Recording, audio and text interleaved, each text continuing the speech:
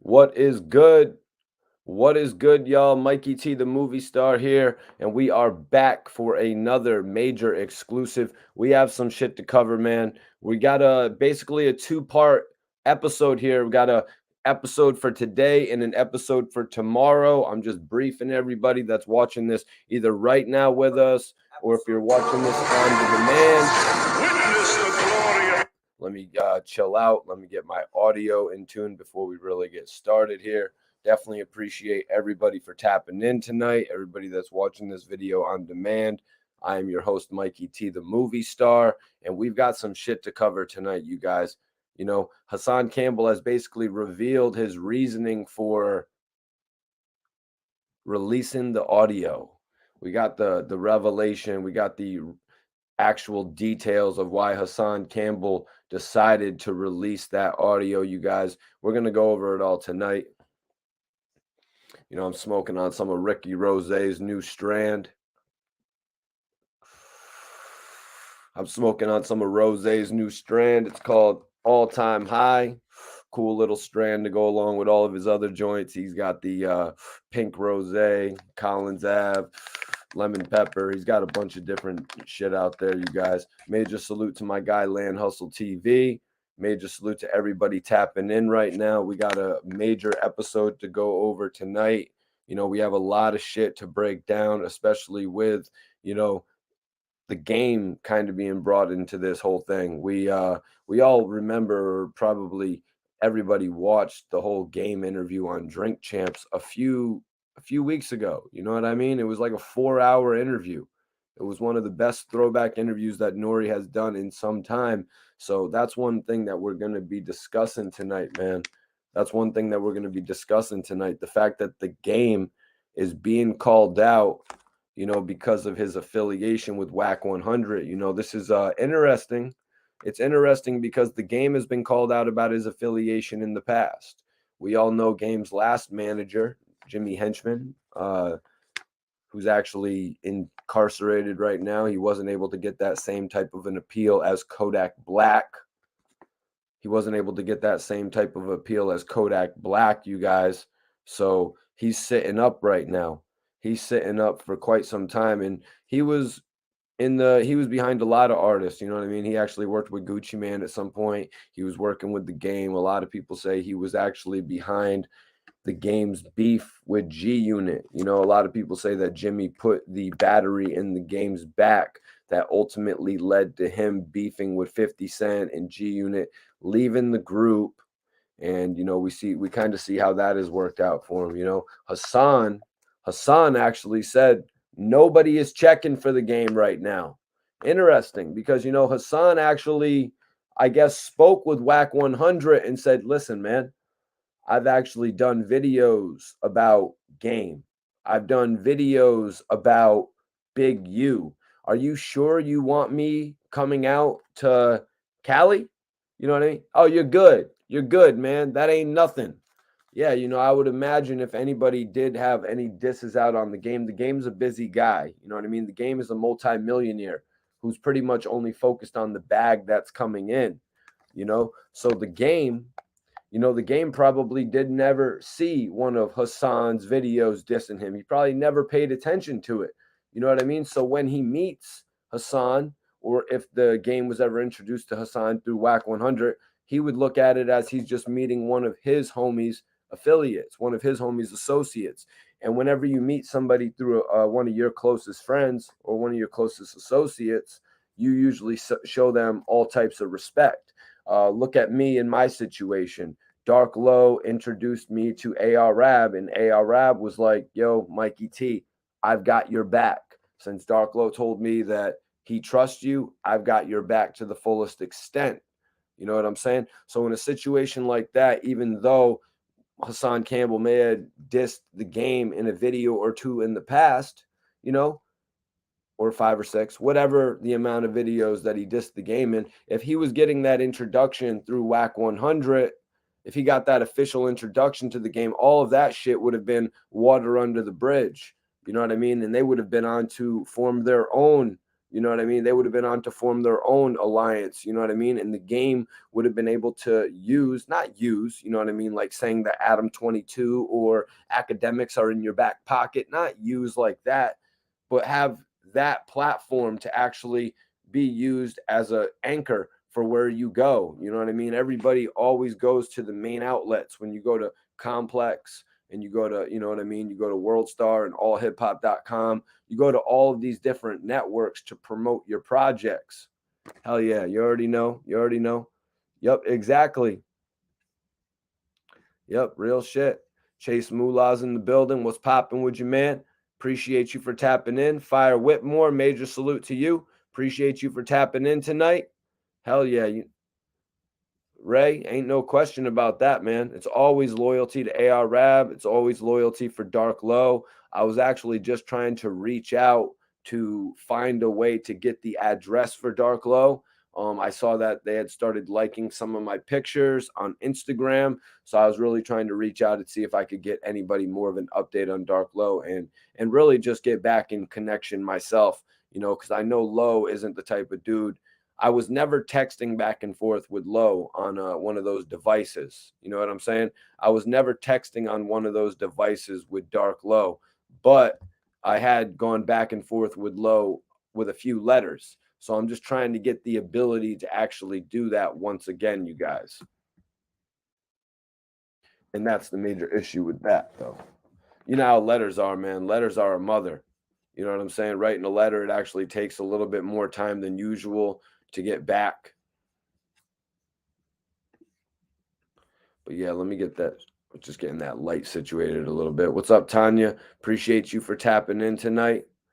Yeah, George, you know, me too, the same. They had actually put up a GoFundMe for Dark Low. You know what I'm saying? We had actually talked about that a few weeks back. They put up a GoFundMe for Dark Low in relation to everything that he's going through. You know what I mean? Obviously, we all wish the best for Dark Low. He's a good dude. You know what I mean? But yeah, let me get this situated right here before we get started with the official stream tonight. I'm about to light this. I'm about to light this chronic back up. Actually, told y'all I'm blazing Ricky Rose's new strain.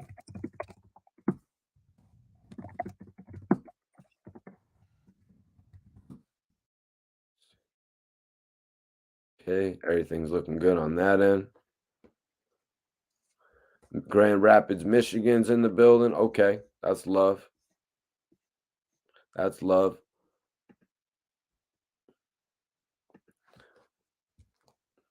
Get some drink.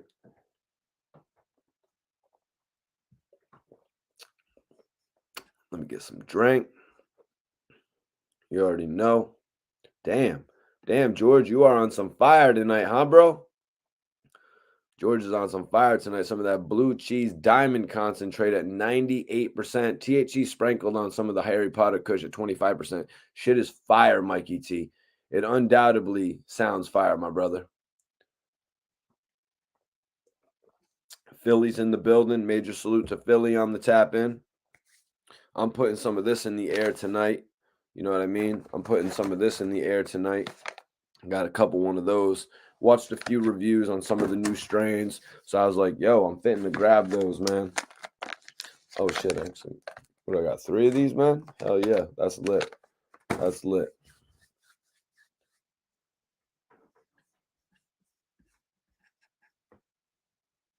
You already know main event. You know how holds this shit down, bro. You know how holds this shit down.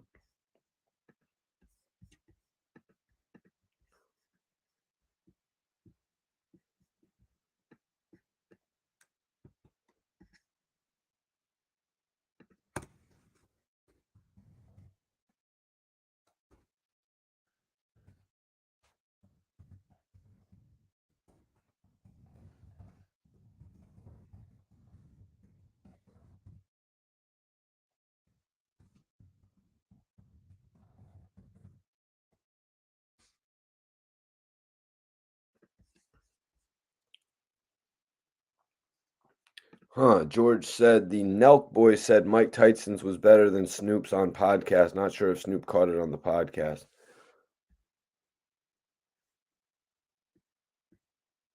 The weed strain.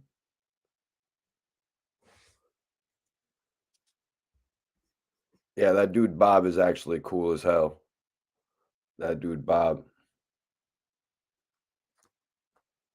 That dude Bob is cool as hell. A lot of these new podcasts are dope, man. You know, the fact that they're actually being able to get Rick Ross, the fact that they're able to actually get, you know what I mean? The fact that they're able to actually get Snoop Dogg, all these guys on their channel. It's freaking amazing.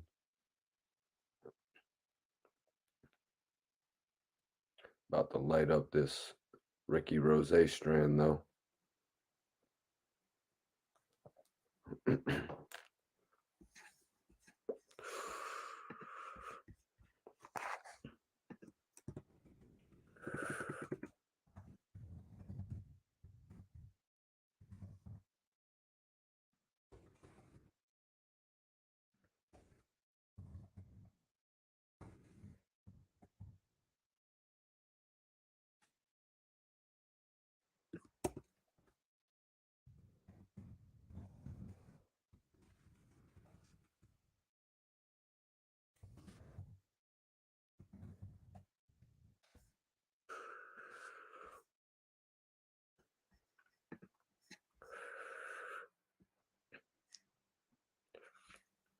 Yeah, I actually saw that.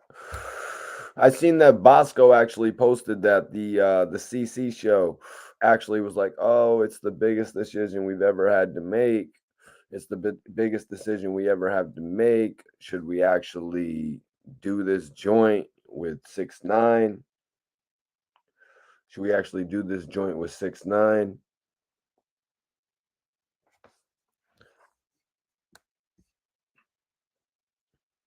Major salute, major salute, major salute. Bobby Digital was popping, bro. Just getting started tonight. Smoking on some of this Ricky Rose. About to roll me up another one. Got a big blunt I'm about to roll up, actually.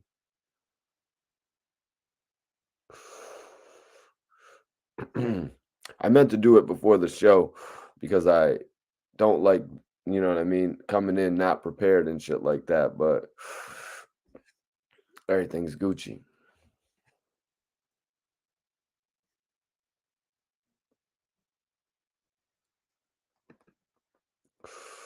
Blizzy, what up? What up? What up?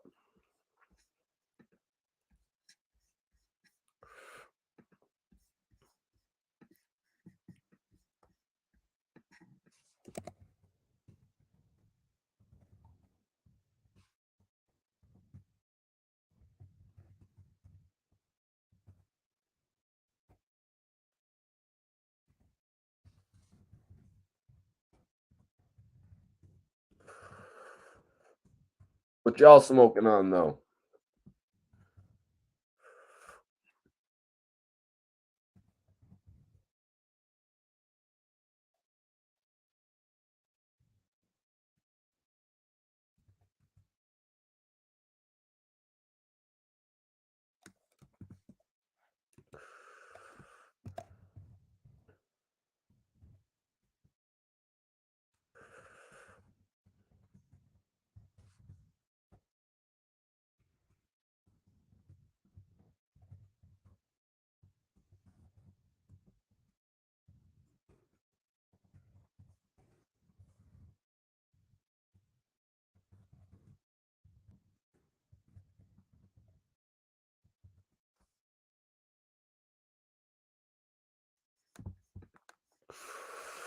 What up, Jason? Appreciate you for tapping in, watching last night's stream.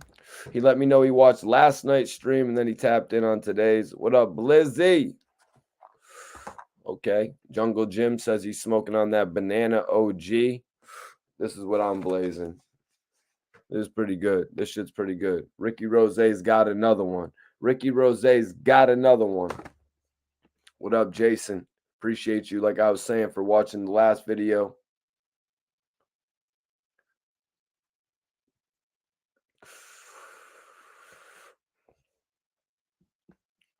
Pink Runts. Pink Runts is cool. Grunts. Oh, you're smoking. You're smoking runts. That's what's up.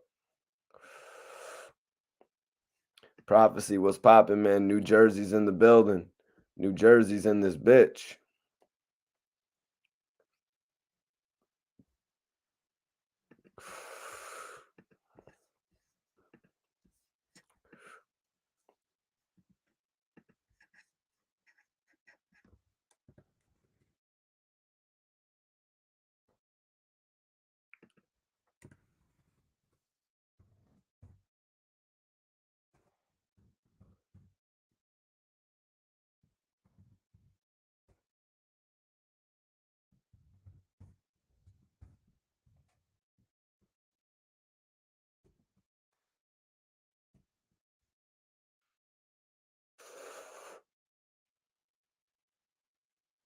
Oh shit, it's India. Salute to everybody. Salute to my guy tapping in from India. That's what's up, man. We got a dope show for y'all tonight. We got a dope show for y'all tonight. Excuse me for not getting into it, man. I'm smoking on this good. And I got to roll up again, too. I'm a little bit behind, but it's all good. Y'all are rocking. What are you smoking on, Rubber Band Rich? No. I'm trying to get, you know what I'm saying? Trying to get where I need to be. But that doesn't really take long with some of these joints, you know what I mean? Usually these strands, they like hit you right away.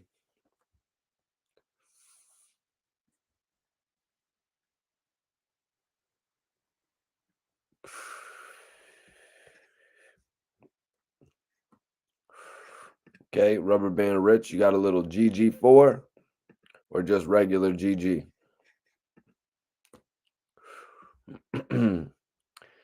My man smoking on some Gorilla Glue. That's all right, man. That's all right.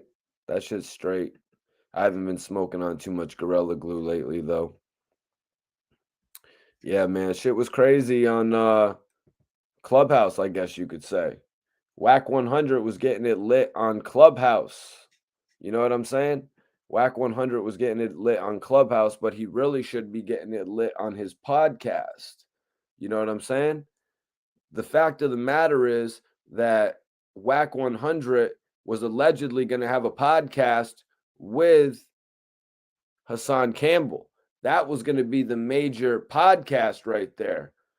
That's one of the things we're going to talk about tonight. Anthony McNeil, what is up with you, man?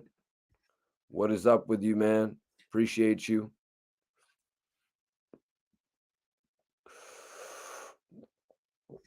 Appreciate y'all. Wack 100 has already responded to these audio leaks. We got a lot to talk about tonight, though.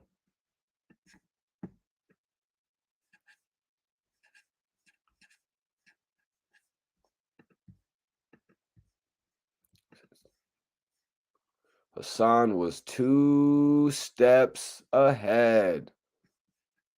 Hassan was 2 steps ahead.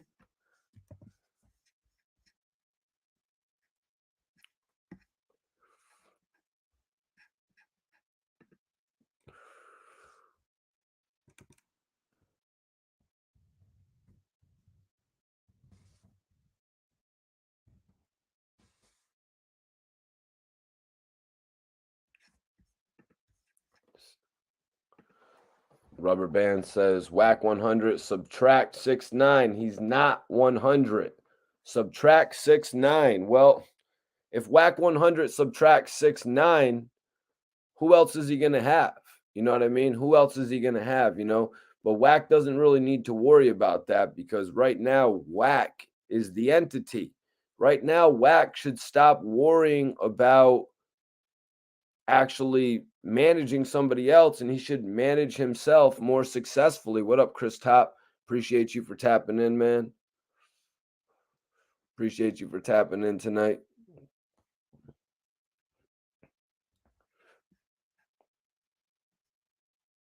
Oh, we got Canada in the building. Okay. Okay.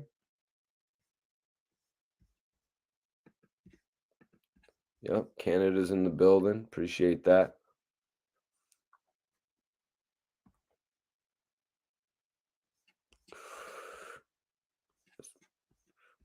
Yeah, I got to roll something up in a second. I gotta roll something up in a second. What y'all smoking? Bowls? Y'all smoking on bowls or y'all smoking on blunts and shit? Yeah, I'm about to roll up another big boy.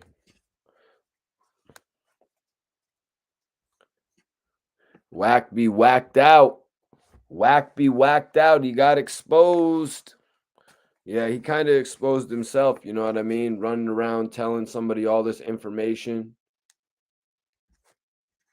You know, he kind of exposed himself, running around, talking about all of this information.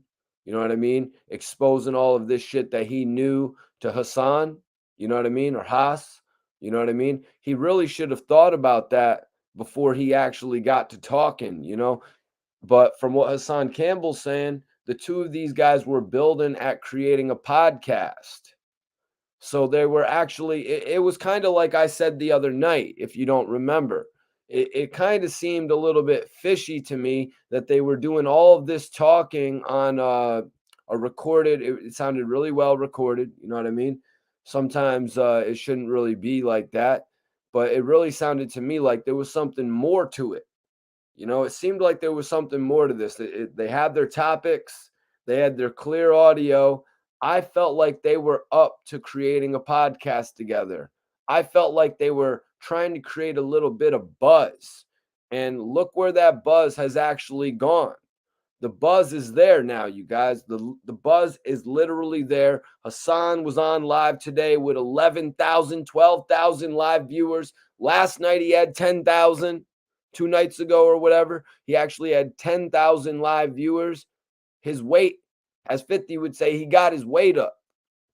Hassan Campbell got his weight up, you guys. And you know, he hit him with a two-step. You know what I mean? He really hit them with the 1-2 combo. You know what I mean? He came in, he did the For the Record podcast. He actually hit him with a three-peat because he came in, linked with Ack. Then he did the group podcast where he sat with all the millionaires. And now he exposed Wack 100 with this situation. Because when you come on to a major platform and you get all that fanfare, right? You go onto a major platform and you collect all that interest from everybody that's there. You got to have something to wow those people on your own platform to make them all actually return. You know, all these people that are seeing him from the Wack 100 show, everybody that is seeing him from the For the Record podcast, they're all seeing Hassan Campbell now. They're like, oh shit, what does he have to offer? When they all go over to his channel and they see him putting out these conversations, now they're like, oh shit, this guy has a lot to offer. This dude didn't put out the best pre-recorded conversation since 50 Cent and Young Buck. You know what I mean? I'm pretty sure he probably is he was probably going to get more hits off of that shit than 50 and Young Buck. So Hassan is on his way. That's right. He hit him in the head with the headshot. Hit him in the head with the headshot. He really got him right there. You know, he had that in the tuck. You know what I mean? But as he's saying, it wasn't really in the tuck necessarily. Hassan is saying, share this video, everybody. When we get up to 100 people in here, I'm going to actually start the video exclusively. But he's pretty much saying that this recorded material was for a podcast. He's saying they had major plans together. He's actually saying it goes back to the Mount Podmore. Is that what it is? The Mount Rush Podmore, whatever the hell they were dubbing it, when all of the best podcasters got together. I didn't seem to get my call for that one. But anyways, they had the best podcasters on there, and they had the homie Reek, you know what I mean, who was the co-host of Wack 100. Hassan Campbell says that was actually supposed to be him. Hassan says that was actually supposed to be him there sitting alongside Wack 100. How much more interesting would that have made things if it was Hassan sitting there with Wack? You know what I mean? Because everybody there, aside from, I guess you had Academics and Adam 22, then you had Gillie and Wallow, then you had Ack and Reek. You know what I mean? So it would have been Ack and Hassan. I mean, it's almost better that it played out the way that it did, with Hassan actually coming into the fold with Wack and 6ix9ine and Academics, and them doing the four-way podcast, because that eight-way podcast, you know what I'm saying? That shit was just a little bit too much.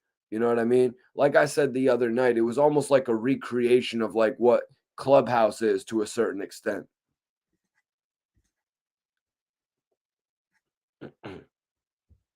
Uh,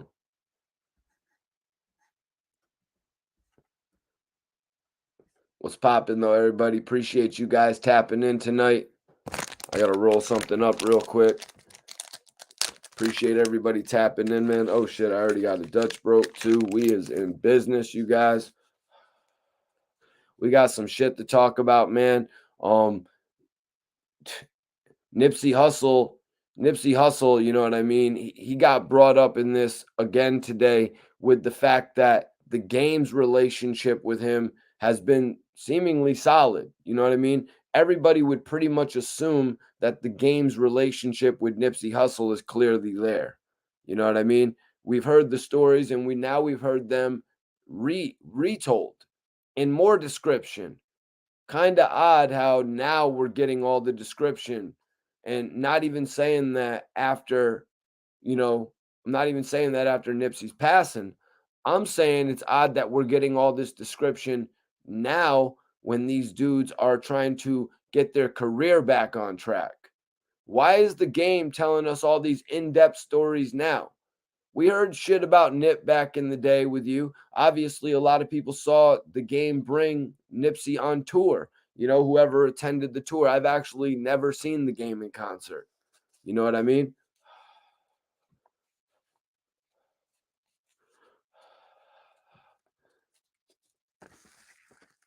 Let me roll this up.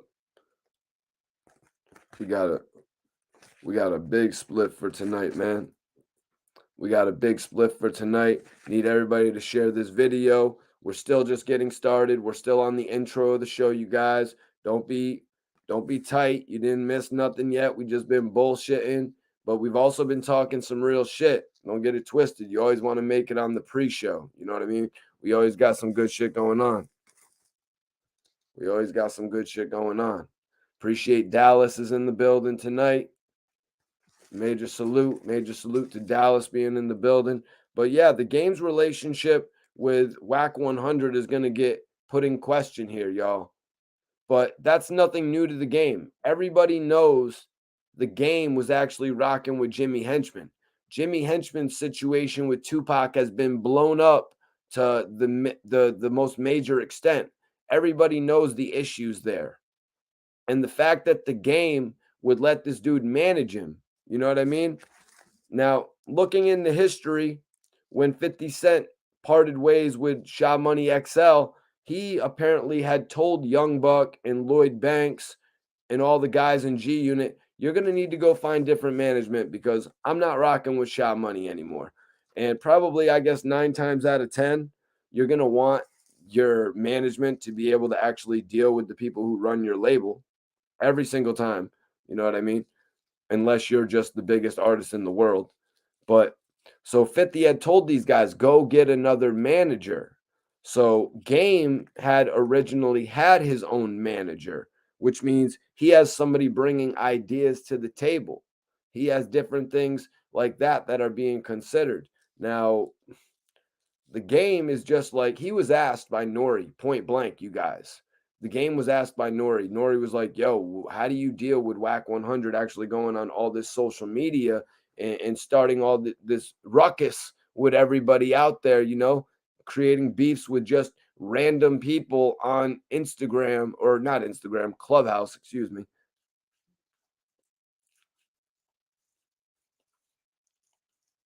Yep. DNA, that's a big question. How did Wack became the game's manager when Game already was a superstar with no resume and no music artist stable he managed, etc.? Well, Wack 100 had a bit of a resume. He was running around, I guess, with Suge Knight, learning some of the ropes, which you can't discredit. You know what I mean? But also at this point, he had actually started managing Ray J. Ray J actually had a major single with Young Berg. What was it called? Sexy Can I? And they actually got that released not only on Young Berg's album, Young Berg, that's my guy right there, Hitmaker. You know what I'm saying? I've done a bunch of interviews with Young Berg and shit. He invited me to a bunch of video shoots when I used to live in Miami and shit like that. But I guess if Wack 100's business is on point, I would say Wack 100 got that record, Sexy Can I, to be able to be released on Ray J's album. And this is just me remembering history. A few times in history, we saw singles from artists that were released on both of their albums. Ray J capitalized. Sexy Can I was a major hit. They released it on both of their albums. I think it was like Young Berg's secondary single. Berg had a bunch of hits on his own album, as he has a bunch of hits now. But so the only issue with that is that Ray J never did anything after that. Ray J never did anything after that when it came to music sales, you guys. But we're not talking about that tonight. That's a conversation for another day for the hip hop historians. You know what I'm saying? Appreciate everybody tapping in, though. Share this video. We're going to get started officially when we get 100 people in here. So I need everybody to share this video. We're on the pre-show right now. Hope y'all are rolling up. Hope y'all are rolling up.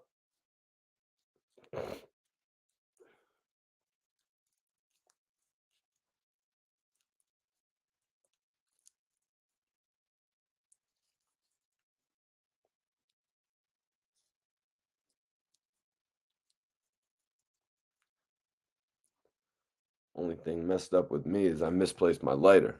That's the only thing messed up with me, man. What's up, Apex? Appreciate you for tapping in tonight, man.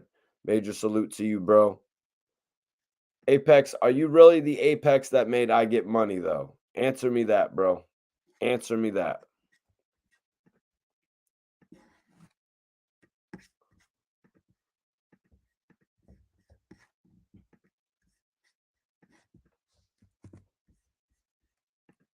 One of the most interesting things about this, you guys, is the fact that Hassan Campbell kind of explained it like they were creating a podcast. You know what I mean? Yo, Apex, man, let's get an interview then, bro. Definitely want to talk to you. You know, Hassan Campbell explained it that the two of these men were actually creating a podcast together, if you could believe that.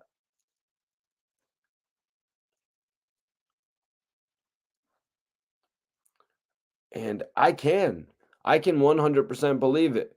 Wack 100 needs an Hassan Campbell.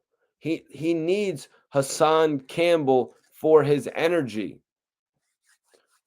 He actually needs Hassan to create the podcast, man, because Wack, you know what I mean? Like Hassan was saying, he needs somebody to go at. He needs somebody to get the energy off of, somebody to diss, somebody to make fun of, man.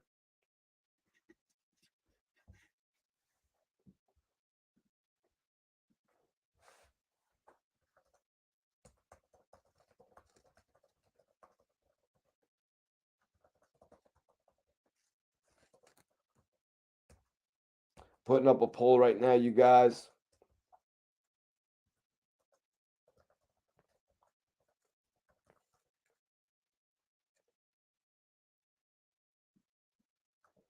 Simple poll, you guys. Would you have liked an Hassan Campbell podcast with Wack 100? I want to know, what does everybody think? Your opinion matters in here. If you want to drop a little comment as well, if you're watching this on demand, let me know what you think on demand. What would you think if Hassan Campbell and Wack 100 got together for a podcast? Would you want to see it? Yes or no? Because Hassan, from the conversations, you know what I mean? From the conversations that he has leaked, putting out there, he says these are a part of a podcast that he was in talks with creating with Wack 100. And I kind of assumed that these conversations had to be in relation to something bigger. You know what I mean? It had to be in relation to something bigger, something that we're seeing unfold in front of our eyes right now, you guys. And it's evident. It's evident that Hassan Campbell is rising to the next level. He's rising to the next level in all of this, y'all.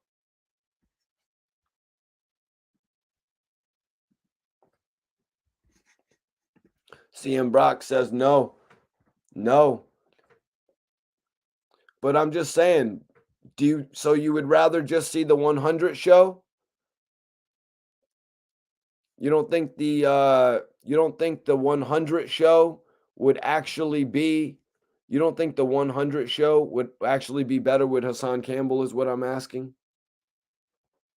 That's what I'm asking because Hassan Campbell says that he and Wack were creating a podcast. He says that he and Wack were actually creating a podcast. You guys, they were creating a podcast that probably would have been major. Probably would have actually been the only way for Wack 100 to thrive. You know what I mean?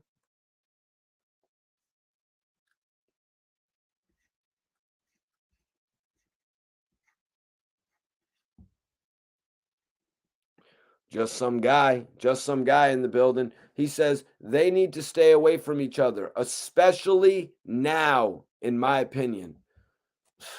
Yeah, now it's over. Now their relationship has sort of been broken apart due to the fact that they're going at each other. You know what I mean? The relationship that they could have had is out the window. You know what I mean? But what relationship did they really have? To be honest, Whack 100 is going all over the internet and basically saying that during the podcast on For the Record for Academic Show, he was actually disagreeing with everything that Hassan brought to the table. He even went as far to say when Ish was brought up, Ish, who had copped out, didn't snitch, took his time, but reached out to 6ix9ine saying, give my family some consideration, apparently. Apparently, this is what happened. And Wack 100 says he's the one who deaded that whole situation. Wack's like, hold on, what? Nope, done. That money, not going there. You hold on. These guys are going to get more money. I need everybody to share this video. As soon as we get over 100 viewers, we're going to actually go into the live video tonight where I actually go over everything. I don't know what y'all are getting the dopest opinions here tonight, man. And also, I'm rolling up some of the best chronic. Salute to Ricky Rose for having some of the best weed strains, man. Hit that share button, man, so we can get all the eyes, so we can get, not to be like Tupac, but all eyes on me. You know what I'm saying? So share this video right now. You know what I'm repping? I'm repping that LOM gear. Major salute to my big bro, Hollow the Don. Just some guy says, ain't no podcast coming from them now. Whack juice.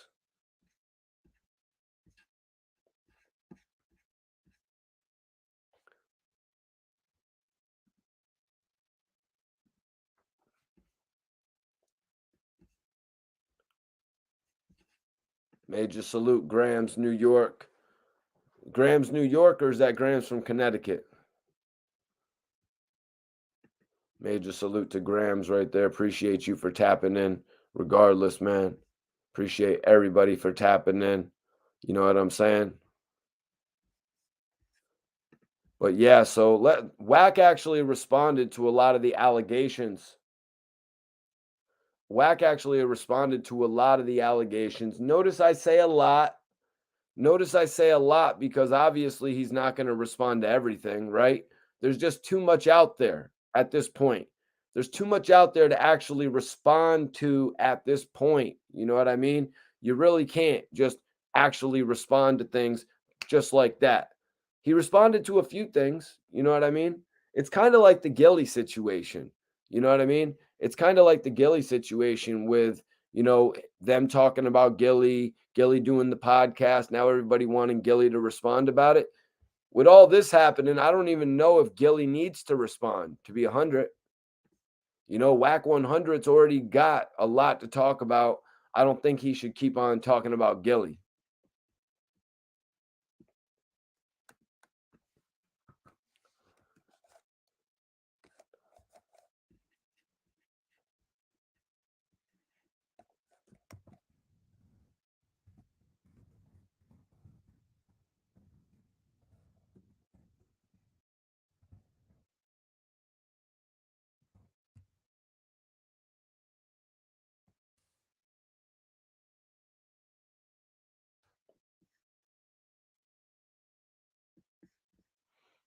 Well, a lot of people, George, a lot of people are saying, oh, we need to see Gillie reply in some sort of a form. Maybe some people are even thinking Gillie would respond on his own podcast. You know what I mean? Maybe some people could see Gillie actually responding on his own podcast. I could see that possibly happening. You know what I mean? If he does it anywhere. But we'll have to wait and see it. This might be a big enough topic to do an episode on, man. Holds No Punches podcast is another one who said no. Well, I'm going to disagree with you. I think the best way for Wack 100 to have had a podcast would have actually been for him to do it with Hassan Campbell. You know what I mean? I think that would have been the best way for him to do it. It would have been an instant win. It would have been an instant moneymaker. Hassan said when this whole thing was going down, they were talking about traveling all over the country. You know what I'm saying? Oh, major salute, major moves DVD. I remember you, brother. Always doing good by me back in the day. Hell no. What you mean? Oh, of course I remember, bro. You know what I mean? We all remember that real good shit from back in the day, man. Major Moves DVD, Forbes DVD was putting up your shit, just like Forbes DVD was putting up my shit. You know what I mean?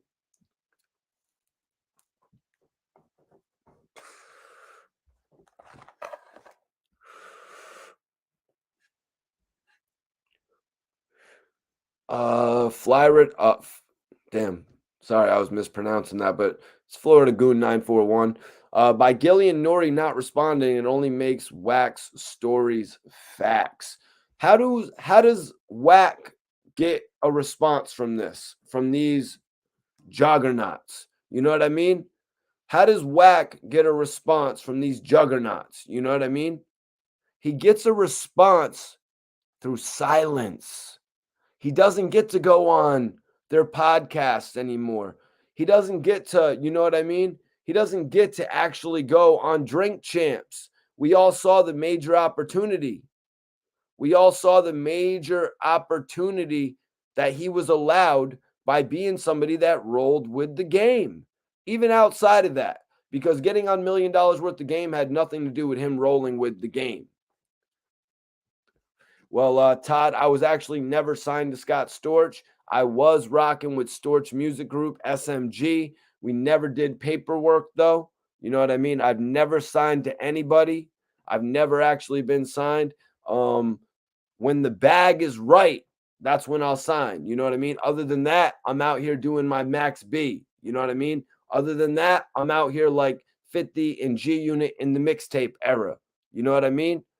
Now, when a signing comes and the Sprinter van shows up, you know what I'm saying? It is what it is. But until then, we on here doing our Max B, bro. Iceberg, my brother right here.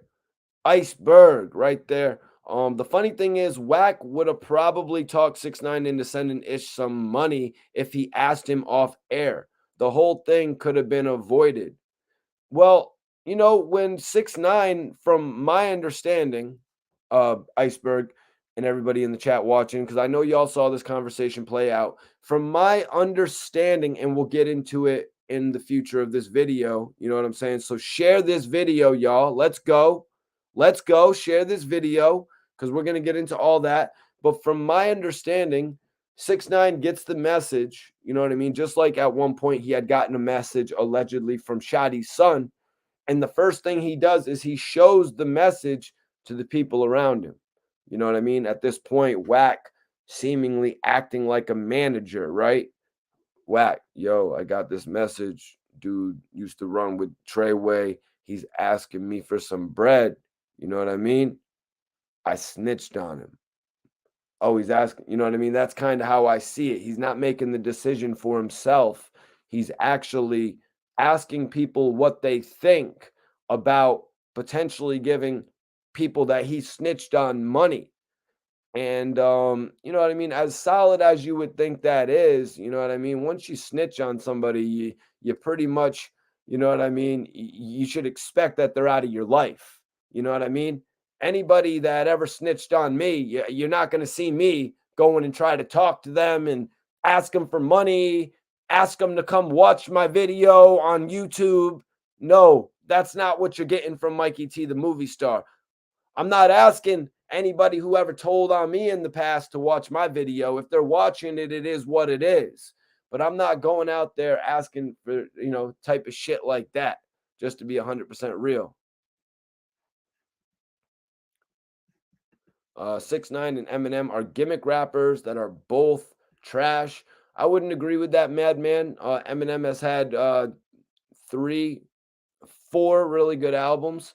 Marshall Mathers LP, obviously the best, followed by the Eminem Show. Then I would have to say either Slim Shady or Relapse. Those were my favorite of the Eminem albums. Now, I liked the Eminem material that was a little bit more crazy. You know what I mean? When he was talking about dating Lindsay Lohan and shit like that. This is why I don't understand why the game used to say back in the day, yo, Eminem, it would kill me on my own shit. You know what I mean? That's why I don't get why, like, the game would say that. Like, I don't get why the game, who had a classic like the documentary West Side Story, he's coming in. Somebody called Dre, tell him Marshall just killed me on my own shit. You know what I mean? I'm walking through 8 Mile sick, some shit like that. You know what I mean? Like, Eminem and the game had very different flows back then. You know what I mean? So for the game to be like that, it was just very off to me because of Eminem's subject matter. You know what I'm saying? Everybody said they respected Eminem and shit like that, but the rappers weren't running around saying Eminem was going to destroy them and shit like that. That's something that happens more nowadays. It wasn't happening like that back then. Snoop Dogg wasn't jumping on Bitch Please too. Exhibit wasn't jumping on What's the Difference and saying, oh, Eminem gonna kill me on my own shit. You know what I mean?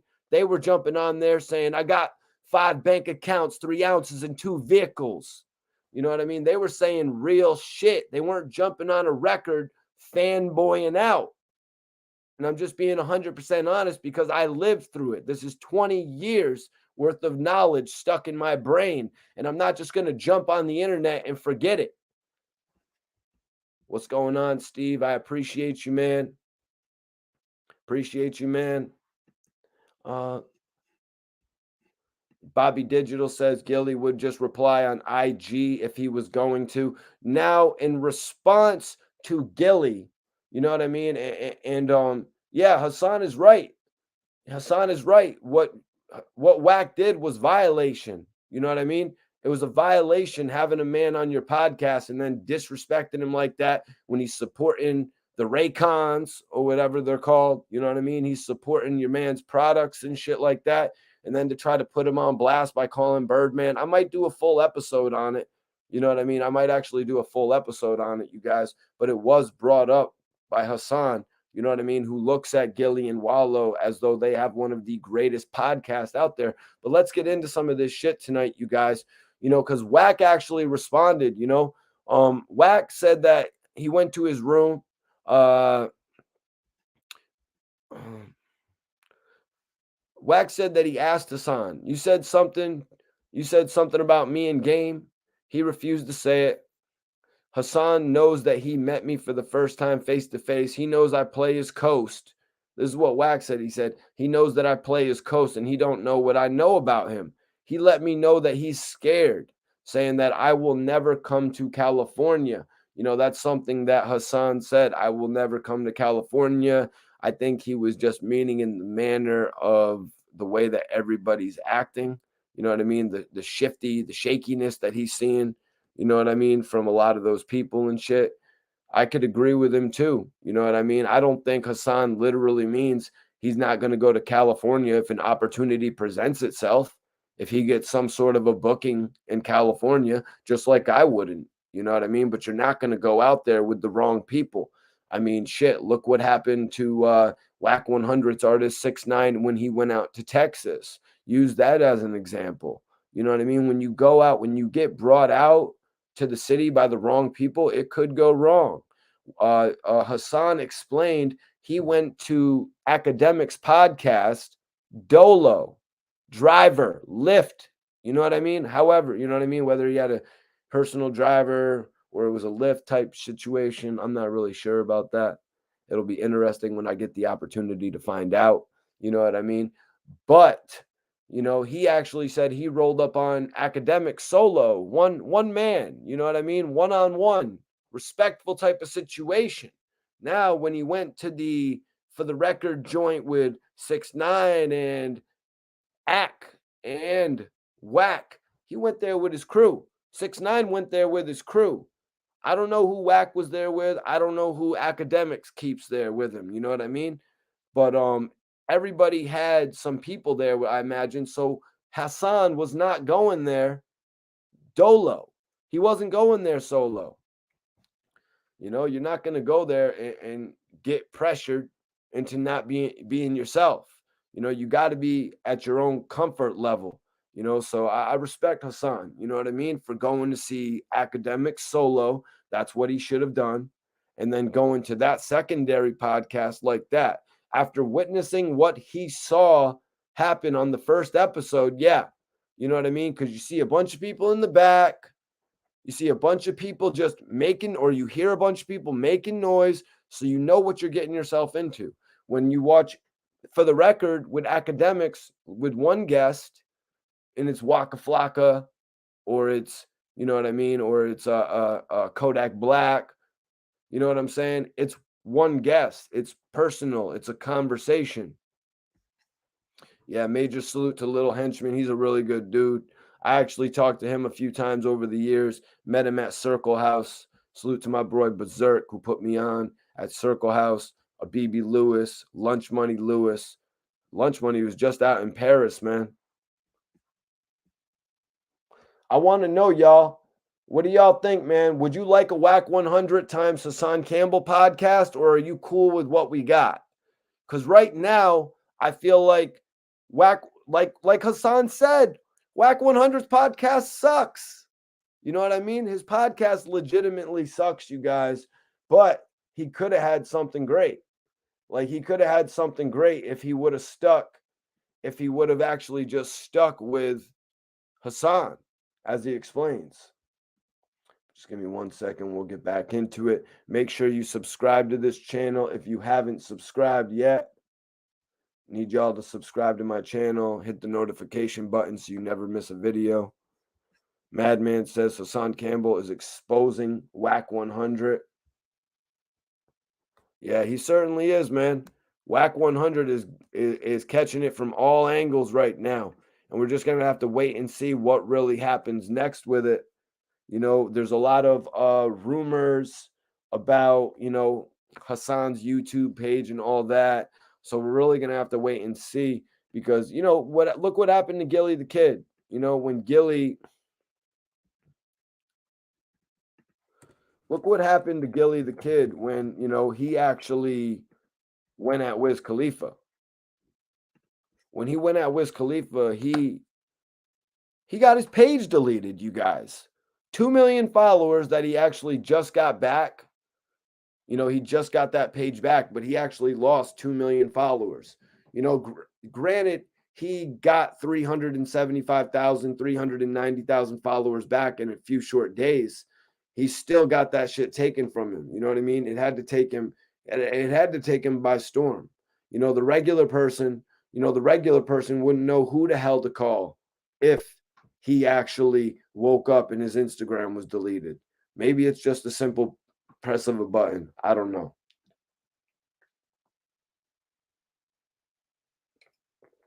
I don't really get involved in the particulars of that shit, you guys. You know what I mean? I don't really get into the particulars of that shit when it comes to appealing, when it comes to appealing your case, you know what I mean, over a social media network.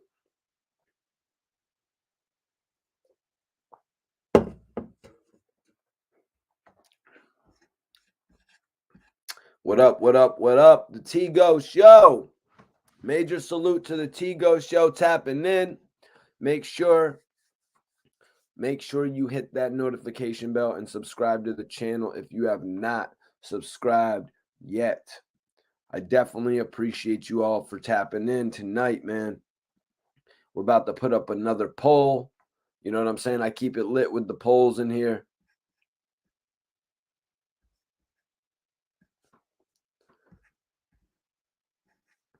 George McCarthy says Adam 22 would have put Wack on if he had a great podcast. I mean, shit, it looks like Academics was going to be the one putting him on, George. You know what I mean? It looks like, honestly, like Academics may be the go-to guy when it comes to, putting somebody on. You know what I mean? It looks like Academics might be the go-to guy because he has all the internet connections and company connections. Adam 22 can give you a podcast as well and put you on No Jumper, which will make you hot as hell. But the thing is, Wack 100 is already hot as hell.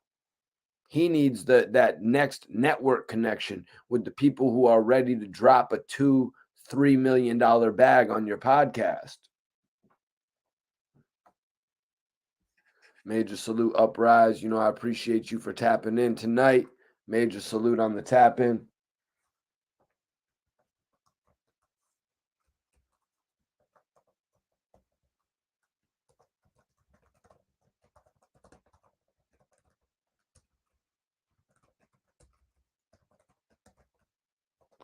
Guys, I'm putting up a poll question. I want to ask you, do you guys think that the game will drop Wack 100 as a manager? I'm wondering, what do you guys think? Will the game ultimately drop Wack 100 as a manager?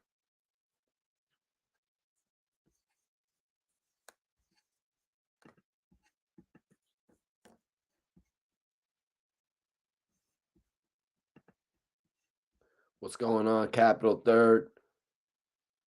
What's going on, Capital Third? Appreciate you.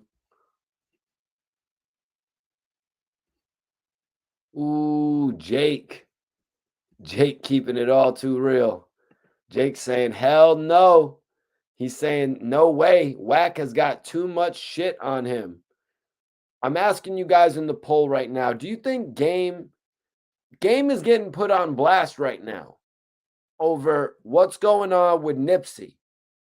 Do you guys in the chat think that Game will drop Wack 100 as a manager over this? Uprise says, I don't think he will drop Wack. I honestly don't think so either. I don't think that the Game will drop Wack 100 over this because Wack is doing more for the Game's career right now than anybody has ever done. You know what I mean? Wack, he's doing more for his career than he's ever done. We haven't really heard of the Game actually bubbling in quite some time.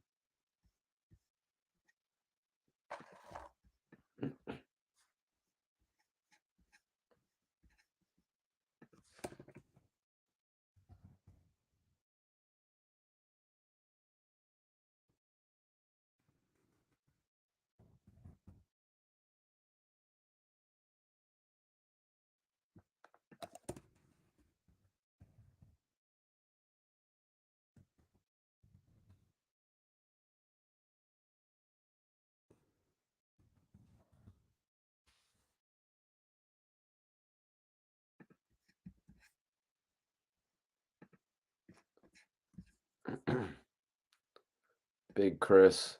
Big Chris, come on, man. I don't think that's accurate. The Game's career is worse than 6ix9ine.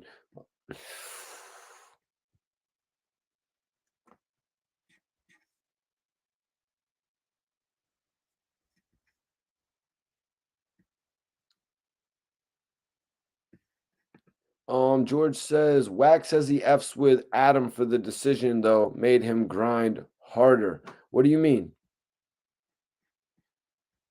What it do live TV says he's not Wack. Keep him relatable. My brother, all pro in the building, major salute. If you haven't voted in the poll, vote now. It's looking like 88% say no. But do you guys think that the game will drop Wack 100 as a manager? If you remember on Drink Champs, Nori questioned him. Nori questioned game. He said, game.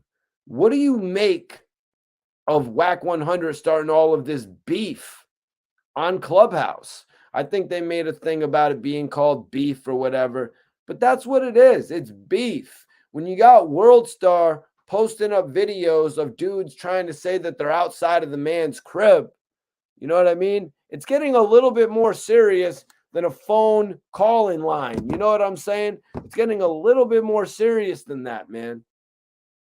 So Wack is taking this Clubhouse shit a little bit too far right now. Now, instead of taking Clubhouse in that direction, you should be taking your Clubhouse in the direction of a podcast. Do I got to say this 18 more times? You should be using your Clubhouse as your own podcast. You don't need to assemble the Avengers, not to take Trippy Red's thing.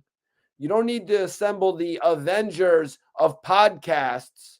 You know what I mean? You don't need to assemble the biggest group of podcasters just to have your own show. You already had something that was working. If it's not broke, don't fix it. You know what I'm saying? If it's not broke, don't fix it. The only way we do call-ins on the show is if you guys want call-ins, share this video. If we get like 300 live viewers, I will do call-ins. That's right. That's right, you guys. Whenever we get 300 live viewers, I will do call-ins. Other than that, and it's live video call-in too, by the way. You know what I'm saying? We do that real shit. I'll bring you on the channel and all that. I need y'all to work with me here. I need you to share this content on your Instagram, your story. You know what I mean? I need you to share it in a post. Put the link up on, you know what I mean, your Facebook. However you get traction, throw it on your Twitter.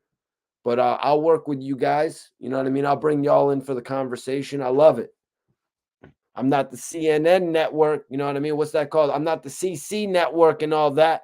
You know what I mean? But I'm pretty sure those guys watched me back when they were real younger. And they were probably, oh shit, Mikey T. They was like the game on the We Ain't record. Mikey T just killed me on my own blog. I'm walking through Queens sick.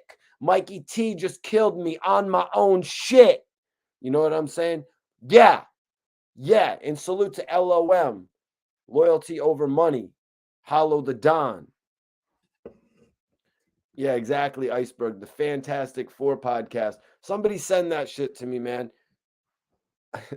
When I said that shit about, they're walking through Queens sick. Mikey T just killed me on my own shit. Yeah, that's how I got a lot of these other bloggers feeling. You know what I'm saying? Got him. What did my brother Chink say? Feelings. Fuck out your feelings. You know what I'm saying? I'm a DM away. So fuck out your feelings. I'm a DM away. It ain't no hate coming from my end. Very, very polite guy. No, I did not, George. I did not watch the last interview, just to be real with you. But let's get back into this because Wack actually responded to not all the controversy, but a proportion of it, man. A proportion of it. Wack continued.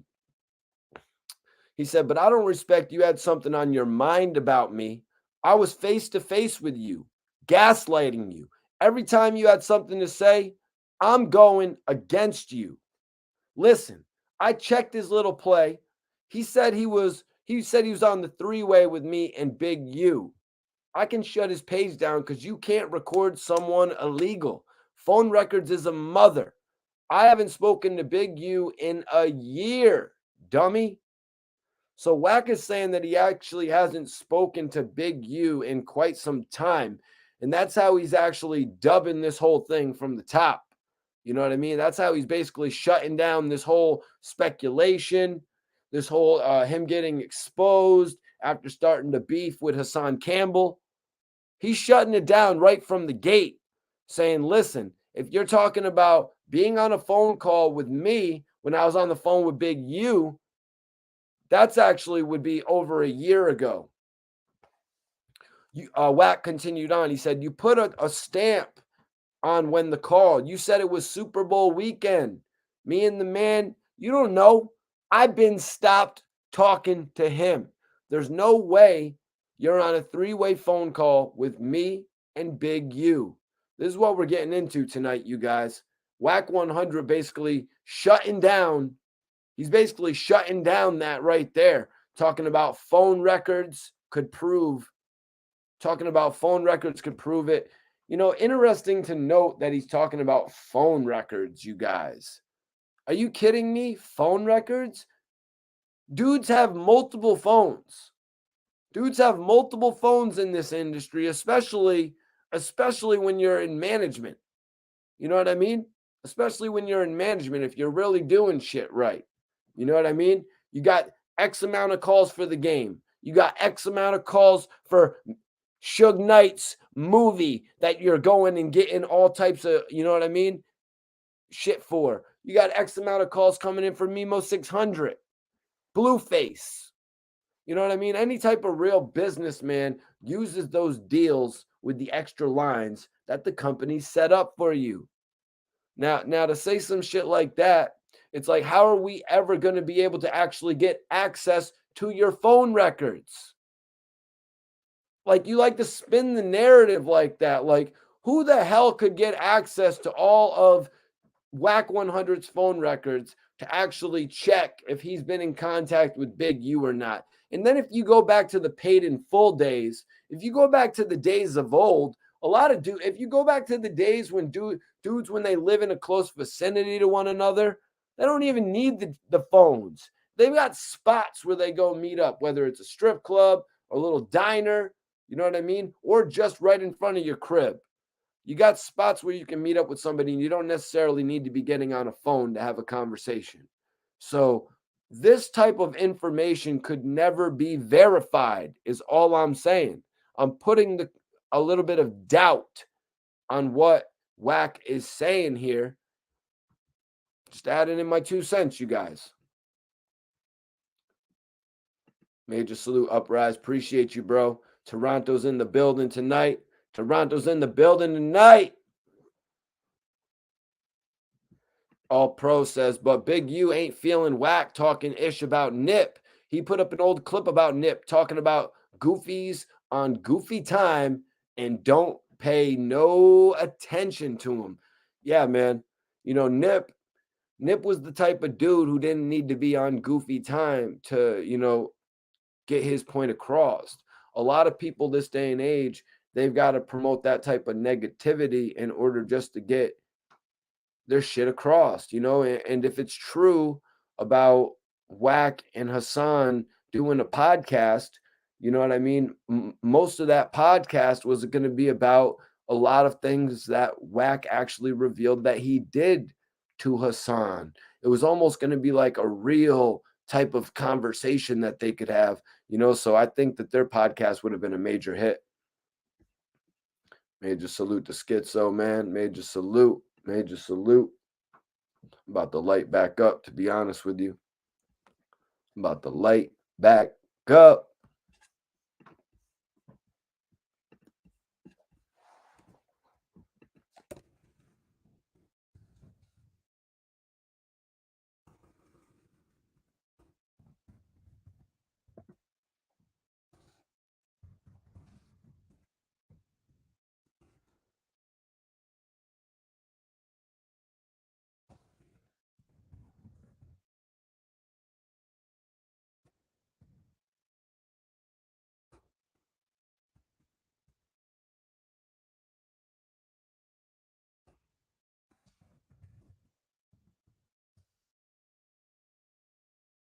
My bad, y'all. Excuse me. Vote in that poll if you haven't.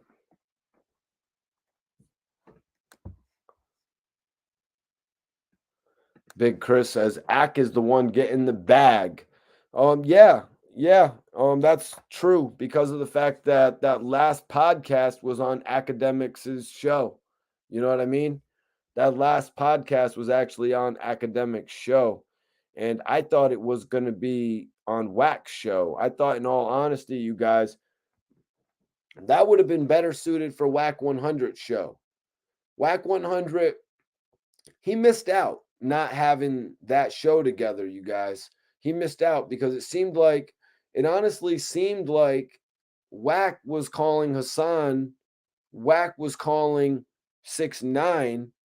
It seemed like he was the one who was setting up that play. For that play to end up on For the Record, you know what I mean? That had to be a severe blow to him. We all know Wack said the type of shit, yo, don't cut me off. He actually explained that, man.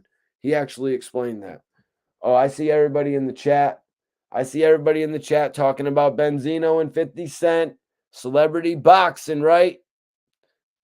Benzino and 50 Cent, celebrity boxing. Y'all want to talk about Benzino and 50 Cent, celebrity boxing. I'm going to put up a poll then.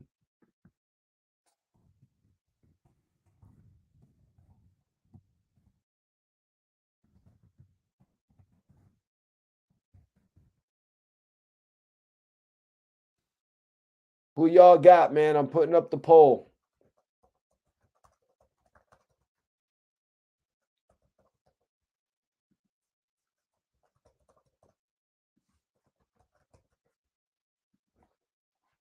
Who y'all got, man? I put it up in the poll.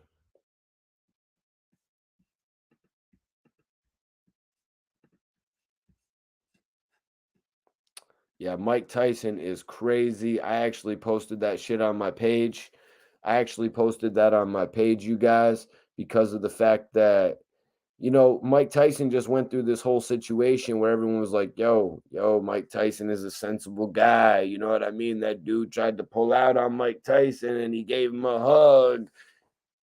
Look what happened to the guy who was getting an autograph and just kind of got really excited that Mike was talking to him. You know what I mean? Like, look what happened to the guy who just couldn't stop talking Mike's ear off in that situation.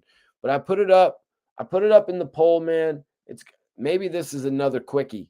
Maybe this is another quick poll right here as well.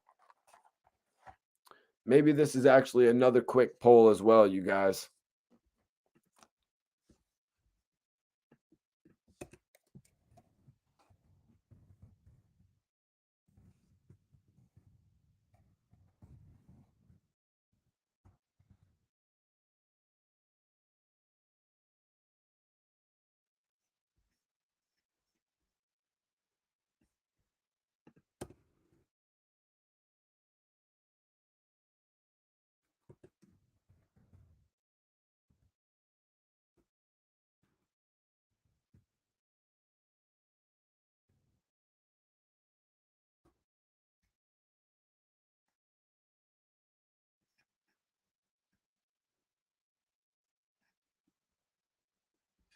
Yeah, he would not leave Mike Tyson alone.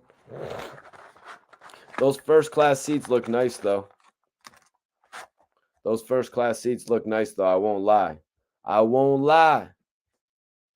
I won't lie. No, I'm not going to sing that lyric, that rap lyric. I'm not going to do that.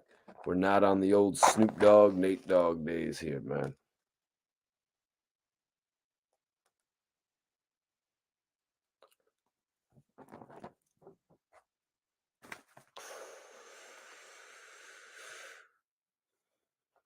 Yeah, man. Mike went in on that guy on the plane, man.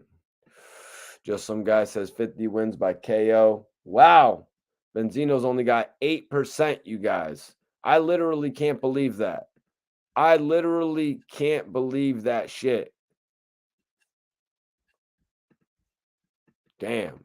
I cannot believe Benzino only has 8%.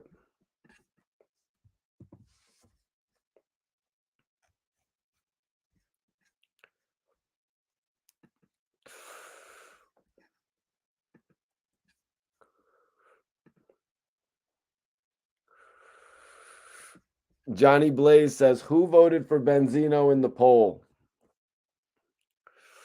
Yeah, Jason, I actually saw that earlier this morning, right? Yeah, it happened last night. I guess it happened last night at 10. I really should be doing, y'all stay tuned on the channel because I'm going to start doing shorter videos to release through the day if there's some breaking news like that, like about Benzino challenging 50 Cent to a boxing match or Mike Tyson going through some shit on a plane. I'm going to start putting out videos throughout the day. So make sure you check the channel, man. Not only will we be going live at night, but throughout the day, there will be news pieces out there. And you know what I mean? I'm always putting out new content, you guys. So just be sure to make sure you're subscribed and you got the notification bell so it lets you know when I'm doing videos. Somebody asked what I was smoking tonight. You know, I'm smoking on Ricky Rose's strain, actually. All-time high, baby. Shit is lit.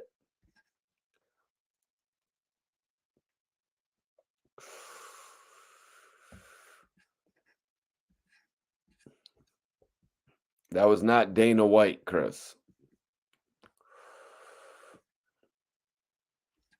That was definitely not Dana White, bro. But let me see. Let me get back into this. Let me get back into this, what we're covering tonight. So Wack continued on. He said, you put a timestamp on when the call happened. You said it was Super Bowl weekend. Me and the man don't know. He says, and the man don't know that I've been stopped talking to him. There's no way that you're on a three-way call with me and Big U. So Wack was defending this portion of the conversation. Wack said, this is what he don't know. We don't talk no more. So there's no way you were on a three-way phone call. Phone records are going to reflect that. Wack went on, you got to know how to play the game. So I see what he's doing. He in his head, me and Big U still talk.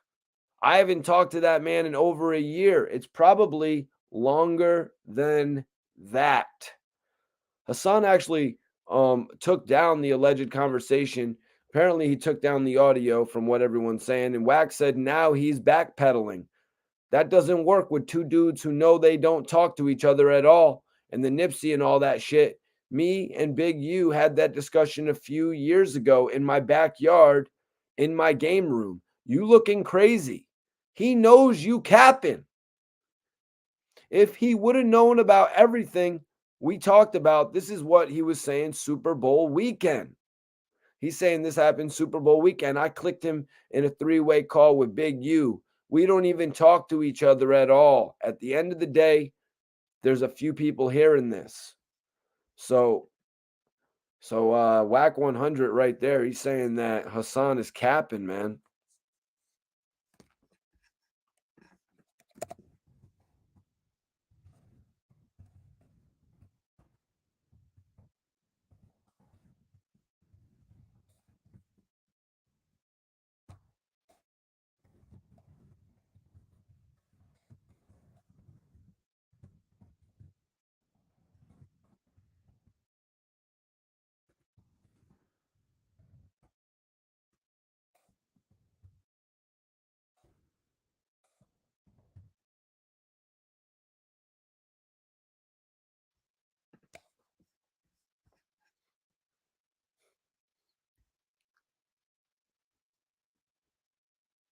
That's funny as hell. I'm just reading some of the comments right now, but I can't read all of those comments out loud. I'm sorry, you guys. If some comments you want read out loud, you're going to have to send that shit in a super chat, man.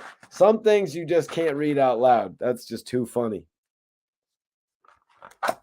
Not doing it. Not doing it, man. But you know, man, it's crazy to hear Wack 100's response. He's saying phone records is actually going to back up what they've got going.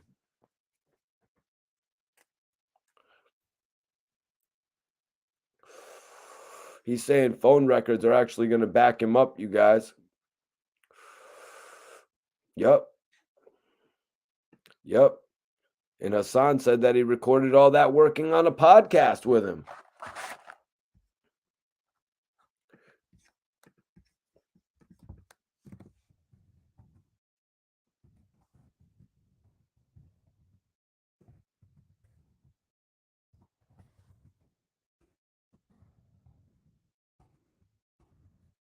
He was actually working on a podcast.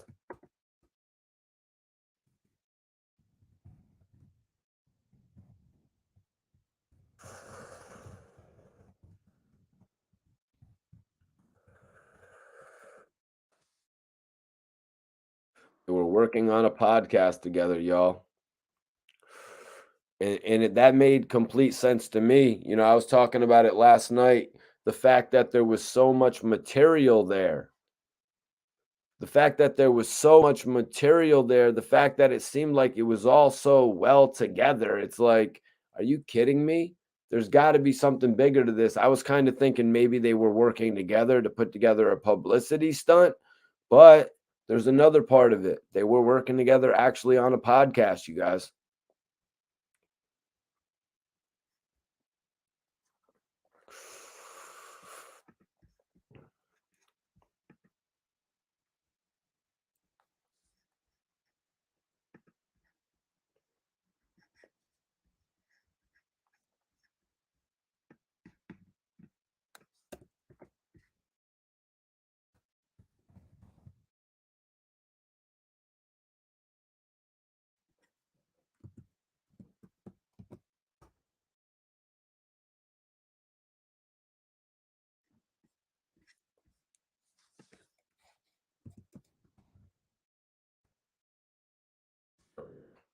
There we go.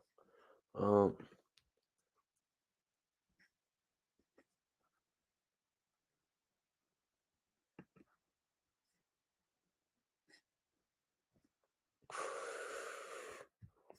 on.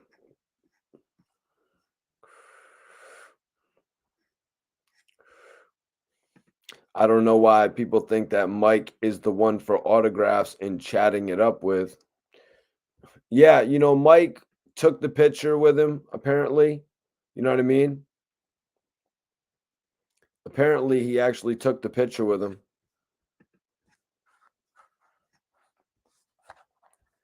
Apparently, he actually took the picture with him, you know what I mean? But the dude just wouldn't shut up. So you can't just say Mike's not going to take a picture with you.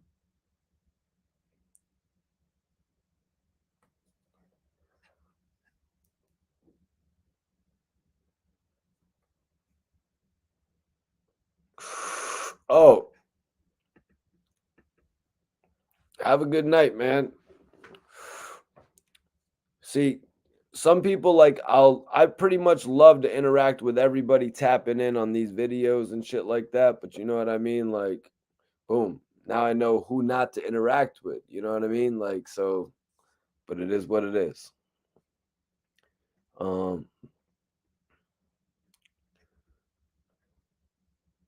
Yeah, Johnny Blaze. Johnny Blaze has asked, why was Hassan Campbell Noodle Soup, who's Noodle Soup, and Wack 100 all smiles, handshakes, and hugs with each other the other day? Yeah, exactly. You know, Hassan admits to that. He says they were all pretty much shaking hands. I saw it. I mean, anybody who watched the podcast saw it. Every time 6ix9ine went over to him, they were shaking hands. But let's get back into it. So let's see. Wack said, here the thing go. I didn't come to have a room about it. The dude recorded a private conversation. He got mad. Why did he get mad? He went and watched the academics footage and said, read the comments. He really had me looking bad. I needed to do something to redeem myself. What I don't respect is, Wack said, my first attempt to gaslight him was when he asked 6ix9ine to take care of the Ish dude he already told on. I said, is Ish a part of them other circles? Yeah. No, that's not happening. Wack called that shot right there. And he's supposed to be like, what's that got to do with you? So Wack was really trying to start with Hassan Campbell right at that point, you guys. You know, Wack's explaining, like, right then he expected Hassan to jump on his ass. He expected Hassan to tell him to pump his brakes. You know what I mean? What does that have to do with you? Why are you trying to involve yourself in a situation that I'm bringing to the table? And that's so let me see. He said, no, that's not happening. Wack called the shot about Ish getting no money. And right there, he's supposed to be like, what's that got to do with you? That's my people calling me. And I wasn't going to respond with words. That's what Wack said, that he wasn't going to respond with words at this point.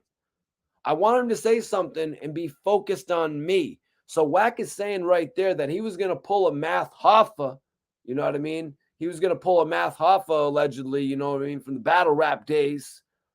He was actually going to pull that on a podcast, you know what I mean? And it's not very becoming of a podcast host, you know what I'm saying? To pull a Mike Tyson, you know what I'm saying, on your show. You know, not really becoming when you got a dude like Academics going to bat for you, when you got Adam 22, when you got Gillie and Wallow and all these dudes going to bat for you. And you're going to do something like that to jeopardize the whole deal.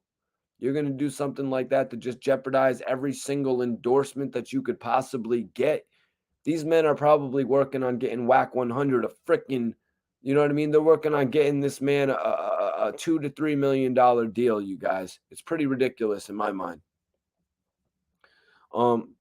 So Wack addressed telling Ack not to edit nothing as well, because that was one of the main portions where he's like, make sure you don't edit nothing.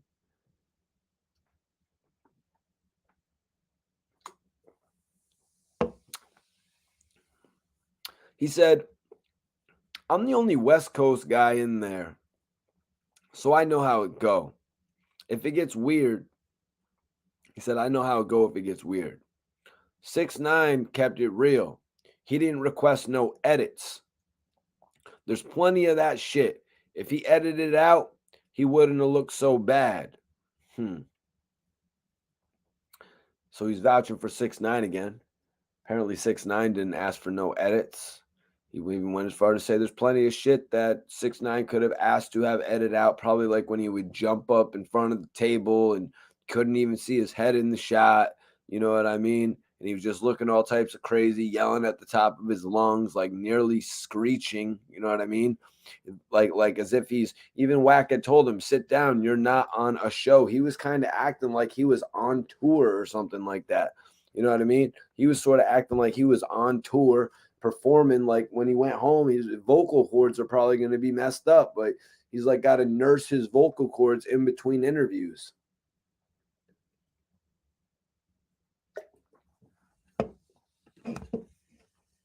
Oh shit, my bad. Let me see here.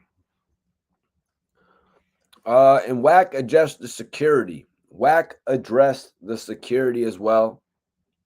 I didn't see none of them just little dudes. If you're talking about dudes down the street, like down the street corner, all I saw was dudes jumping out, 2 sprinters. Hassan came up there with security. They were like 7, 8 deep. Now, Hassan said he was there with his people. Now, Hassan also spoke on Wack on the game. This was another big topic of it.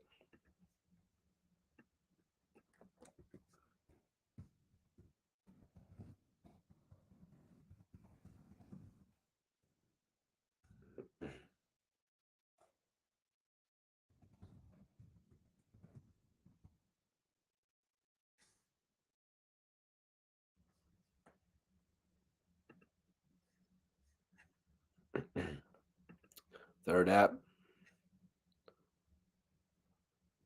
That's what they keep saying, bro. That's what they keep saying, man. Make sure you're subscribed to this channel. All right, I'm about to end that poll. 50 took it 90%. 90% to 10%.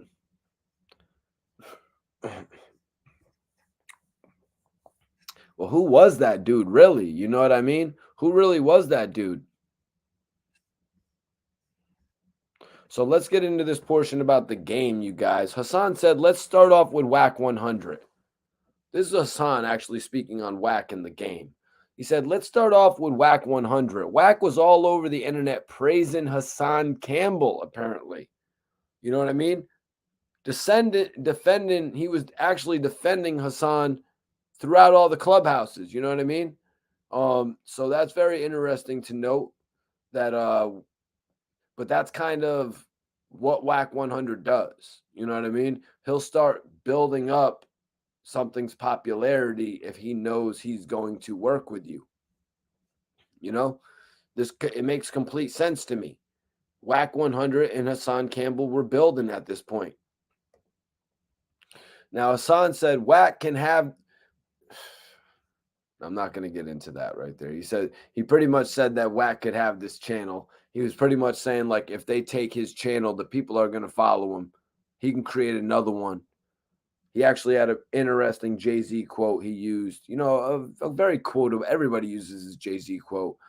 He said, Jay-Z said, "You made Hove. We'll make another Hove." You know what I'm saying? That's one of the popular quotes right there.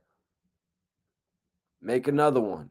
Hassan Campbell is that guy who can go to a YouTube page, start it up, and he's going to have at least 3 to 4 to 5,000 of those people following him.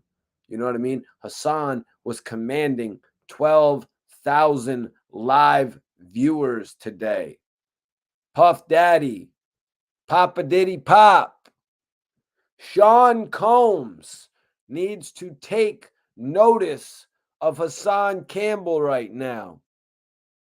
Revolt TV, put out the message. Let's change the narrative on television right now. Give that man a deal. Work on something new for television. We gotta move on up in this situation. New content, all types of new themes on television. Give the man a network to work with. He's obviously proven he's got something to say. That's what I want to say on that. Because Hassan went on, he said, you got to ask yourself a question.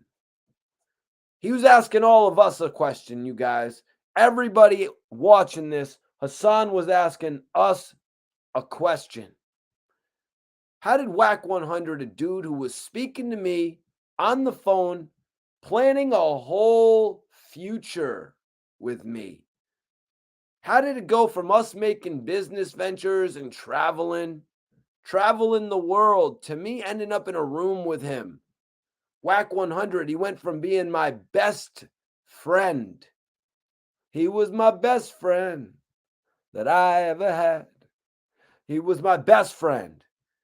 To me, pulling up into a podcast building, and despite what you think, despite what everybody thinks, because they mostly only watch the 20 minutes worth of clips, the 30 minutes worth of clips that are split up online. Despite what you think, we had a friendly debate. What is wrong with you people? There was no tension in that room. We was all comfortable. It was damn near hugs and kisses. So you can't believe the hype. Hassan said, I can't tell you where Wack 100 went left. All I can do is give you my theory. Here's one of my theories. I get into a building with Wack 100 and everything was all good. When we was face to face, Wack gave me an indication that something was foul about him. When I went into the clubhouse and I saw that he muted me, so I couldn't speak. Wack 100 actually said, this is a part I really want to address, because Hassan said, Wack said, I'll see you Friday. When I got in the building, I said, Wack, why did you mute me like that? Now listen, this is something I saw in the past. When C-Mac was going to do an interview with Wack 100, they had gotten into the same live. They had actually gotten into the same live video. Let me see if I can get my guy Big Chuck in here from Death of the Clout Chaser. I don't know if he's still live right now. I want to be respectful to my guys live and shit like that. But I want to, he could actually vouch on this.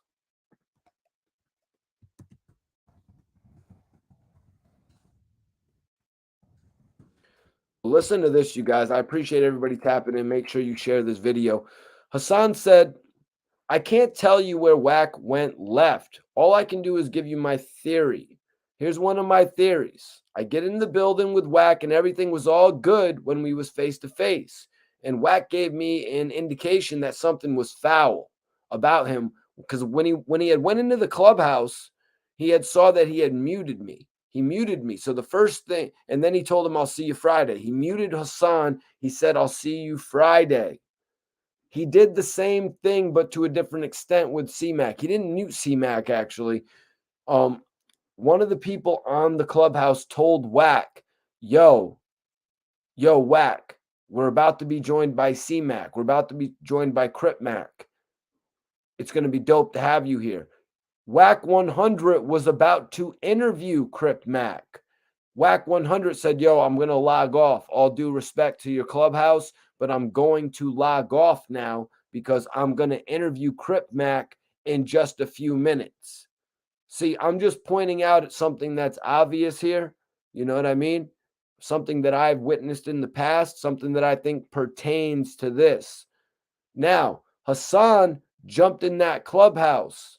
Wack 100 put him on mute because he didn't want to give none of the juice. You know what I'm saying? What do? We go back and forth for the juice, as 42 Doug said. Wack 100 didn't want to give up the juice on Instagram, you guys. So that's why he muted Hassan Campbell.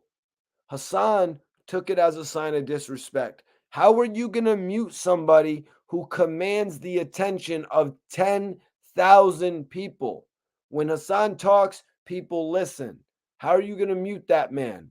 Let the people know what's up. Wack, I don't think he meant any disrespect by that. I think Wack 100 just wanted to save the conversation for the record or the 100 show. It ended up being for the record, which I think is kind of crazy. That's more of a question for academics, though. So let me see here. So Hassan took major offense to this and checked it right there when he saw Wack, who played it off like, he's just like telling him, yo, nah, it ain't nothing, man. But like I said, I think it had more to do with the fact that he was interviewing him in a few days. Hassan continued on. I think somewhere Wack thought to himself, with me having all these people around me, like he couldn't figure out what was what. You know, as Wack said, he came there with 7 or 8 different people. Wack also said 6ix9ine came with 2 sprinters. You know what I mean? So they're both coming with certain people. Hassan's saying he couldn't figure out what was what. He couldn't figure out who was the manager. He couldn't really figure out who to talk to. So now he can't put the squeeze on Hassan Campbell the way that he thought he would. Hassan said, I got audio for days.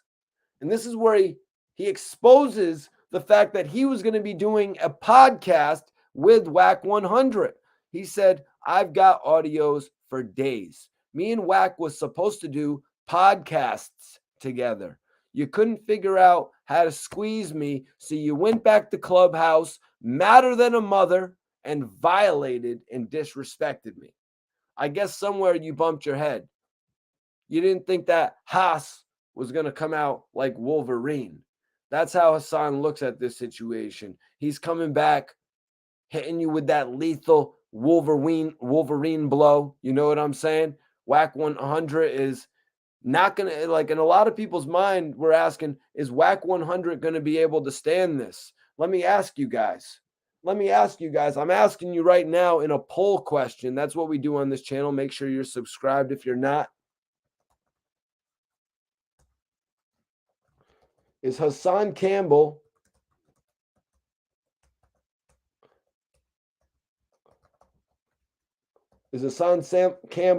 going to end Wack 100's career?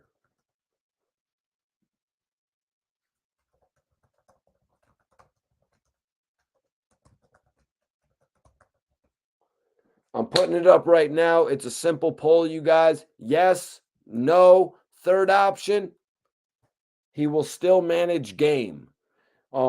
Is Hassan Campbell going to end Wack 100's career? I want to know what you guys think. The time is to vote right now in the poll. Everybody in here, this is where you get to make your impression felt. But you know, I really interact with everything. So if you want to leave a comment in regard to it as well. Uprise says, in my opinion, I think Hassan was playing chess, not checkers. You know what I mean? But well, let's look at that, man. If we're going to talk about chess and checkers, to me, it looks like Hassan Campbell has just 3 times over said, "King me, king me, king me." So right now it's looking like a little bit of chess. Wack 100's game isn't really developed to chess. You know what I'm saying? It doesn't really seem like his game has developed to where he's going to be moving, with some chess pieces. It doesn't strike me. He's not moving in L shapes. He's not moving with his rook or his bishop. You know what I mean? He's not using his pawns properly. You know what I'm saying? He doesn't know how to maneuver with his queen and his king in this game. And if you don't know, I just named every piece on the chessboard. You know what I'm saying? But right now, Hassan Campbell is picking up those king me's. He done came in, he got 3 field goals, 3 touchdowns, 3 king me's.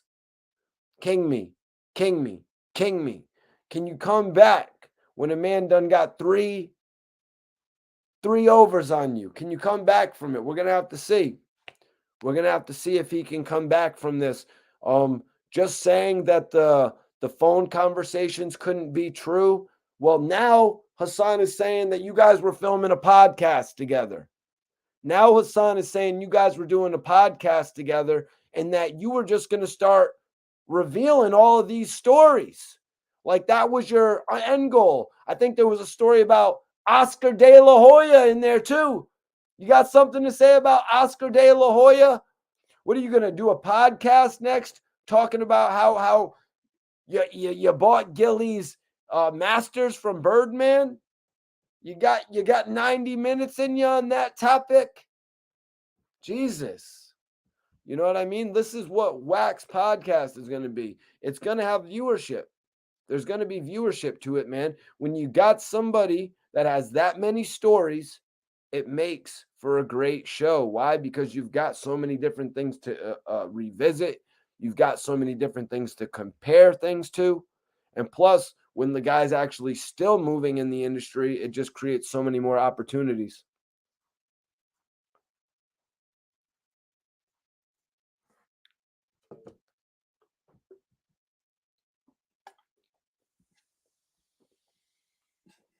Whoa, bro. Miss me with that shit, bro. Vote in the poll right now if you guys haven't. Wow, I just lost 10 viewers for naming all of the pieces on the chessboard. Everybody, every single day, you guys, comes on here and talks about it's chess over checkers and all that type of bullshit. But none of those bloggers actually probably even know how the pieces move. You know what I'm saying? I'm just sitting here explaining to you how shit moves diagonally, how shit moves based on, you know what I mean? If you're on the black or the white. I'm here telling you about how freaking horses move. I know the game. Other people know the phrase. You know what I'm saying? People are saying, oh, Hassan Campbell and Wack 100, they're playing chess. Nah, man, that ain't no chess. That ain't no chess game. Right now, this isn't no intense back and forth between Wack 100 and Hassan Campbell. Right now, Hassan Campbell is Michael Jordan in on him. Right now, he's Shaquille O'Neal in his ass. Why do I say that? Slam dunk. You know what I'm saying? Right now, Hassan Campbell's got them rings. You know what I'm saying? He's coming for the win. He's not coming for the win. He's got the win because at the end of the day, like I said a little bit earlier, when Hassan Campbell left for the record, when he left the podcast, he left with a lot of people watching him, and he gave those people watching him an extra reason to keep their eyes on him. And now he's not losing any of them, man. Now he's not going to lose any of them, man. He just built up his fan base probably by about 2,500 people, maybe. Maybe I'm mistaken. But it's all about being able to hold those people. The fact that he's holding that additional 2,000 or 1,800 or whatever it is. You know what I mean? Maybe it's a little bit more. Maybe it's a little bit less. Randy says, can we call Wack Baby Shug? Baby Shug's actually a pretty cool name. Do you think you guys could start calling me Baby Shug? Mikey T, a.k.a. Baby Shug. I like it. Baby Shug. Yo, what's good, Baby Shug? Everything's good, man. You know, I'm just here doing baby Suge things, smoking half-size cigars. You know what I mean? Baby, baby Suge shit. Yeah, guys, start calling me Baby Suge now. It's hashtag Baby Suge, not Baby Shark. Not Baby Shark. Don't hit me with the Baby Shark. Same Baby Shark. It's Baby Suge.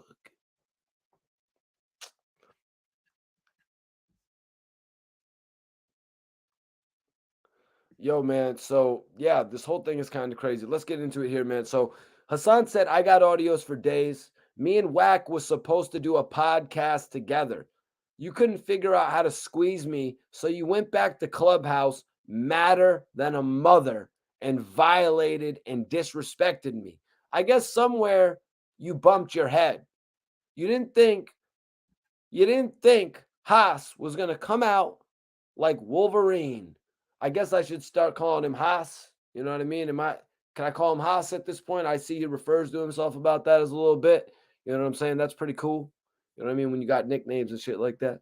You know what I mean? Mine is Mikey T, the movie star, but people call me Mikey T. You always gotta have it, you know what I'm saying? So Hassan went on. So you thought you were gonna squeeze me? You thought you were gonna squeeze me? What is the beef about with Wack 100 and Hassan Campbell? This was supposed to be my friend, the same friend of Nipsey Hussle. Can you guys believe this shit? How deep and emotional this is getting? You know what I'm saying? Hassan Campbell needs to get an acting role as well. This guy's just he's about to take over the industry, man. This guy he might win 50 Cent might put him on a show.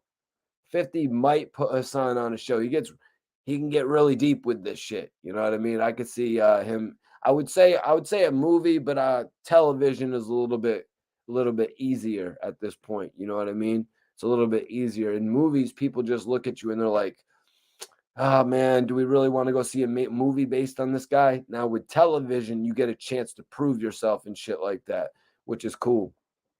That's right. It's Mikey T, the porno star.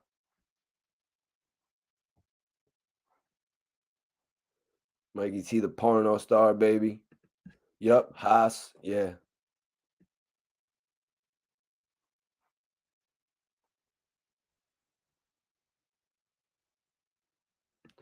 Wow. So we got 37% say no, that Hassan Campbell will not end Whack 100's career. He will not rule Whack 100. He will not rule him. Wow, but listen to this. This was supposed to be my friend. Hassan Campbell said this was supposed to be my friend. The same friend of Nipsey Hussle. Hassan addressed Big U as well. Big U, I ain't got no problems with you, big homie. Respectfully, I don't know you, big homie. But the thing that your man said about you over the airwaves, I could imagine. Yeah, you right. Because Wack been in the streets for over 43 years. Why would he have conversations like you like that, knowing who's listening to everybody's conversation? Not going to say everything right there either. But Hassan continued, Big U, picture what this man said about you. His tongue was diabolical. The diabolical term, man.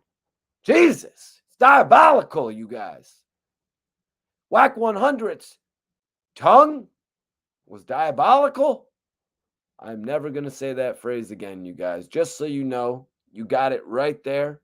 I will never have those two words paired in a sentence together, until the future happens when I meet some crazy ass porn stars, you know what I mean? And I'm reporting live about it. You know what I'm saying? Be like, yo, that tongue was diabolical. Because I'll have gone to like the porno movie awards. It's another story, you guys. You know what I'm saying? I'll go to the Grammys as well as the Emmys, as well as the Oscars, as well as the VMAs. No award show will I not attend. G Unit went to those porno award shows, man. Lloyd Banks even won some of the joints, man. Don't hate on me. Let's see. So let me see right here. So Big U Picture what this man said about you. And I'm not reading that next part. I just told you I will never say that shit again. Big U, everything he said to me over that phone, I don't have to record nobody. But me and Wack was doing a podcast. So our conversation was being recorded because he was supposed to do because we was supposed to do a podcast together. He ended up doing a podcast with the dude Reek. I didn't blame him for that. He's on audio telling everybody he was supposed to do a podcast. I was supposed to be there with Wallow. So as far as you suing me for my YouTube, we was supposed to do a podcast. So Hassan is putting out there point blank. He was actually supposed to do a podcast with Wack 100. Wack went on to do the podcast with Reek. No disrespect to Reek. You know, he's actually been on the channel a few times. You know, Reek has been on the channel a few times. Exactly. That's what I was talking about, third AP. You should go to the AVN Awards and cover it. In the future, I will be at all the award shows, man, without a doubt. Without a doubt. Diabolical. Sorry, you guys, man. Hopefully that doesn't get me more haters. And they're like, damn, Mikey T isn't serious in his videos and shit. But, you know, I have a level of seriousness to me as well. But I also was, you know, one of the funniest guys back in the day and shit like that as well. You know, I think what did I win in school? It's funny. I was the class clown in school, actually. Yeah. Me and one other rapper won the class clown as well that I know about, that I interviewed. He told me he won the class clown. It was funny. Yo, no. Hell yeah, man. I need that invitation, you know, because French Montana called me Mikey T, the porno star. So I need that invitation to the Las Vegas. I need that invitation to the Las Vegas AVN Awards, baby. Mikey T's going to roll up crazy. We're going to do this shit. Major salute. Johnny Blaze says, why is Game so quiet about all this? Why is Game so quiet about all this? Well, Johnny, I think you know that the Game literally just did an interview. The Game literally just did an interview, you guys. So he's not going to be talking about this so much, you know, or he's not going to get the opportunity to talk about this. I really should say he literally just was on. He was literally just on, you know, Drink Champs. You know what I mean? Let me see. Hold on.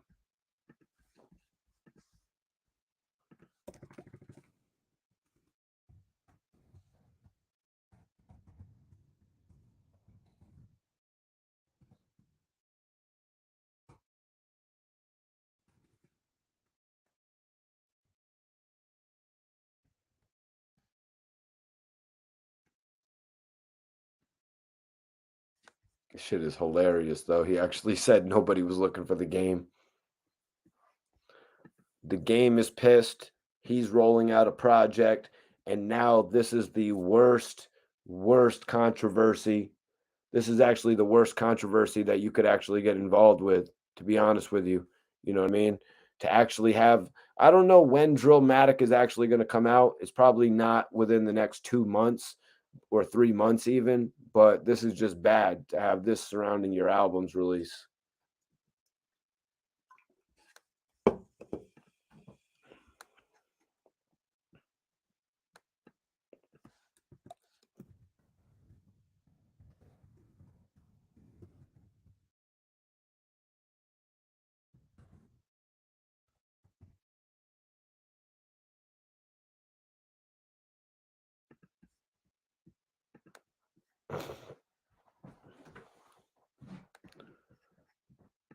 Bro, that was a major interview. I'm talking about the Game on Drink Champs.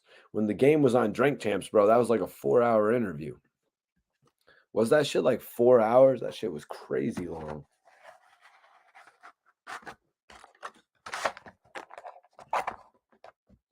Let me get my shit sparked back up, you guys. You know, you need a little smoke break in these videos. I'm always smoking the best gas. I smoke the best gas.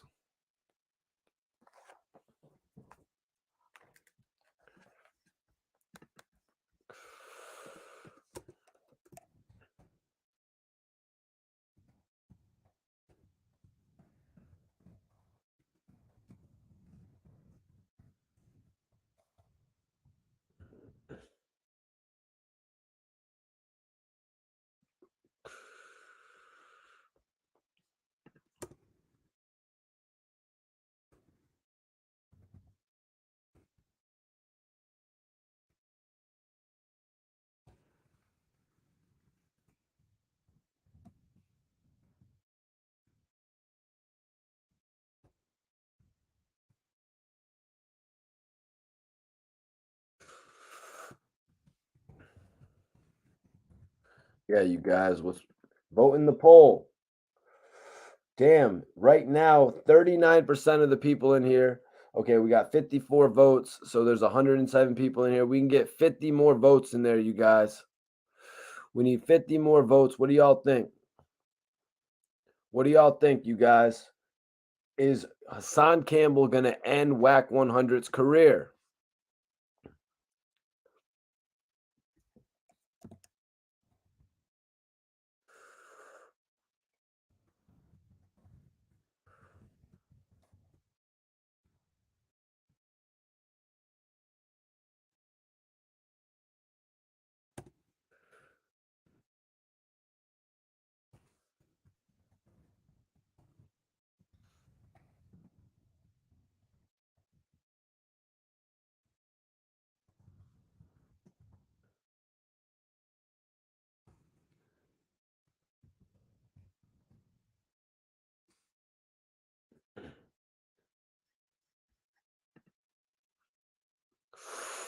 What the hell does that have to do with anything? What up, Jay Hustle? Jay Hustle says, I think Wack is over. I don't think so, man. I don't think so, bro, because he's going to have a couple things to fall back on. Let's be honest. Wack 100 is going to have a couple things to fall back on at the end of the day, the game being one of them. And that's why I put him up there as an option in the poll, because at the end of the day, Wack 100 could fall back from the limelight and actually play his role as a manager.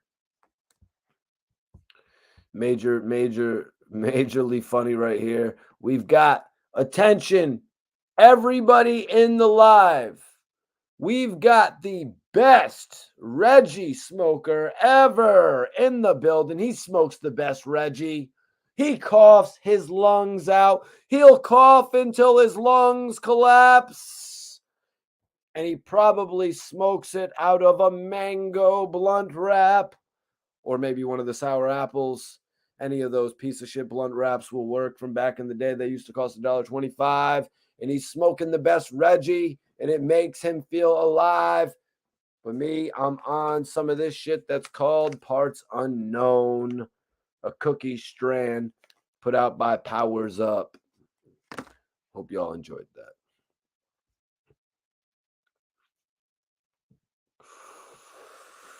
Everyone did not enjoy that.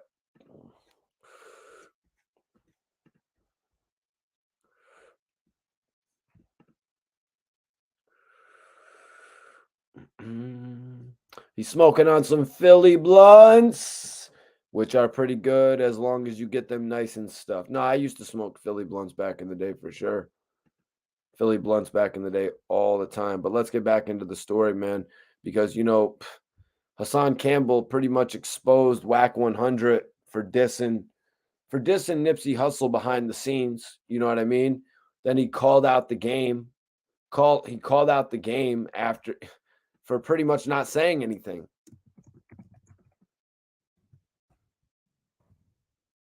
Pretty much called out the game for not saying anything, you guys.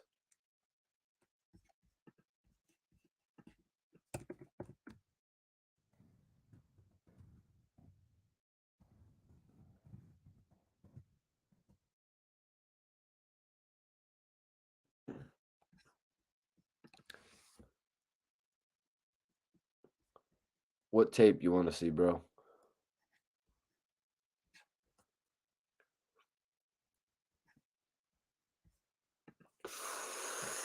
Salute to you, Bobby. Appreciate you, man. Appreciate you, man, for sure. Appreciate everybody for tapping in, man. Appreciate everybody for subscribing to the channel. So Hassan continued, like, let me see. He said that they were supposed to do a podcast, which I think is the major thing here, and it's pretty evident, all the information that he would have for the podcast. So let's get into this, man. He went in on the game. Let's see how it goes here.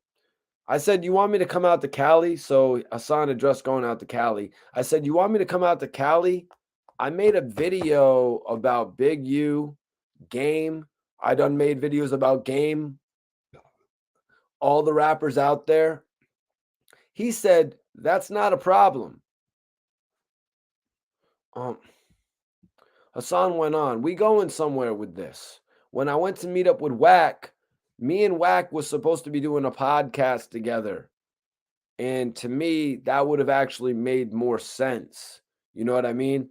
That would actually have made more sense if Wack 100 would have got into the game with Hassan Campbell as his podcast co-host. That's why I put that up as a poll a little bit earlier. It would have made a lot more sense to me and the general public if Wack 100 had a more sturdy podcast co-host like Hassan Campbell. And that's no shot at Reek. Reek be tapping in here. Reek is a dope ass guy. You know what I mean? He's or I don't want to just call him a dope ass interviewer. You know what I mean? Whatever you're going to call him, you know what I mean? He's a dope ass figure in the entertainment industry. I think he's pretty damn cool. You know what I mean? And it's cool. And it's cool the fact that he taps into the channel here and there. You know what I mean? I respect that. But in all honesty, if Wack 100 had Hassan as a co-host, and that's why this makes more sense to me. It makes more sense to me that Wack 100 was revealing all these stories to Hassan. He was revealing all these stories to Hassan because they were actually involved with something together. They were actually building towards something, and it could have been one of the biggest podcasts if they had done it right. Academics obviously had gotten situation straight with, he had actually obviously gotten his situation right with Hassan by having him on the show.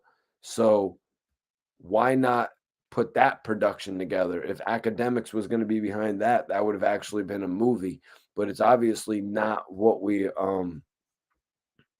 it's actually not what we're seeing. It's actually not what we're seeing happen.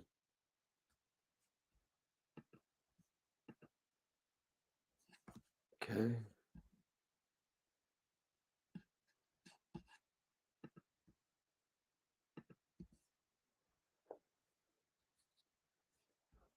Let me see. Game should have been there with Wack at the sit-down interview the other day. That would have been good for Drillmatic. You're 100% right, Johnny. But I don't know if Game is going to sit down with 6ix9ine. Like I was saying the other day, like I was so shocked that Hassan even sat down with 6ix9ine. You know what I mean? It actually took me by storm that he would do that. But looking back at it, it actually made a whole lot of sense that he would sit down with 6ix9ine. You know what I mean? Because he got his point across. And it was supposed to be the birth of a relationship, obviously, with Hassan and Wack having their own podcast together. But that actually never, it looks like that's never going to take place now. So that's, what is that called, you guys? That's what you call money down the drain. You know what I mean? That's what you call throwing money away, burning money. That's what you call burning money, you guys.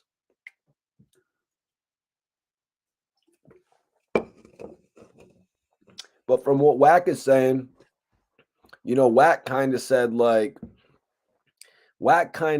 you guys, that he was trying Hassan throughout the whole interview. Like he was actually not respecting Hassan. So I don't know. I don't really know what to believe. You know what I mean? You would think if these guys were going to create a podcast together, he wouldn't be trying him in the middle of the podcast. So let me see. So we're going somewhere with this. He said, when I went to meet you when I went to meet up with Wack, me and Wack was supposed to be doing a podcast together. And some of the things this dude said to me, this dude set up Oscar de la Hoya, words from his mouth, not mine. When I went to meet academics, so hold on, let's just address that. You know what I mean? Some crazy ass story like Oscar de la Hoya, any story involving Oscar de la Hoya, yo, Oscar de la Hoya knocked out a dude in my crew. Yo, a dude in my crew knocked down one of Oscar de la Hoya's side chicks or whatever it is. You know what I mean? You know what I'm saying? But this guy Wack obviously has stories. And that's why a podcast with him and Hassan would have made absolute sense. That's when you get your best podcast, when you get a guest who can actually detail all these stories. You know what I mean? Somebody that's going to be willing to tell you all these stories. That's why Wack was being so open with Hassan, you guys, or Haas. You know what I mean? That's why he was being so open with him. He was sort of treating Hassan like one of these rappers would treat, or rock and roll stars would treat somebody writing their book. You know what I mean? You want to give them all the information. You want to paint the picture for them so that when they're writing it or when they're sitting there with you on the podcast, they have an understanding of your story. So that answers to me why Wack 100 was so open with giving this information to Hassan. It makes absolute sense that they were going to be developing a podcast with one another. You know, then they come together on For the Record. You see them come together like that, and it should have led to bigger things. You know what I mean? It should have led to much bigger things, but ultimately it doesn't look like it's going to. Unless we're all just getting worked. You know what I mean? Unless we're actually all just getting worked. So in Hassan's last live, he actually mentioned, let me see, hold on one second. So I went to meet up with academics. I went to meet up with academics by himself. I went with one other person, my driver, by myself. Yet when it was time to go in the building, I had more trust for 6ix9ine than Wack. I brought my team close because I knew I couldn't trust Wack. I trust a rat more than I could trust Wack. Wow. He could trust a rat more than he trusts Wack, you guys. Heavy words from Hassan. You know what I mean? Heavy words from Hassan actually saying he trusts 6ix9ine, I guess, right there. What do they have in the future? 6ix9ine is obviously trying to build with all types of brands like the CC network. Next thing you know, 6ix9ine will be showing, you know what I'm saying? Next thing you know, 6ix9ine will be showing up on a live with Bosco. You know what I mean? 6ix9ine is running around trying to get all those interviews right now because at first when he called up Gillie, you guys remember what happened when 6ix9ine called up Gillie? Gillie said, yo, are you crazy? You telling me the biggest thing I'm going to do in my life is interview you? Are you out of your mind? You think this thing is about 10 million views? You think this thing is about 50 million views? It's about much more than that.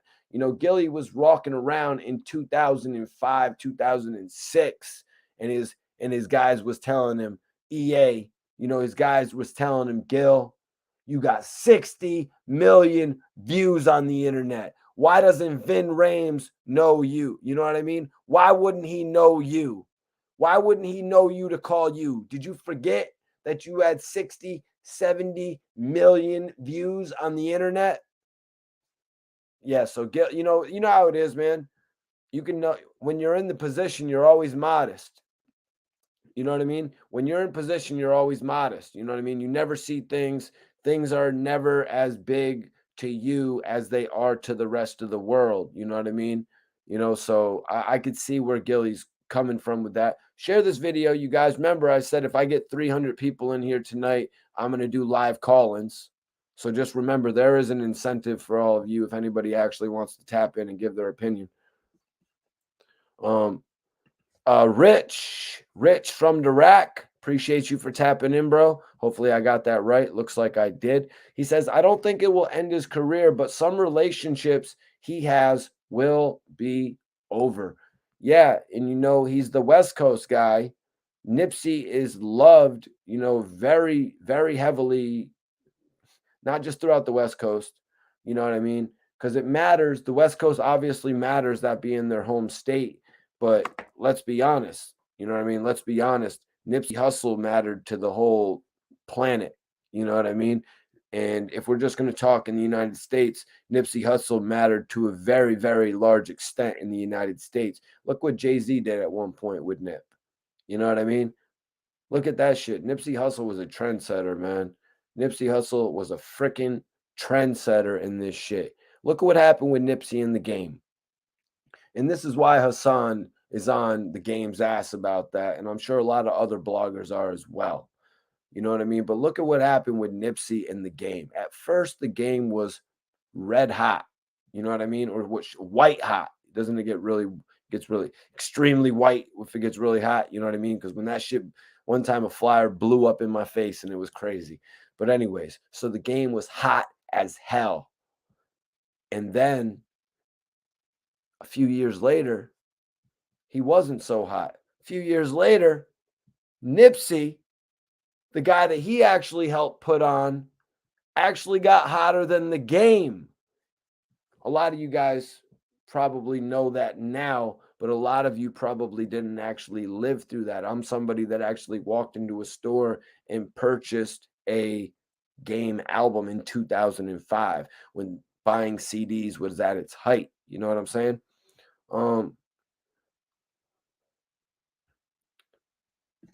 Yeah, man.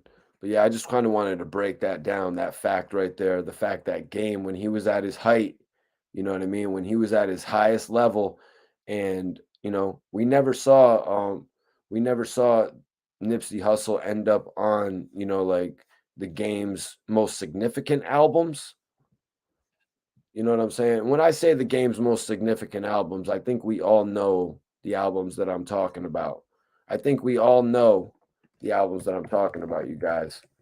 We're talking about the documentary, we're talking about the Doctor's Advocate, and we're talking about LAX. Those are the significant Game albums.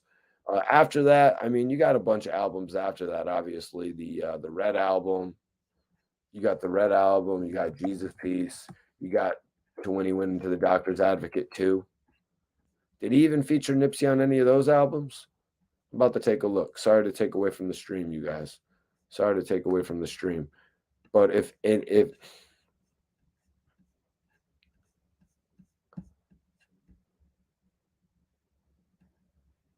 yeah.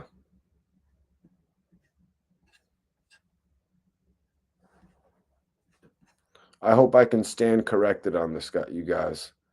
Let's see. Did he get featured on Jesus Piece? I already know the answer. I already know the answer, though, you guys. Yeah. I already know the answer. I already know the answer. I'm going to ask, did he get featured on the documentary too? You know what I mean? The documentary too, the second album from the Game in that series. He's got Kendrick Lamar, Dej Loaf, Ice Cube, Dr. Dre, Puff, Ab-Soul. Ab-Soul, that's dope. You got Ab-Soul on there, right? Q-Tip, Eric Bellinger, Future, Kanye West, Drake, Snoop Dogg. Very interesting. Very interesting. Album released in 2015.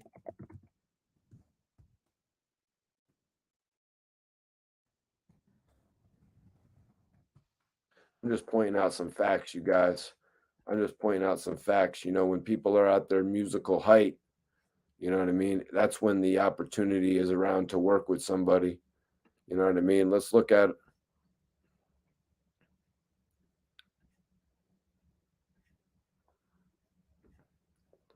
Yeah, just interesting to me. I'm sorry about that, you guys. Hardest song, One Blood, the Game had. Did Nipsey get featured on the probably obviously wasn't really around back then to that extent. You already know, bro. Hollow Don's my brother. Hollow Don's my bro. Loyalty over money. Let Hollow Don. I gotta let Hollow know I need another. Hollow always be hooking me up and shit. I gotta let Hollow know he needs to come and sponsor the show, man. Y'all need to go buy some loyalty over money shit.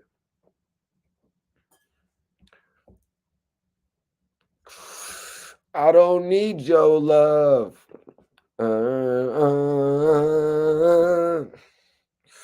Yeah, I lived through that shit. I like The Doctor's Advocate. That song was crazy, right?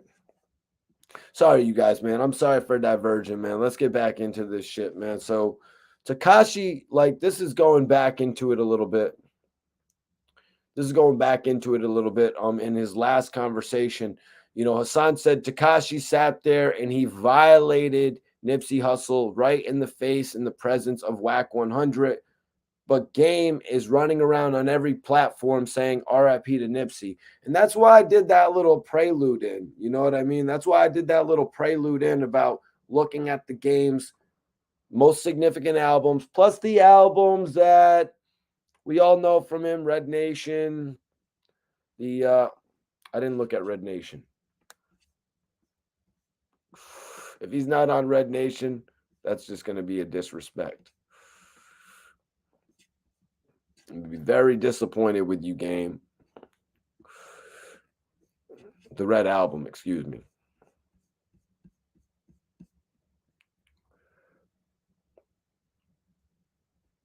I'm tight. I'm more tight than when they didn't have that Happy Dad. I'm more tight than when they didn't have Happy Dad right now. What's all this shit the Game is talking about? What's all this shit the Game is talking about? I love Nipsey.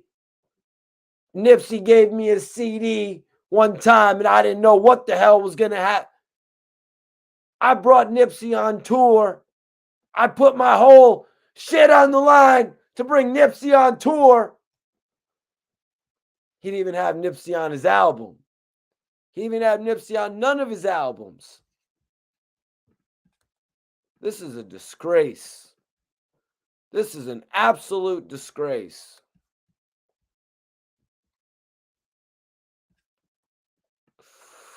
I'm just saying it right now. This is an absolute disgrace. How the hell can people not? He better be on this album. He better be on the 1992 album, or I'm just going to spaz out. There he is. Thank God. It only took until 2019. It only took 14 years. It only took 14 years for the Game to put Nipsey Hussle on his album. 2005, the documentary drops, and I knew, if anyone, it had to be on this Born to Rap, his last album in 2019.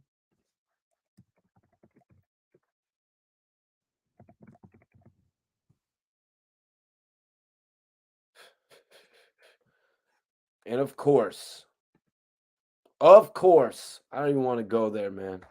I don't even want to go there. Because, you know, I went to the store and I bought the Game's album. You know what I mean? And now I watched the damn interview on Drink Champs for 4 hours. You know what I mean? I watched that shit for 4 hours on Drink Champs. And I got this guy telling me some shit.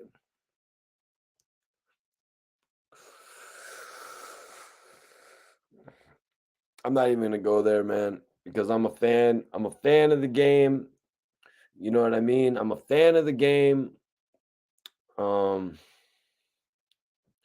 sometimes, you know, as fans, we don't really get everything that we want out of the artist. You know what I mean? A lot of the times they always go for the bigger name artists on their album.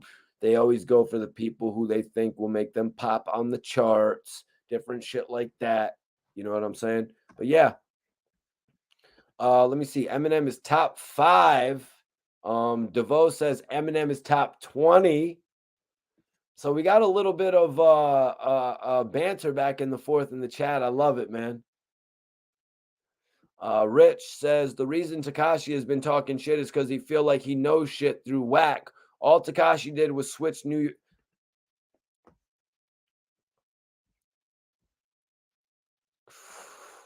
Game didn't put Kendrick Lamar on.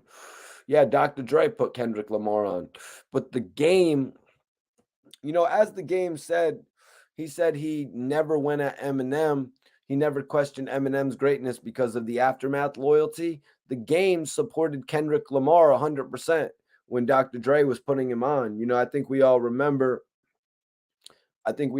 Shine taking shots at Kendrick in the Game.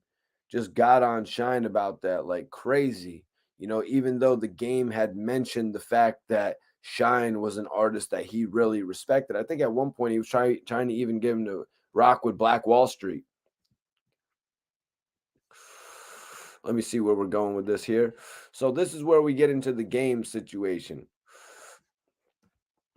Hassan said the moral of the story is this is not a man you want to do business with. He violated everyone he's done business with. Kanye West. So that song that you and Game did together. So he brought up the Easy record that Game did with Kanye West. And it's so interesting that I was talking about that whole thing. It was so interesting how I was talking about that whole thing about the Game coming out with his first album in 2005 and literally not working with Nip on an album until 2019. That's 14 years. Now, the Game's second album came out in 2006. Well, he actually worked with Kanye West on the documentary. He actually had Kanye West producing Dreams. Yep. You see on the documentary, he had 50, Faith, Yayo, Nate Dogg, Mary J. Blige.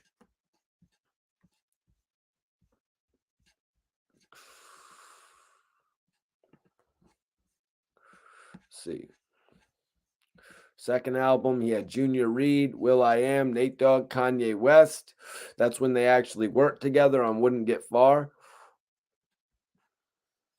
He actually put Exhibit on the record with Snoop Dogg, which was great. You know what I mean? But let's be real, this was still 2006. Everybody was still heavily buzzing over Exhibit as a rapper at that point. You know what I mean?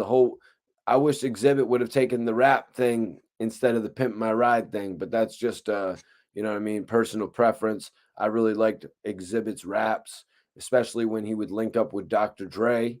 You know what I'm talking about? X. I'm talking about What's the Difference. Yeah, so I'm just looking this up. I'm fact checking myself about Nipsey Hussle in the Game, though, you guys. Just kind of crazy that the Game never featured him on an album until 1990, until Born to Rap. Like, I almost can't believe that. Like, yo, I'm being real. Because people are real on podcasts. Like, I don't want to go to sleep until I know that's the fact. And I'm hoping it's not. So we got Meek. We got Jesus Piece had a lot of features on it. Meek, 2 Chainz, Ross, Kanye, Common, J. Cole, Trey Songz, Lil Wayne, Jesus, Jeremiah, Fab, Pusha T, Kendrick Lamar, Tank, Jamie Foxx, woo, Chris Brown, Lil Wayne, Wiz, Young Jeezy, Future. The Game always has the features, y'all. And this is in 2012, though. This Blue Moon project, that was an interesting one right there. Wow, Soulja Boy actually got on a Game album. French Montana got on a Game album. Interesting. Tyga. Yep, as we've talked about Tyga before. Bobby Shmurda was on that album. Bobby Shmurda's on the album, but not Nipsey? You're kidding me. The documentary 2. Who showed up for him? Kendrick, Dej Loaf, Ice Cube, Dr. Dre. Let me see. Is there any Kanye West production on there? Nope, no Kanye West production. We go over album statistics on the channel, you guys. Hope y'all are interested in vibing with that. Jelly Roll, Kanye West, Drake on 100. That was a major single for the documentary 2. Let me see. Documentary 2.5. We're in 2015 now, you guys. Has the game worked with Nipsey? 2015.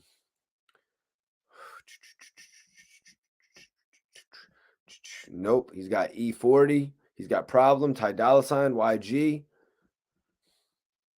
Wow, come on. Come on, man. Busta Rhymes is on there, like Father Like Son 2, which is cool. They put that on the documentary 2.5. Streets of Compton. I think that was like a soundtrack. It was a soundtrack by yeah, it was a soundtrack he did. I thought it was for a video game though, to be honest with you. He had no real features on that besides Problem, Boogie. Then we moved on to Block Wars. No, that was the video game. No features on that. 1992, no features on that as well. Besides Jeremiah, All Eyes. I remember that was a really good record. And then we got Born to Rap 2019. And it's crazy because that's where, and this album was released after Nip passed away in 2019. It was a song called Welcome Home. The album was released November 29th, 2019. That's pretty crazy to me.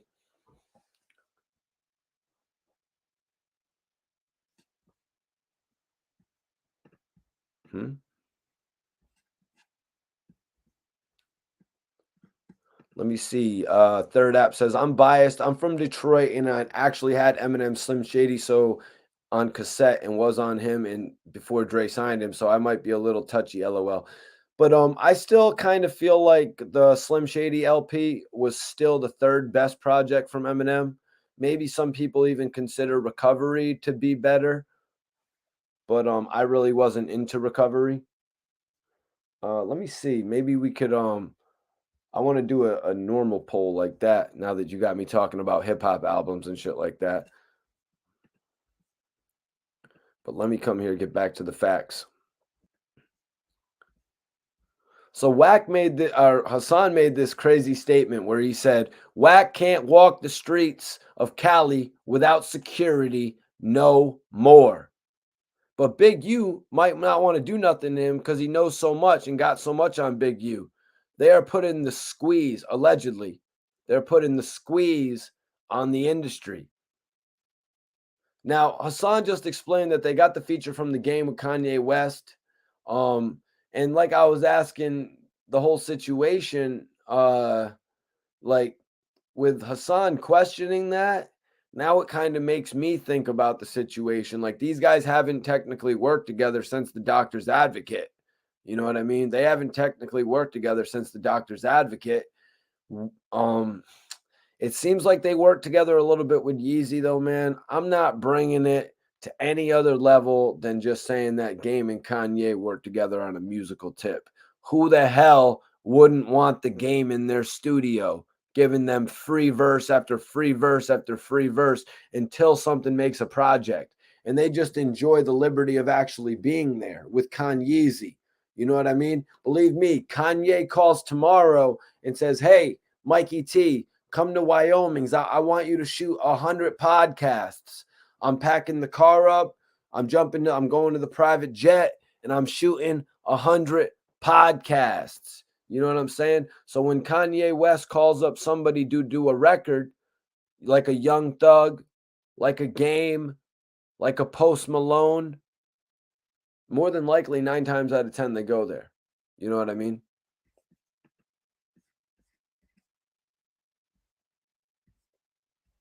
Yeah, 9 times out of 10, I'd have to say they go there. So let's get into this portion about the game here.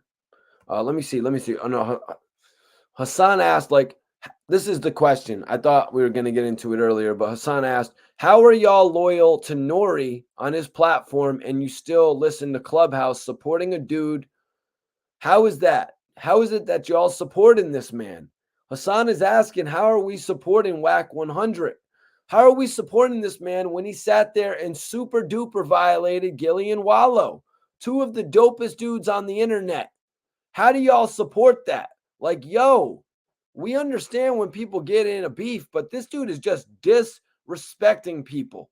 And I agree. And Hassan is asking, where is the loyalty of the fans?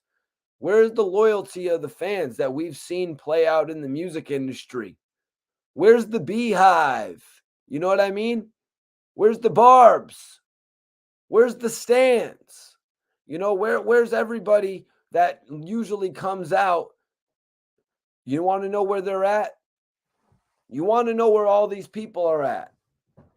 They're on Clubhouse with Wack, because that's where Wack thrives, with the everyday person. Wack thrives with the everyday person, talking about all the difficulties that are going on, talking about all the chatty patty shit. You know what I mean? Talking about all that chatty patty shit. Talking about all the shit that's in the quote unquote grapevine. Right there. That's why. You know what I mean?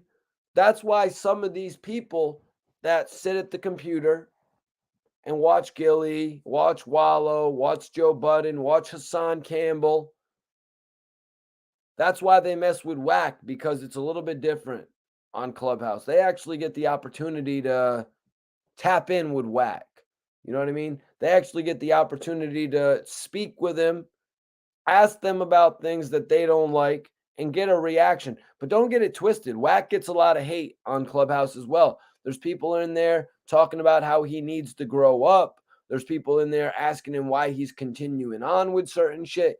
It's not 100% love, but that's not what Clubhouse is about. That's not what podcasting is about. That's why I suggest he take his Clubhouse and go mainstream with it, podcast wise. It's the only way he's going to succeed. It's the only way Wack 100 is going to succeed, you guys. I'm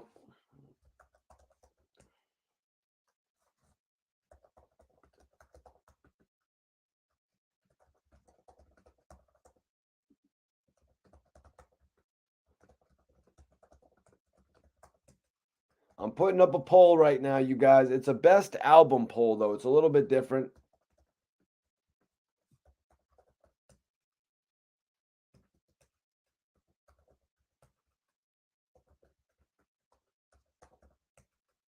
It's a little bit different. It's going to be an album poll.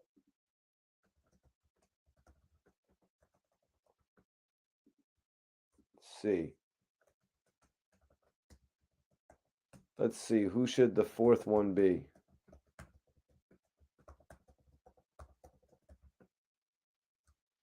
I'm asking the community now. We're putting up this poll, you guys. We're putting up. This is going to be a hard poll. This is actually going to be a hard poll, you guys. Yep, it's Bama. Exactly. They're on there. They're talking about paperwork. They're on there. They're talking about whatever, man.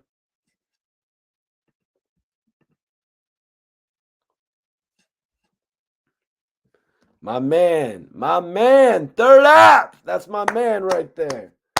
Appreciate when the chat goes hard for me, bro. Rana, I agree with you. I agree with you, Rana. But yo, let's get that poll up, you guys. I want to know what. Whoa!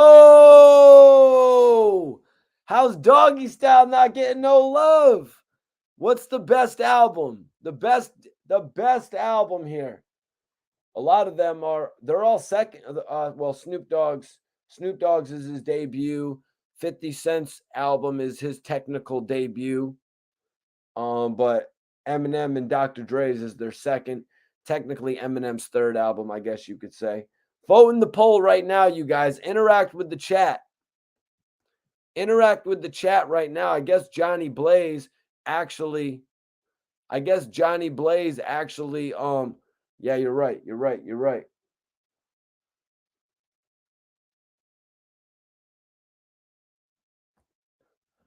you're right. I should have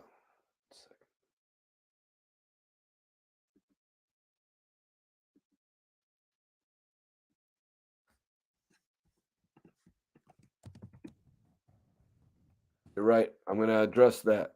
I'm going to adjust that real quick. I'm going to adjust that, you guys. I'm about to adjust that real quick. I'm about to adjust that. So let me get the poll right.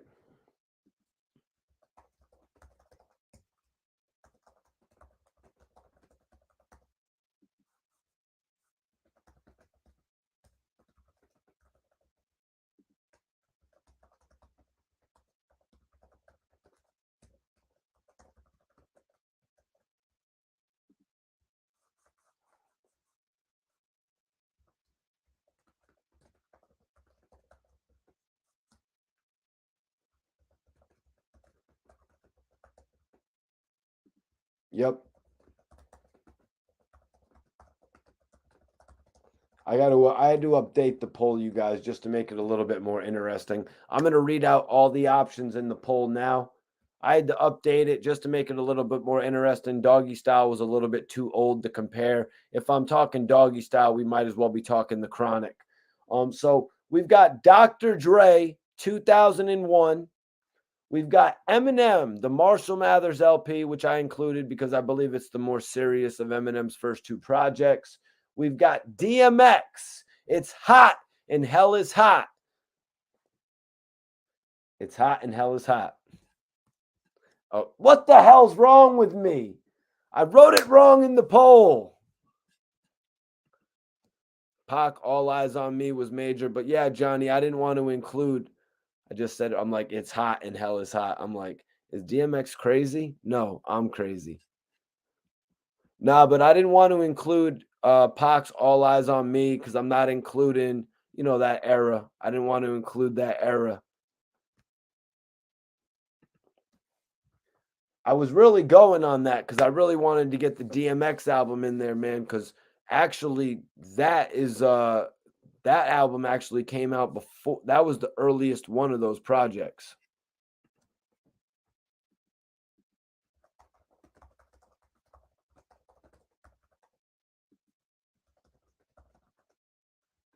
Can we get a take 3 here?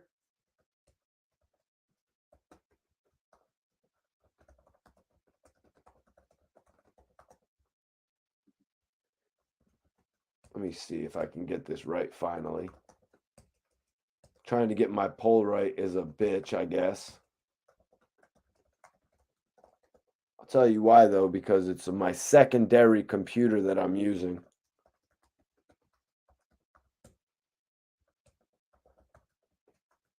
And the buttons are kind of sticky, but I don't want you guys to read into that, about the buttons being sticky. It's really just because the computer's like a few years old. Well, vote again, bro, because I'm putting the poll back up because I messed it up. I called Dr. Dre's album 2002 or some shit like that, whatever it was. You can put it in the comments how I messed up DMX's album. May he rest in peace, Jesus. May he rest in peace with me. My God, it's like flesh of my flesh, blood of my blood. You know what I mean? It's hot and hell is hot. You know what I mean? It's like, okay, the second album he's using flesh of my flesh, blood of my blood.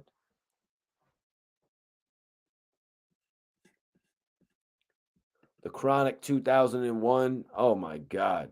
Probably, I guess if I had to go like in an order, if I had to go in an order for the best of these albums, we'll do it in a second. But let me just read the list. We have Dr. Dre, 2001.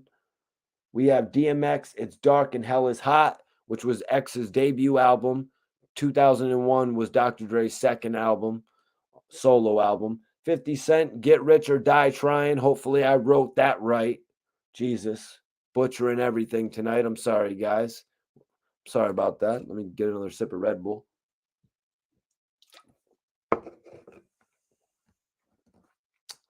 And Eminem, the Marshall Mathers LP. Just too much competition up there for the Marshall Mathers LP, huh? Dr. Dre is leading with 31%. Nope. DMX. That's right. The first album that I heard.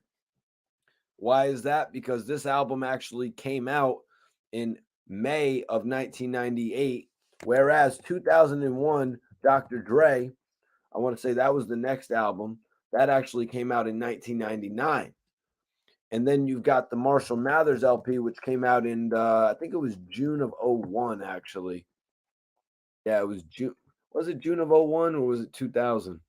Let me fact check that real quick. I want to say 01 because I do remember just doing an interview with Bizarre. I don't know if you guys saw that. I did an interview with D12 member Bizarre. Yeah, it was actually June of 2000. June of 2000 because D12 came out with their album the next year, I guess. D12 came out with Devil's Nights. It must have been June 2001. Yep. Yep. Followed it by a year, June of 2001. Very interesting. See, I follow history with my interviews to make sure the shit is the most interesting. Guys, vote in the poll right now, though. I want to know what was your favorite album out of these joints. But let's get into this portion right here because Wack 100, along with many other people, are dissing the game, or we want a response out of the game for working with Wack 100 when he's on recording dissing Nip. You know what I mean? Saying some foul shit about Nip when in reality it's like, okay, you can say the conversation wasn't in front of Big U, but let's not deny what was being said in the tape period. Um so let me see, where are we at? This dude is revealing himself. This dude is revealing himself. Rapper the Game. Who is that? Who is that you sit up there and you sit next to Wack and you know he's squeezing? He's squeezing. Nori gave Game a dope platform. Nobody is looking for the Game no more. His career is over. Hassan went on. This is with all the 50 Cent beefing. How you sit up there with Wack while he super violates the legacy of Nipsey. But when you sit up there and say RIP to Nip, this is the definition of a snake.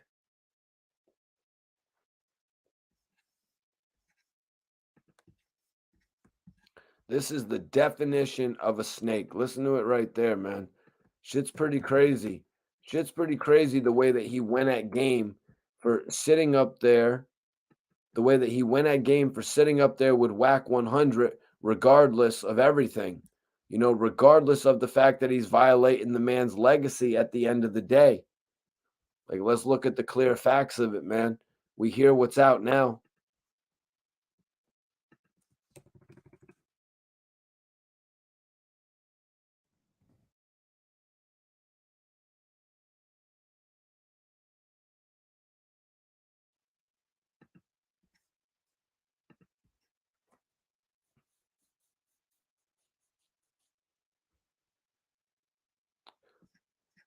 Oh yeah, no, we not talking about.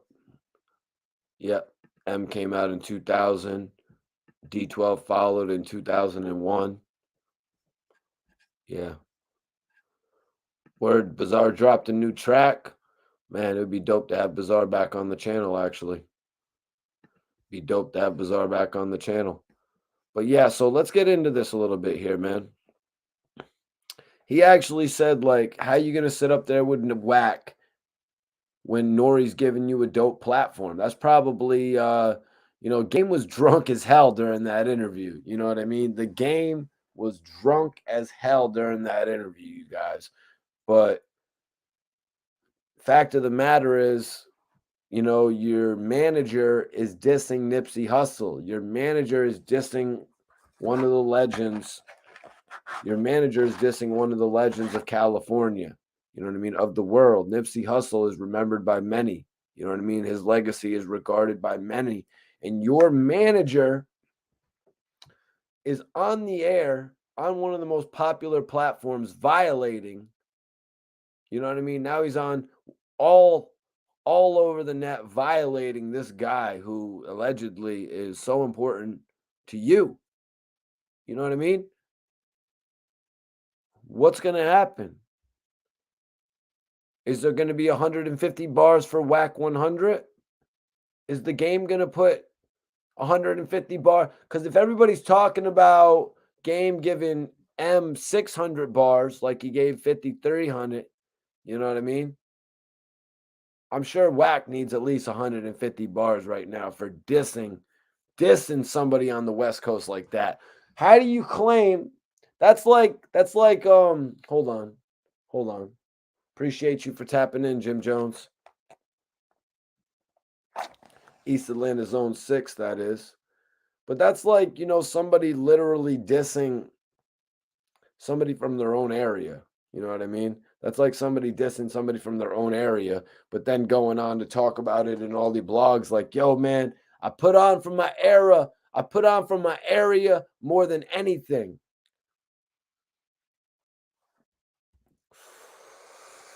I put on for my area more than anything. You know what I mean? And then you're on recording dissing major people from your area. That's just not something you're going to hear from me, you guys. You know what I'm saying? That's just not something you're going to hear from me, you guys. That's just not how we really react. That's not how we not even react. That's not how we act. Period. That's foul. That's a foul way of acting. And that weed just got me so high, I just forgot whatever the hell I was even reacting to. Major salute to Ricky Rose for having that good ass weed.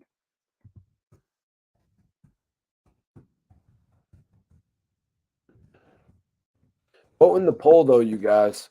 I didn't put the Games album in there because I figured I didn't know if anybody would want to vote for the Games documentary album. You know what I mean? Now, how does this affect Games' new album? Drillmatic, is it good? Is it a good thing? Is it a good thing that Hassan Campbell is bringing his name up? Because, like Hassan said, nobody's checking for the game except for those 10 million people that watched the Easy record with Kanye West. I mean, are we just forgetting statistics here, man? Like, I'm being real. Are we just forgetting statistics here? Like, you guys were saying that those 5.6 million views for 6ix9ine were good. The other day, 6ix9ine, or last year, 6ix9ine did 39 million views in a day. And now we did 10. You know what I'm saying? There's obviously a decrease in numbers, but nobody wants to acknowledge it. They just want to take credit for the 10 million.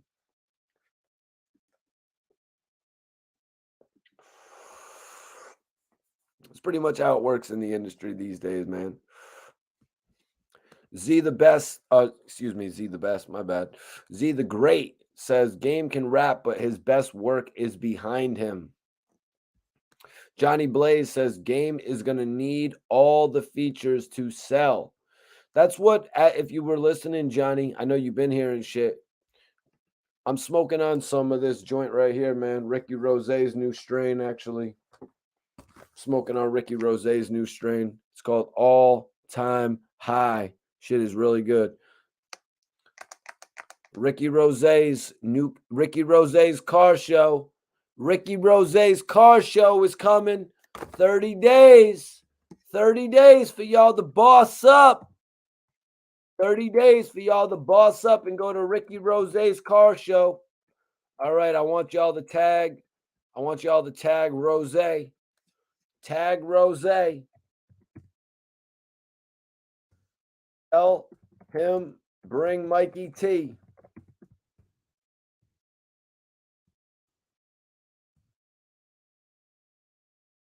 I want y'all to tag Ricky Rose because I'll go to Ricky Rose's car show and I will live stream from the car show here on YouTube. So I'm going to pin it up. I want everybody to actually go tag Rose and tell him to bring Mikey T, the movie star, to the car show in 30 days. 30 days to boss up and get you some wings. Get you some wings. Stop you at Checkers. Get you some Checkers. Get you some burgers and fries. You know what I'm saying?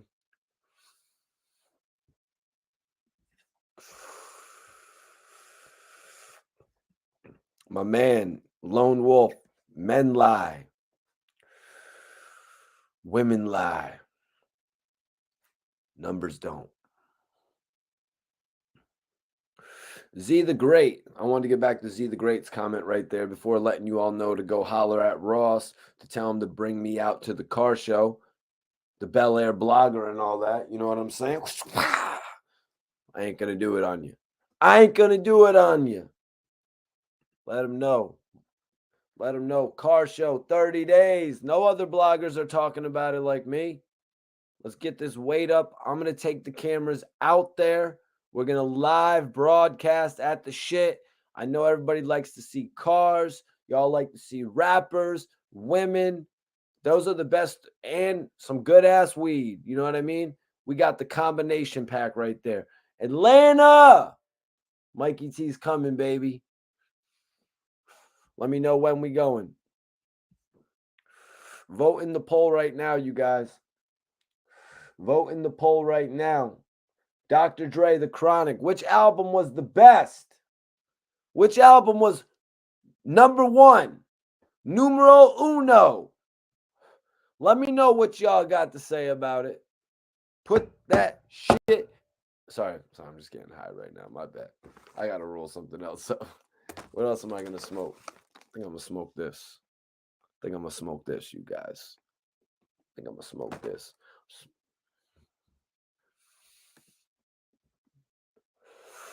Well, Johnny, this could be working out one of two ways.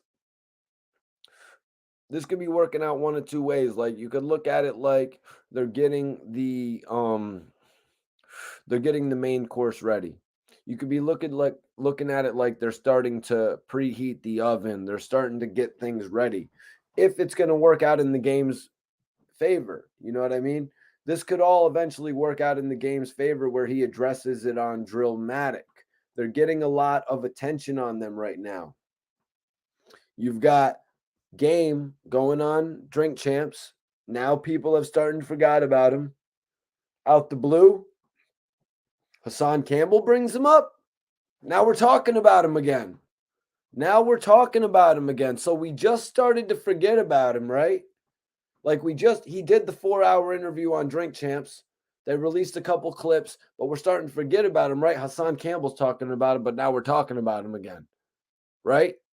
Okay, so now the game's back in our mouths. You know what I'm saying? Now the game's back in our thoughts. Now we're anticipating Drillmatic. What's going to happen next with the game? You know what I mean? But the game is going to have to speak up about this Nipsey shit. The game is going to have to speak up about this shit, or maybe he won't. You know what I mean? Maybe the game won't. Maybe he'll just ignore it. Maybe he'll say, you know what, Wack 100 is too just beneficial for me. Wack 100 is too beneficial for me to want to say anything about this. I said all I needed to say on Drink Champs. On Drink Champs, Game said Wack 100 does what he does, and it doesn't necessarily have anything to do with him. Not everything Wack does has to do with the game. And just like we all know, you know what I mean? And just like we all know, everything that the game didn't have to do with Wack 100. We were all here Game fans before we ever knew who Wack 100 was, in all honesty. You know what I mean? We all knew who Big Face was. Big Face 100, right? We all know who Big Face 100 was before we knew who Wack 100 was. You know what I mean? Let's be realistic about the situation here. And Game and Big Face had their split. You know what I mean? They had their split. Game came in with G Unit. They had their split. And then certain fans made their decision from there.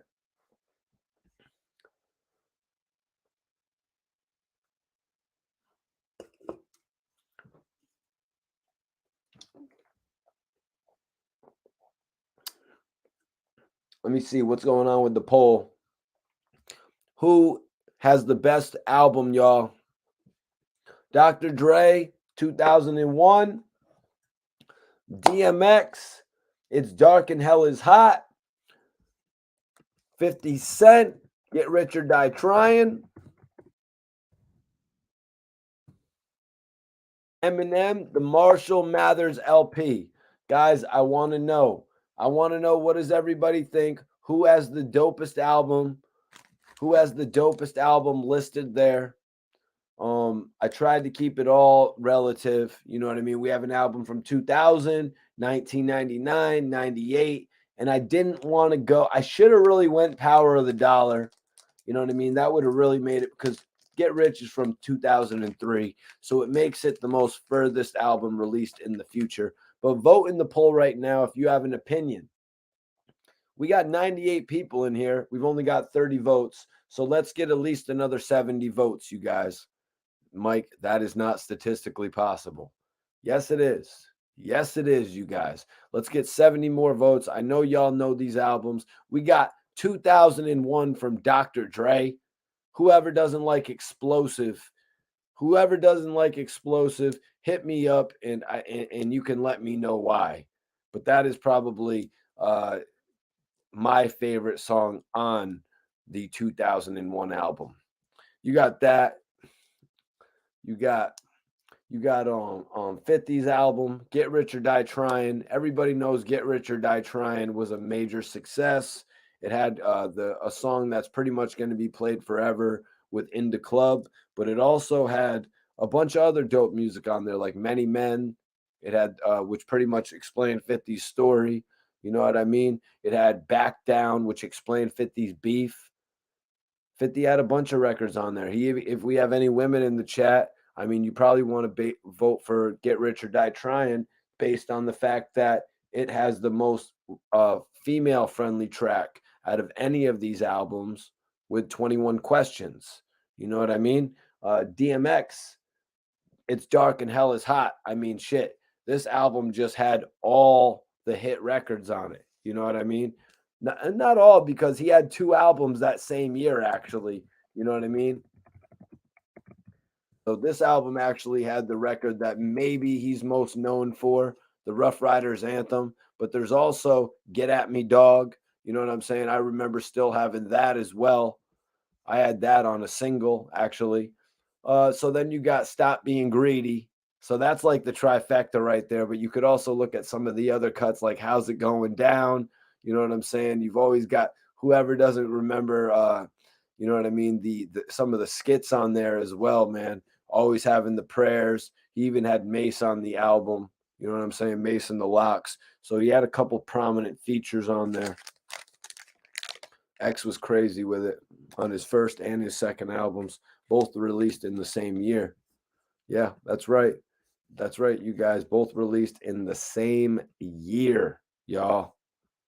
Def Jam was on it that year, man. They gave you a little Christmas present. Because the music industry was different back then. You know what I mean? There was just people willing to buy it.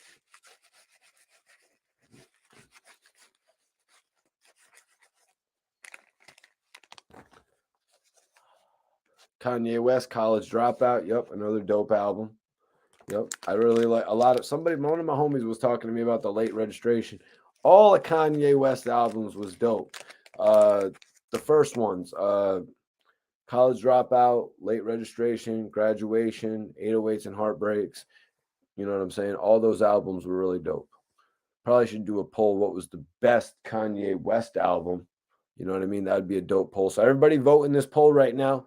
Vote in this poll. Maybe I'll give you one more. We got 36 votes. We got 89 people. I want 50 more votes right now. What was your favorite album out of these joints, man? Eminem, the Marshall Mathers LP, where Eminem actually featured Sticky Fingers. Actually, Eminem redid the Bitch Please track. You know what I'm saying? Eminem had Bitch Please Part 2 on his album, and that was actually a Snoop Dogg track originally, right? So Snoop Dogg originally had Bitch Please with Exhibit and Nate Dogg, and then they let Eminem remix it on his album, the Marshall Mathers LP2, and yeah, man. So that was pretty dope, and like I said, he had Sticky Fingers on the album. And, you know, that was just I think it was Eminem's most serious album to me. Z the Great says that Eminem Show is his hardest album. Wow. I got a poll question right there. It's who has a better catalog, Eminem or Kanye West? Look at those 2 catalogs right there, man. That's the verses. That is the verses right there, you guys. To be 100% honest with you, that is the verses, y'all. Eminem and Kanye West, if we're really looking at it. And then they both kind of have music where they dipped off from their natural fan base. You know what I mean? With Kanye actually going into like the Yeezus album and the, you know, my Beautiful Dark Twisted Fantasy album. You know what I mean? Getting into those albums, it was a little bit different. And same with M doing the Marshall Mathers LP2 and the Recovery album. They both kind of dipped into different spectrums of their fan base, but they also have that very classic setup from the, Slim Shady, Marshall Mathers to the Eminem show to, the encore to a certain extent, but not really. His next good one was Relapse, as I said. And then Kanye with the College Dropout, with the Graduation and the Late Registration, that whole catalog right there. And then he branched off and did 808s and Heartbreaks, which was leagues, it was leagues above really what Eminem had done with Encore, if we're comparing albums. 808s and Heartbreaks shits all over Encore.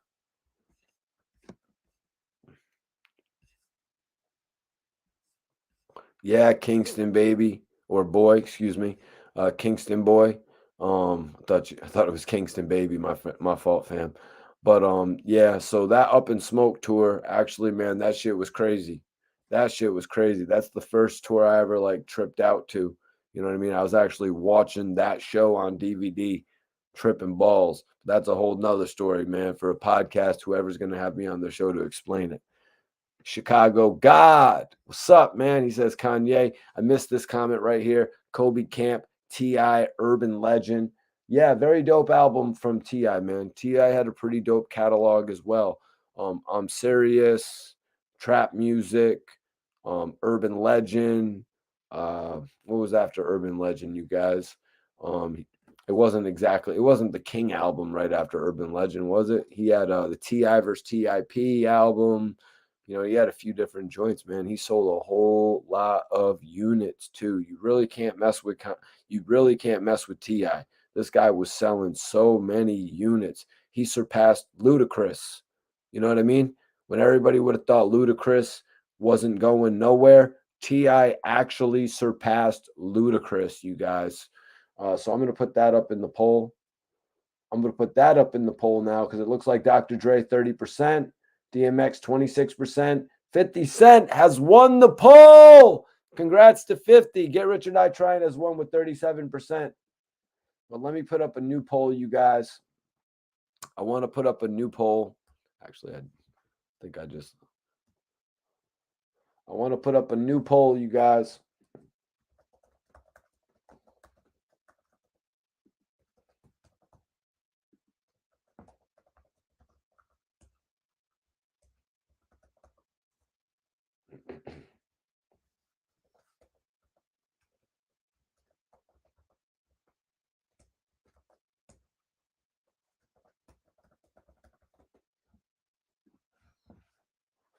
Guys, I'm putting up a new poll right now.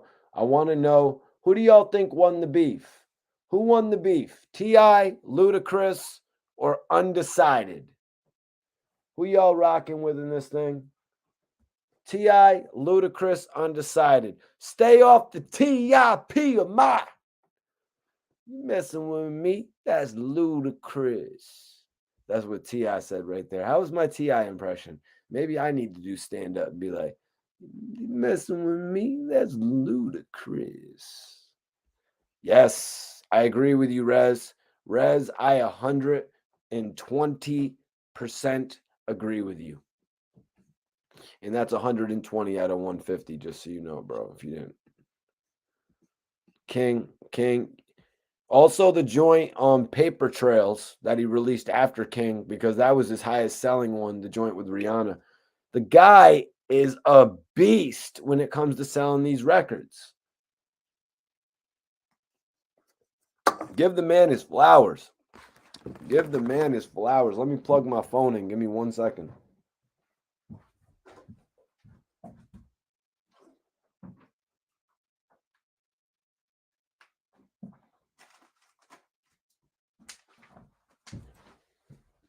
Can we give that man his flowers?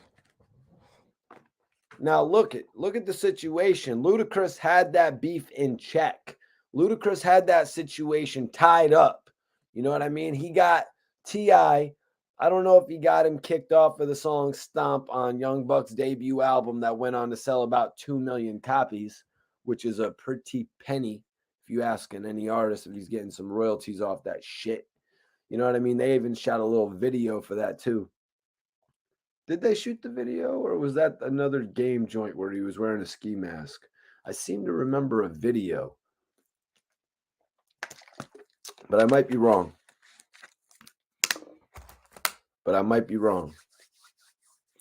What beef? What beef, Tanya? Come on. Everybody knows that T.I. and Ludacris were going at it.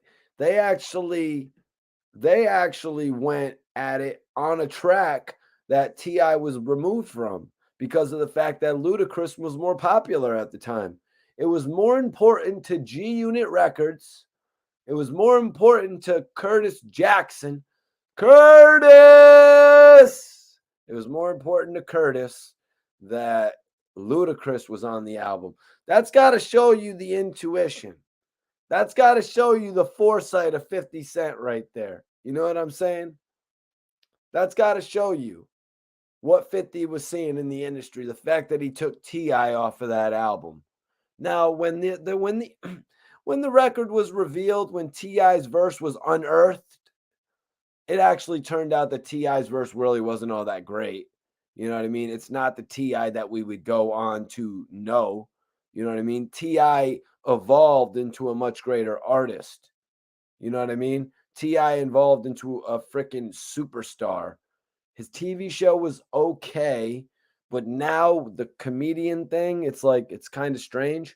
But let's be honest, when T.I. got out of jail, he had an album that was supposed to be coming out called King Uncaged, which I thought was an awesome play on one of his most popular albums, King, which sold 500,000 first week. This guy was moving 500,000 albums in a week. We're here talking about Hassan Campbell, 10,000 viewers, 12,000 viewers in one day. And, you know, we give him much respect for that. So let's just think about T.I. T.I. moved 500,000 pieces, 500,000 units in a single week. In a 7-day period, he made 500,000 people get off their ass, go out to the store, purchase that album. Probably two of them. You're like, yo, I'm getting off my ass. I'm going to the store. Buying two of these albums, man. I'm going to make sure I have one in the car, and I'm going to make sure I have one in the crib. But what was the nickname? It's Suge, baby. It's Baby Suge. Y'all know it's Baby Suge here. I give you that Baby Suge info, man. I need one of them CDs for the house when I'm vibing, when wifey making me some shit. And then I need one for the car too, because Baby Suge gotta have his shit. You heard? Luda won. Big J, you're saying that Luda actually won that beef. Well, I mean, Ludacris's last album, which was a few years ago, and it was released near the Fast and the Furious soundtrack, I guess. It sold about 38,000 copies first week. T.I., as I was just beginning to mention before I got into my whole Baby Suge impersonation, which hashtag that, Baby Suge. Hashtag Baby Suge if it's a moniker that you would like me to take on from time to time. Sort of like how 50 becomes Pimpin' Curly. You know what I mean? It's sort of like how 50 becomes Pimpin' Curly. You know, I could be Baby Suge. Baby Suge is always on the scene with a bottle of Bel Air. You know what I'm saying? You know what I mean? Baby Suge always on the scene with a bottle of that Bel Air. You know what I mean? Baby Suge will be there. You heard? Don't make me get into my Baby Suge mode on you, man. If I jump into Baby Suge, you know it's going down. I might pop up at Live doing my Baby Suge. You never know what's going to happen with it.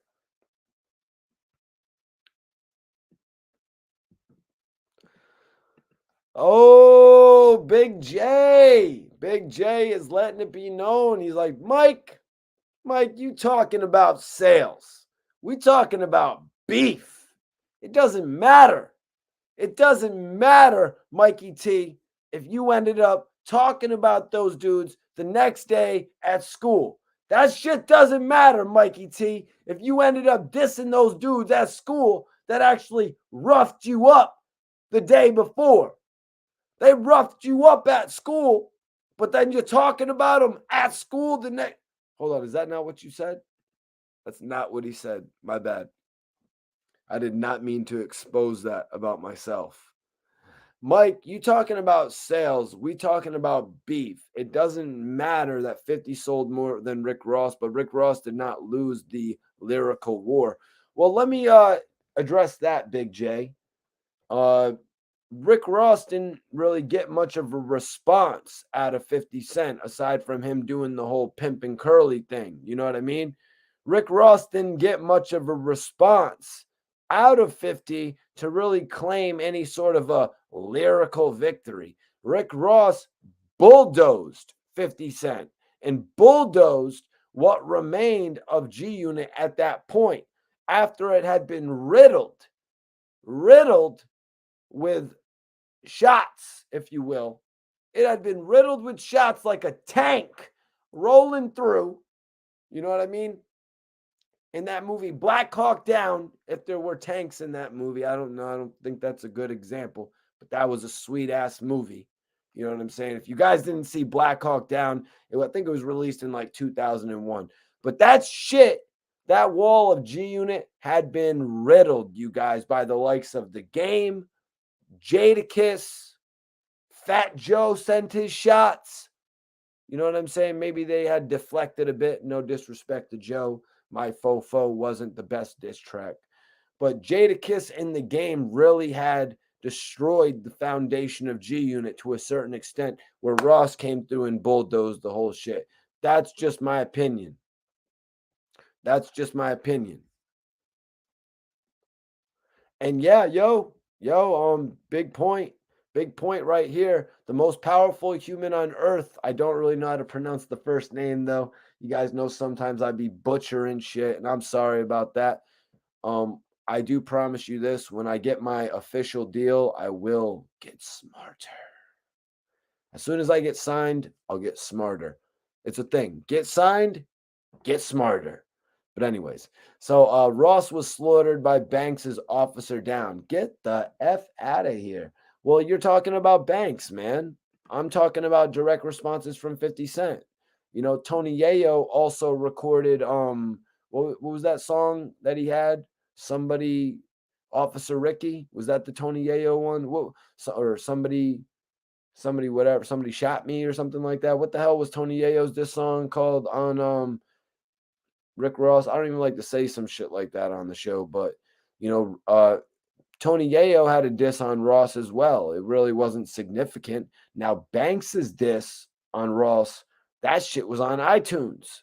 People was buying that shit on iTunes back in the day. I heard Banks sold a few different units of that shit, man.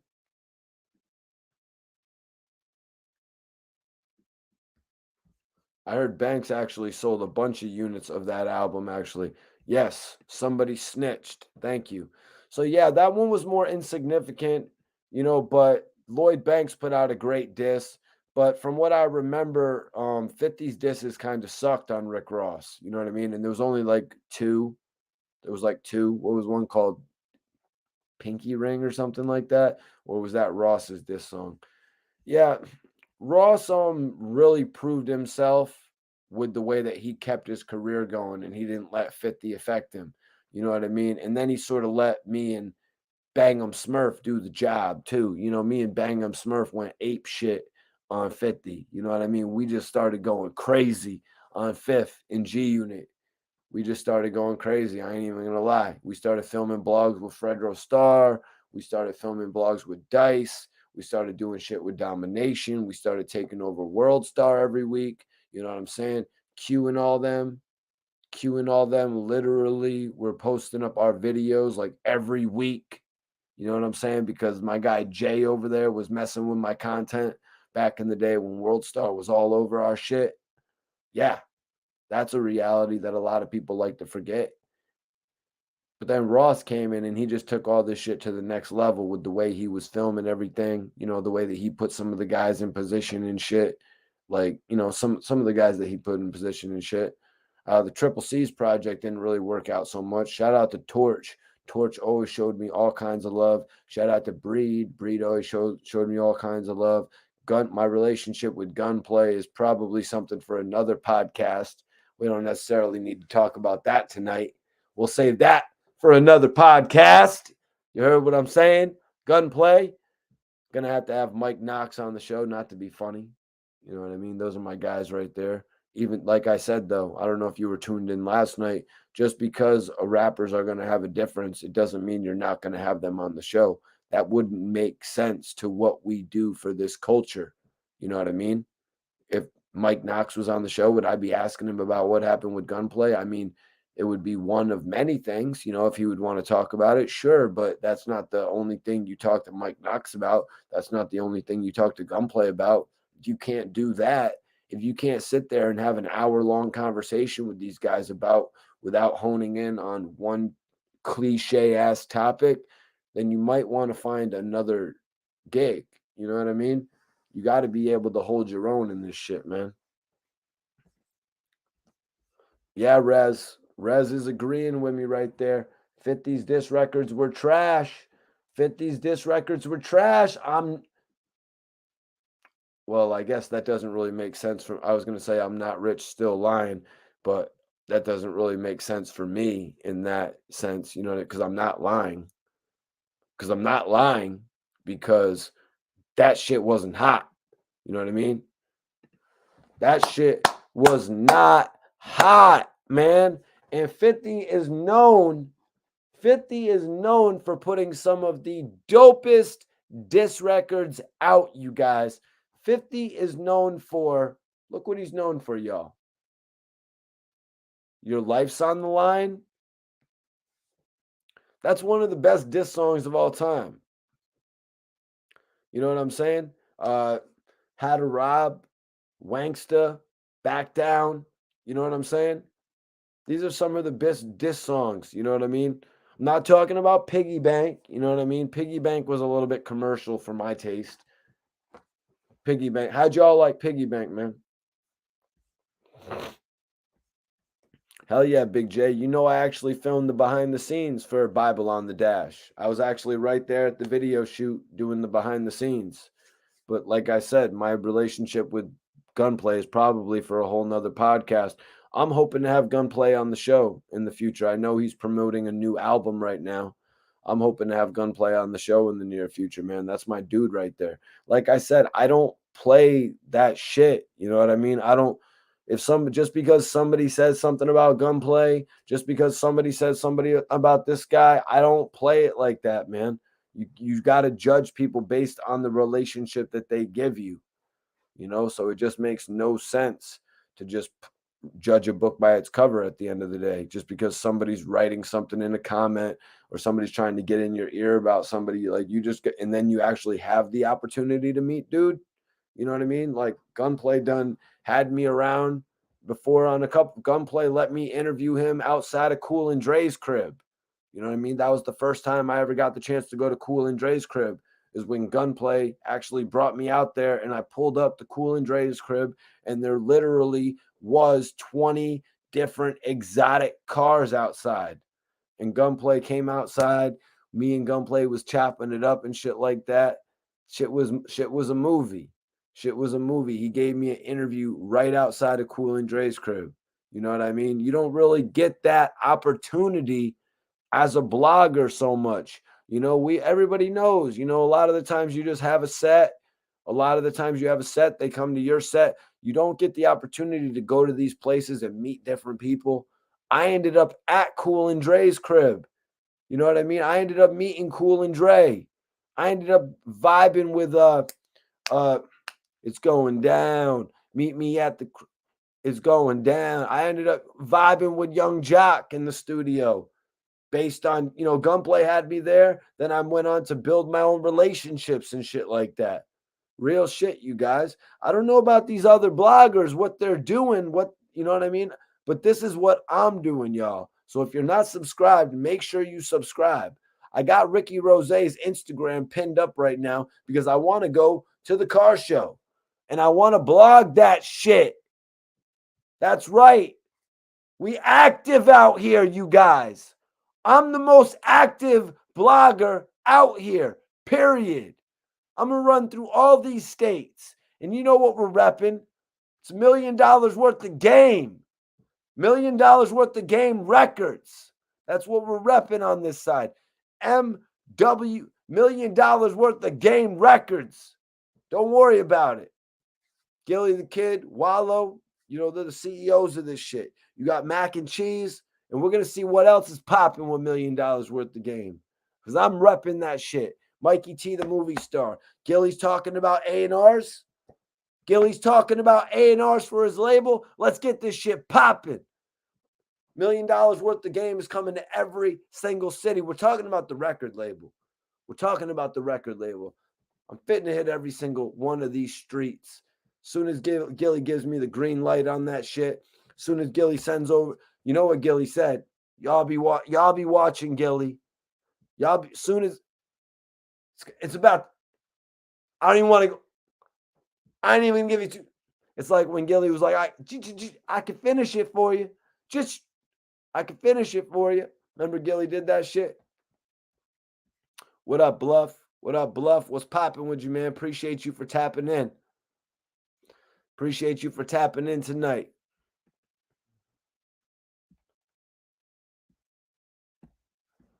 $50, go ahead and try me, goes hard. You know how you can say that, Ross, this was trash.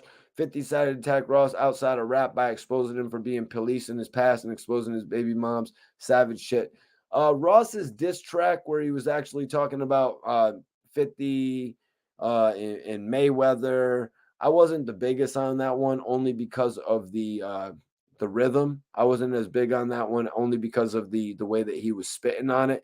I'm more of a quick flow with Rick Ross. That's what I really like when it comes to Rose, man. I really like that quick flow, man. You know what I'm saying? I like Rose spitting fast more so than spitting slow. That's what I think has worked out for Rick Ross, to be honest with you. I need everybody to share this video, man. I need everybody to share this video. I'm on here talking this real shit. Why? Because I've been through this shit, lived through this shit, been around this shit. You know what I'm saying? I'm not just on here talking for no reason. 9 times out of 10, I've been around the people that I'm talking about, interviewed them, different shit like that.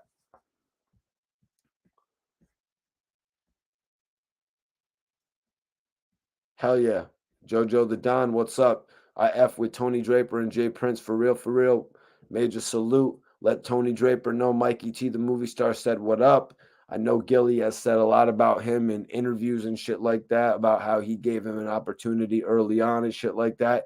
And from that point, it was all the way up for Gillie. You know what I mean? Hell yeah, face the bully. Rick Ross is nice, though.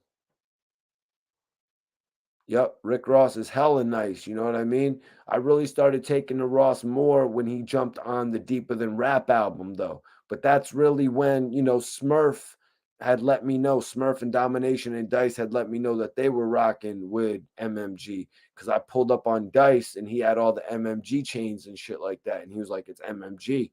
And I was like, oh, okay, that's what's up. So then from that point on, he dropped Magnificent. And it was like, oh shit, he done came back. Like he got everything bubbling with this whole altercation that happened with him and 50 from the VMA Awards or something based on a look. And then he actually came back with the music. The sales never reached much more than Ross was doing naturally. Ross's albums would do like 150,000 to about, when he really reached that height was after Deeper Than Rap.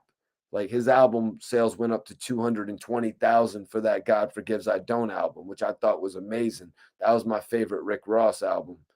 He had Mastermind, he had Teflon Don before the Teflon Don came right after Deeper Than Rap. I was the biggest on God Forgives I Don't, though, man. That was an amazing album. Yeah, exactly. Yep. Ross did a couple videos. Ross did a couple videos, and then we did a bunch of videos as well, like Bang 'em Smurf, Fred Rostar, myself. We did all types of videos. Oh, oh, dude.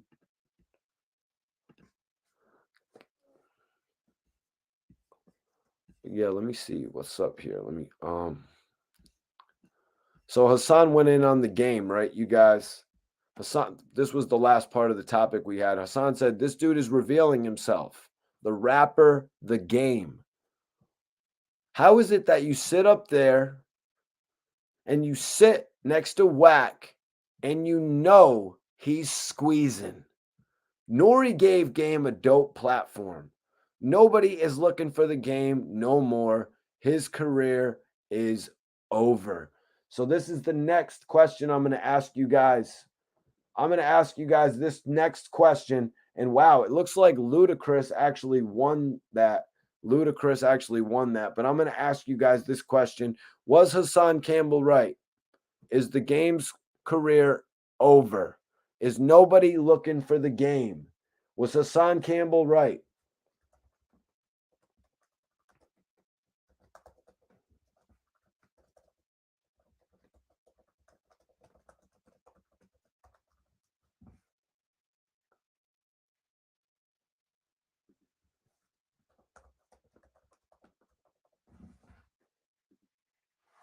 Guys, I put up the poll. I want you all to vote in it right now.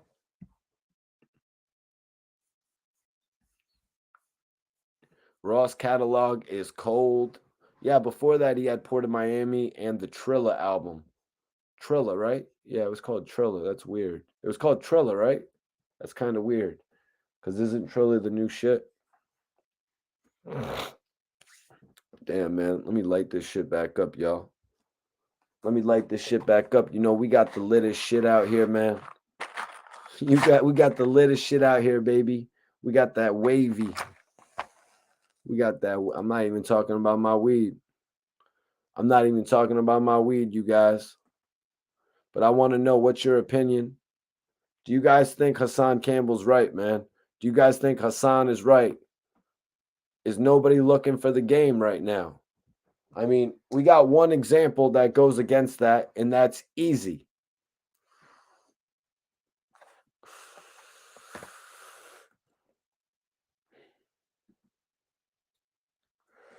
Wow, this one's 50-50. Vote right now, you guys. Vote right now. Was Hassan right? Is nobody checking for the game? I want to know. What's your all opinion?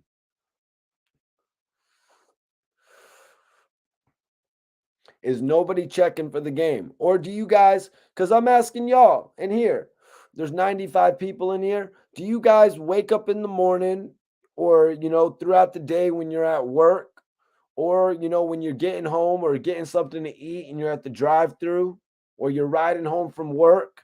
Are you like, yo, let me throw on a record from the game? Let me put a little game record on right now.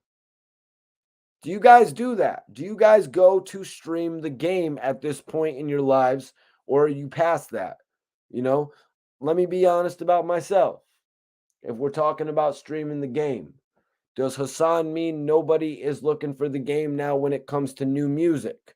Because let's be real. I'm in the car driving. I'm going to listen to West Side Story. I'm in the car driving. I'm going to listen to Start From Scratch. I'm going to listen to How We Do. I'm going to listen to The Doctor's Advocate. You know what I'm saying? I'm going to listen to Like Father, Like Son. I'm going to listen to some of these records. The game has got some joints. So does Hassan mean we ain't looking for the game in general, or like his records, his throwback joints? I don't know. Today I was listening to When the Chips Are Down. Today I was listening to Running. Those are records with Tony Yayo in the game and Lloyd Banks in the game. You know what I mean? Like, technically, I'm checking for the game.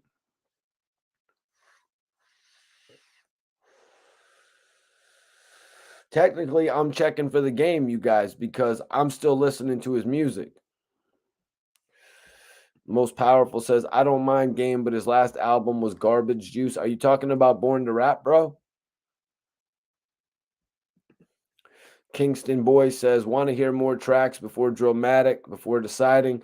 Well, they got Easy out right now, and allegedly they're going to be dropping this Eminem diss track, which is interesting. It's interesting because I'm wondering if that's going to be something they actually feature on the album. Are they going to feature that shit on the album, or is it going to be more like a mixtape type joint? I think it would make more sense to release it as something that they could sell on the album. You know what I mean? I think it would make a lot more sense if they released it as something on an original beat where they could actually, generate money from the streams. You know what I mean? They could get money based on the streams for their project. Otherwise, if they're just doing it 300 bar style where he's jacking for beats, that's not going to do the trick. To be honest, that's not going to do the trick because that's going to get you some interest. You know what I mean? Like back in the day, that would get people like the interest to go buy your album and shit like that. Potentially, 9 times out of 10, it would be better if that diss track was on the album. You know what I'm saying? Like if you could clear it to be on the album, that's what would make it. That's what would put it actually in your favor. Let's be honest. You know what I mean?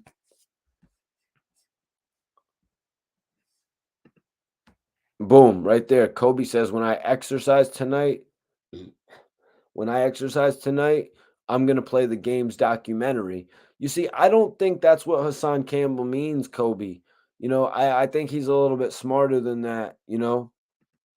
I don't think Hassan means nobody's listening to Game throwbacks because Game has like 4 or 5 classics, whether you're listening to One Blood or you're listening to Dreams, or like I said, you're listening to some of the more like heavy tracks like Start From Scratch or Doctor's Advocate. Whether you're listening to that shit, you're going to the game for a couple different reasons.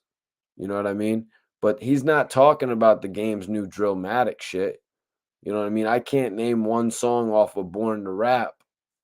I can't name one song off of Born to Rap besides that Nipsey Hussle joint that we were talking about a little bit earlier. You know what I'm saying? What was that called? Welcome Home?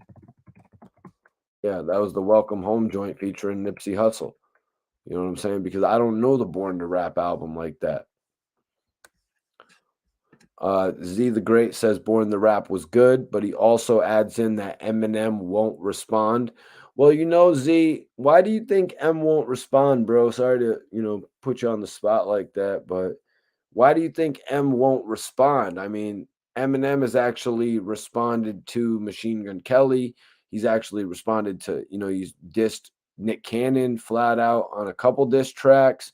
Like, what makes you think that he won't respond to the game if he's provoked to a certain extent where the game can kind of reveals details of this past relationship that they once had? You know what I mean?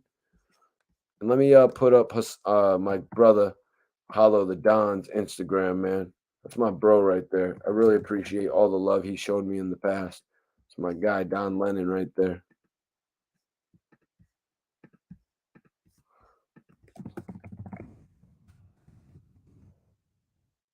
Salute to Pusha T as well. Pusha T's a real one, man. Pusha T actually sat with me for an interview before, actually at Scott Storch's studio. That was pretty amazing. That Pusha T actually sat with me for that shit. We actually spoke on when he got the opportunity to work with Justin Timberlake, of all things. You know what I mean? I actually got the chance to speak with him about that. I thought it was crazy how he started diversifying himself back in the day to the point where he could get on these pop records. You know what I mean? It's like, wow, Pusha T was really on to something, you guys. Pusha T was seriously on to something, and it shows this day how, come on, this is several years ago, and now he's still going, even from being a part of a group. You know what I'm saying? Being a part of a group, we saw how they originally got a whole lot of shine. You know what I mean? And now still thriving as a solo artist. Like, come on, like you got to be kidding me. Pusha T is just a once in a lifetime type of artist. You know what I mean?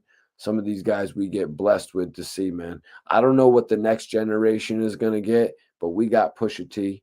You know what I mean? We got Pusha T, and I feel like it.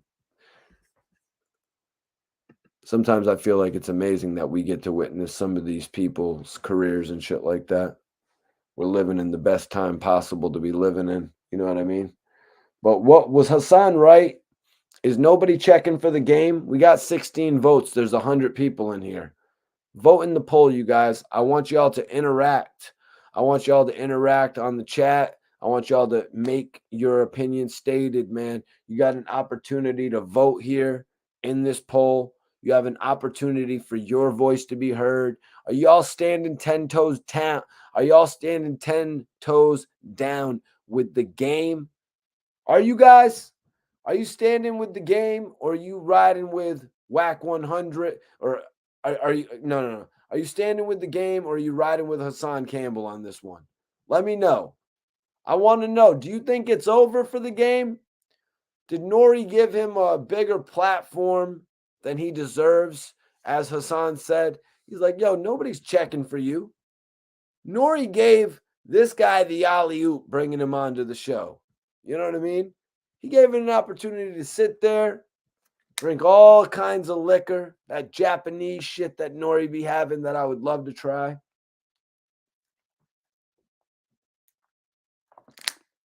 What is it, Japanese Hennessy? What is it, Japanese Hennessy or some shit like that? Man, Nori be drinking some good-ass shit. I ain't gonna lie.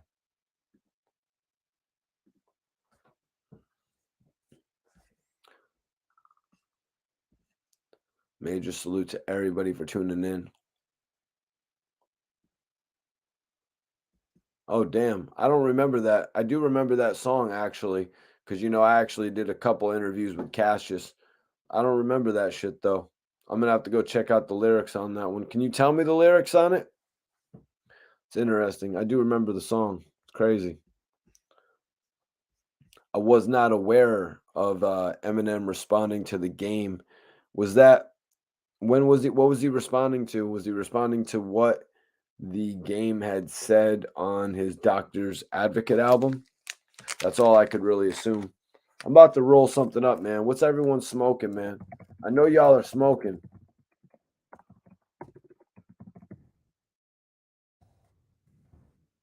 Let me know what y'all smoking. That's what I want to know right now. What's everybody smoking? I'm about to roll something up. Yeah, that's right. We about to roll up some more of this Rick Ross weed. Hell yeah. Ricky Rose. Ricky Rose, I'm smoking your weed. I want to come to the car show. I remember one time I walked side by side with Rick Ross smoking weed. He's got to remember that shit. I don't know if any other blogger has ever done that. I don't know if any other blogger walked side by side with Ross and he lit up and you know what I'm saying? Okay, Bluff, you're smoking on some. All right. Smoking on some Purple Punch, bro. What's that Purple Punch? Bluff, what's that Purple Punch testing at, bro? I haven't got my hands on no Purple Punch yet. But Purple Punch is a good ass weed from what I see. I never really got to try it. I've seen a couple different pictures of it. It looks really good. Yeah, there we go. There we go. We're going to finish up this strand, but I actually picked up a couple. Don't think I'm fronting on you, Rose. I actually picked up a couple of these. I ain't like your every other blog. I ain't like your everyday blogger. I remember I was at Rick Ross's party and the MMG happy 11/11 to everybody in California. Lativa, appreciate you for tapping in tonight. I'm not like every other blogger. I remember hooking Rick Ross's videographers up with weed at their freaking pool party and shit like that.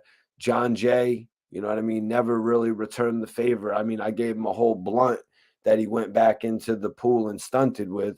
This is Dre Films, homie, and shit. I give him a whole blunt. He goes back to the pool and stunts, but he doesn't really remember it the next day. It's all good, though.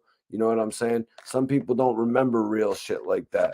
I'm just keeping it real, man. Maybe I see him at the, maybe he hits me up after this. Yo, Mikey, come to the car show. Maybe he sees me at the car show.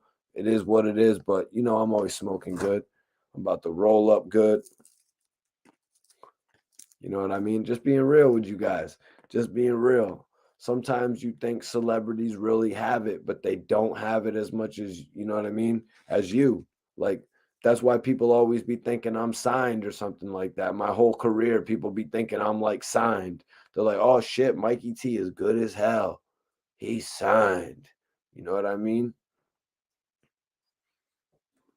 Seriously, that's one of the stigmas around Mikey T, the movie star. They're like, oh shit, he must be signed. It's crazy, right? It's like, if I was signed, I'd be standing up during this blog. If I was signed, I'd be standing up doing this blog.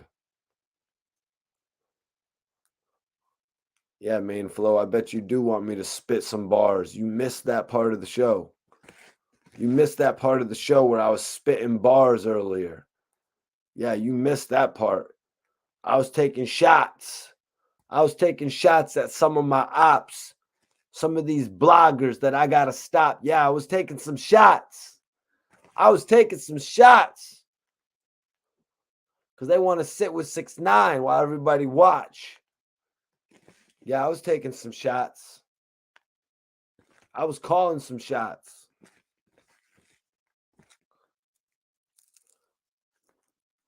I was taking a few shots, but you'll have to go back to see what I was saying. Talking about these what did Max B say? These creatures.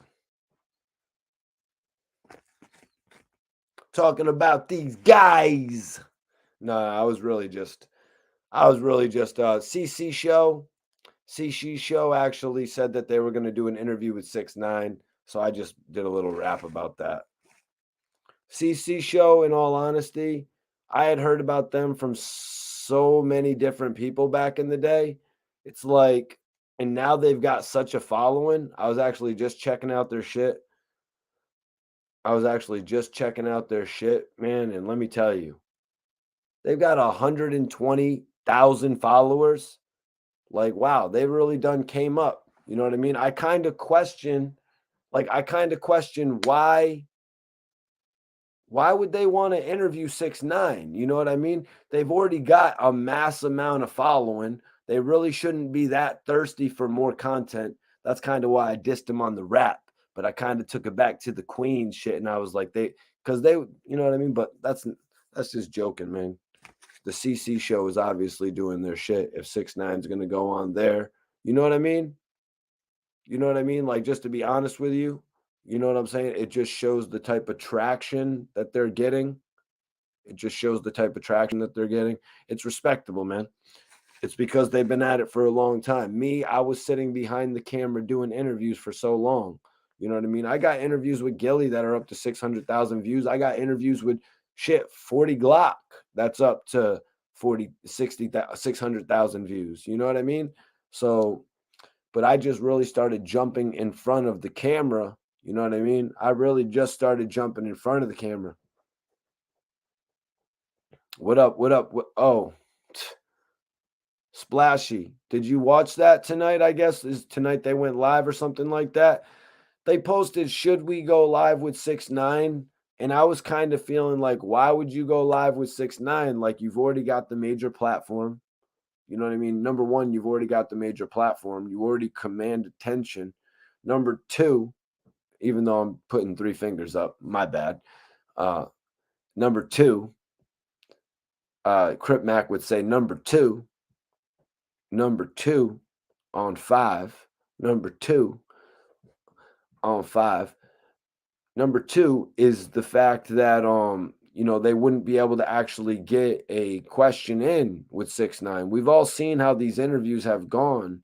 You know what I mean? It's pretty much 6ix9ine trying to hijack the interview at this point. You know what I mean? So unless you really just want clout for your channel, maybe I should send this live to 6ix9ine right now or something. You know what I mean? Like, in all honesty, like, if you really just want attention for your channel, which is why I don't see why they want that attention for their channel. It doesn't really make sense to me since they've already got it. You know, they're already there. They're already thriving.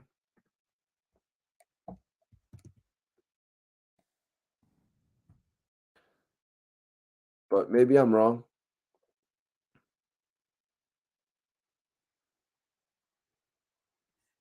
Maybe I'm wrong. You know what I mean? Maybe I'm wrong. Maybe I just keep it a little bit too thorough. You know what I'm saying? I'm obviously in a different position than a lot of those guys. You know what I mean? But I think when somebody's commanding a certain amount of attention by themselves, they don't necessarily need to jump back into the publicity stunt aspect of this game. You know what I mean?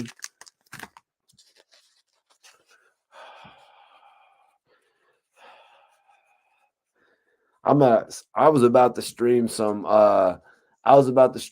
game after this, but we're gonna be streaming some Max B and some French Montana after this. That was really probably one of my favorite hip hop duos right there. That's another poll we should do in the future. Favorite hip hop duos.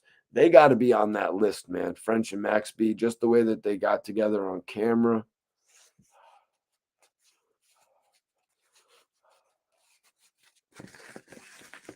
It's just something you can see when people get together, their vibe. Look at the vibe of Wack 100 and the game. I mean, shit, they've been together for a long time. But when the game got with Wack 100, he immediately took his situation to E1 Records. And this is one thing that I give the game in Wack 100 as far as their relationship goes.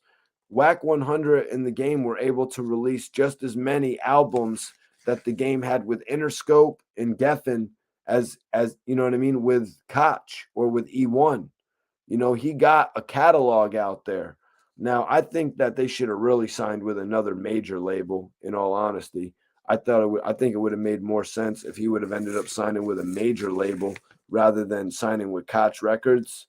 You know, I think after just leaving Interscope, it would really have only made sense for the game to sign with a major conglomerate. He should have signed with a Def Jam. But I imagine at that point in time, it was Jay-Z. It was Jay-Z season over at Def Jam. So Game couldn't sign there. You know, Game had been dissing Jay-Z. Game had been dissing Jay-Z since what? You know what I mean? Game had been dissing Jay-Z since his first album. You know what I mean? So Def Jam probably wasn't an option, but there had to be somewhere else that the game could have went, you know, rather than just going strictly independent. Oh yeah, Splashy Club Blue. Club Blue, yeah, G Unit did a lot of shows there as well. All the artists, man, they were really destroying it in Connecticut, man. They were really doing their thing, man. They were really making their name out in Connecticut. It was wavy as hell. I ain't gonna lie, you know. But when I got my opportunity to move down to Miami, now that's when it really got set off for me, man. That's when I was really starting to be around everybody in the club. Because, you know, in Connecticut, you try to go to a club, they're acting like all bougie and shit like that. Miami, it got to be a little bit different. They're more receptive to artists having, you know, crews with them and shit.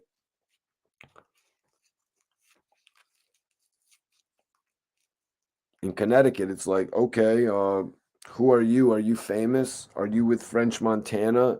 Are you sure you're with French Montana? Are you sure you're with 50 Cent? That's the type of shit you get in Connecticut. No love lost. I love Connecticut. You know, it's my city, but you really got to go outside of the city to get more love. It's nuts. I had to go to Miami to come back and make everybody realize that I was making major moves and shit like that. Even some people try to, like, you know, one up me and shit like that and act like I don't exist. You know what I'm saying?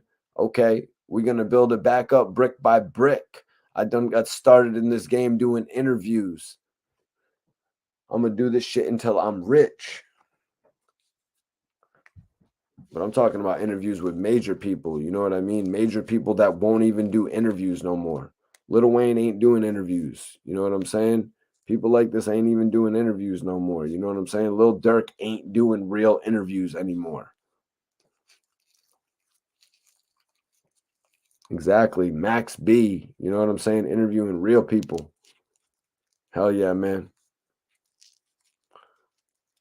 Major salute, Splashy. Appreciate you, man. Tell the CC show, man. Tell him I said what up. Tell him Mikey T, the movie star, said what up. And I don't mean if you're just boys with them. I just mean ever if they're on live or something. I don't be doing all that shit. You know what I mean? But I know they be on the grind. I'd be doing my own shit, you know what I mean? Because let me tell you, this blogging shit is a full-time job, man. You gotta wake up, you gotta figure it out, you gotta study it, you gotta get down on it. You know what I mean? That's why I said, you know what I mean? This shit is real. That's why it's like, when Hassan Campbell gets the call, from Wack 100 talking about we're going to be making a podcast together. You know what I mean? They're going to be filming episodes for the podcast. You know what I'm saying? You really got to look at it like that. So it's like they're going out there. They've got all this information to build on.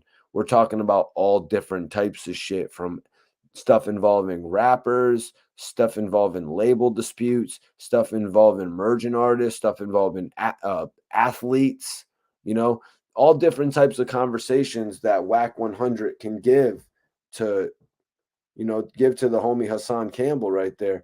That's why he actually has all these recordings. It's pretty evident. You know what I mean? It's pretty evident what they were going for here. You know what I mean? They were going for some true real-time exposal shit. They were going for some real 100 shit. And apparently it was supposed to be Wack 100 and Hassan Campbell on the 100 show. I don't doubt that. You know what I mean? I don't doubt that at all, you guys. I 100% don't doubt that, because that would have been epic.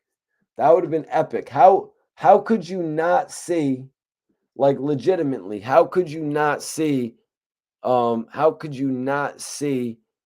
Hassan Campbell and Wack 100 doing the podcast together, you guys? Academics just brought Hassan in. You know what I mean?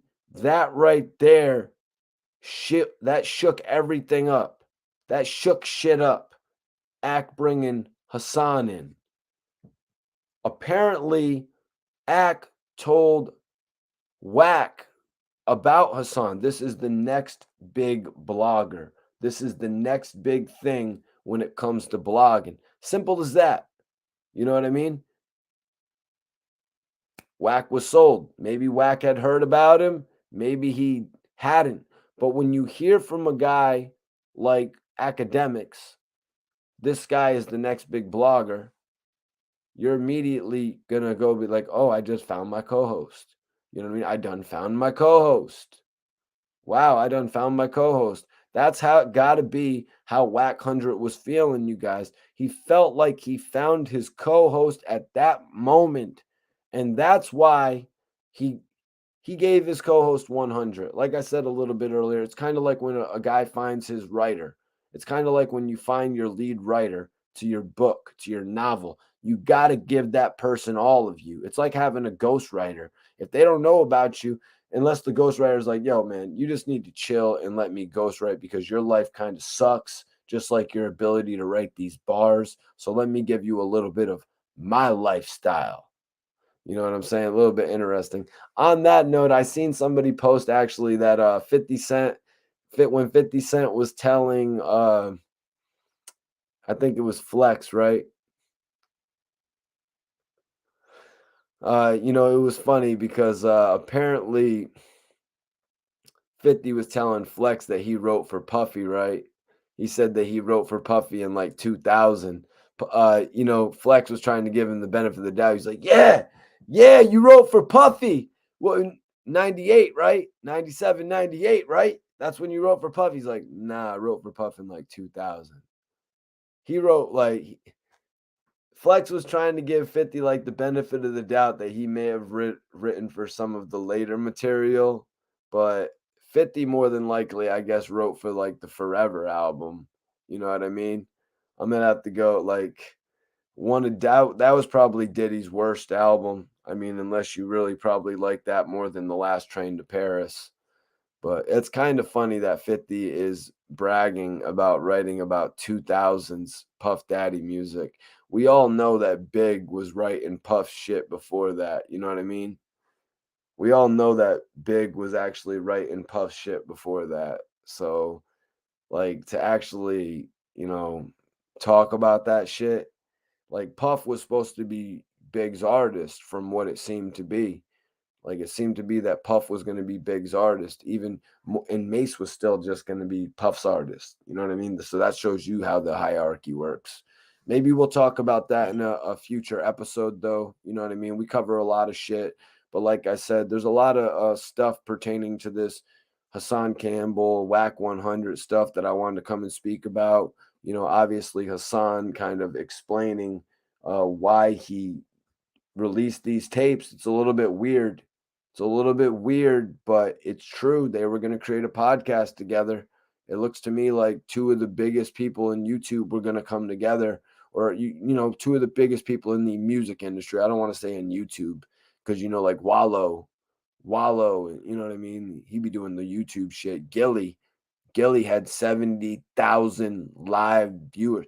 These guys are big as well. Don't get it mistreated. I look at Hassan Campbell as the leader of the YouTube revolution, but I'm just being real in that aspect of it.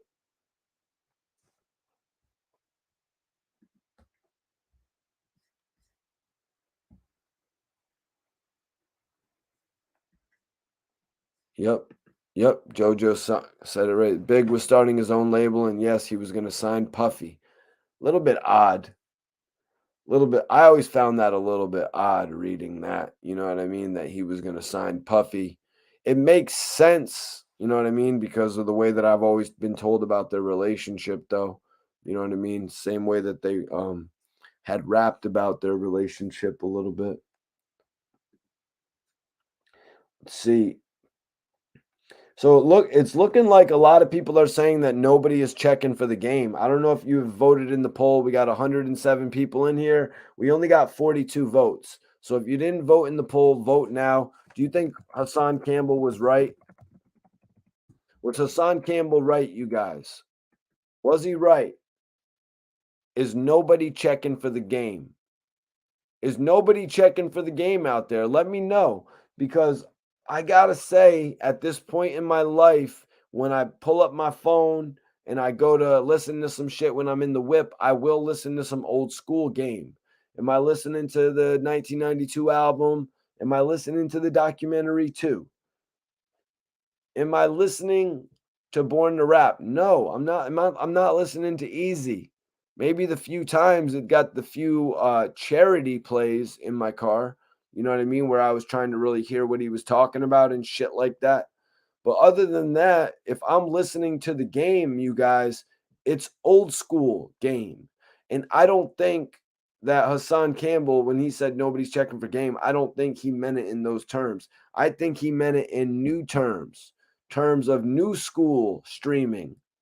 When we stream West Side Story or, you know what I mean, or Special featuring Nate Dogg, one of Nate Dogg's dope hooks right there, if you haven't heard it in a while. When we stream these records, it does not go to the sales of Drillmatic.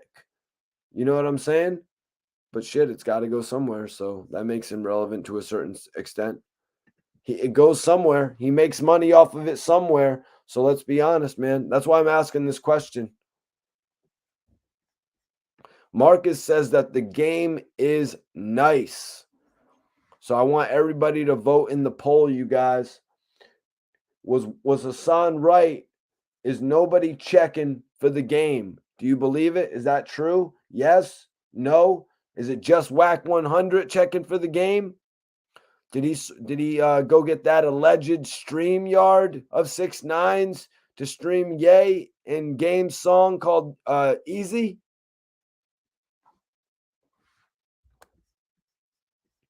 He means relevancy. But isn't somebody relevant, Marcus, if you're always streaming their music? Well, no. Look at 50 Cent. We'll stream in the club forever. It doesn't mean we're calling, you know, 1 second, let me grab my phone. It will stream in the club forever, but it doesn't mean that 50 Cent is still musically relevant. We've all said that dozens and dozens of times. Yep. Tyson Garcia, my bros in the building, says Wack is not even promoting game. Well, Tyson, the last time Wack went viral, which was what, 2 weeks ago, a week ago? The last time Wack went viral, he was promoting the game coming out to diss Eminem. So right there, he's promoting the game. Now we're talking about the game again. We're talking about the game again because the game might have to speak on this. I think Nori might bring it up. Nori might bring it up if the game returns when Drillmatic drops. Nori may bring up the alleged dissing of Nipsey Hussle from Wack 100, how he feels about it. Nori might take that question one step further.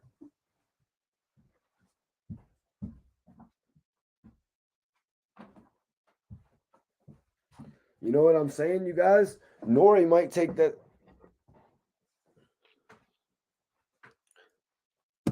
Nori might take that shit one step further, you guys.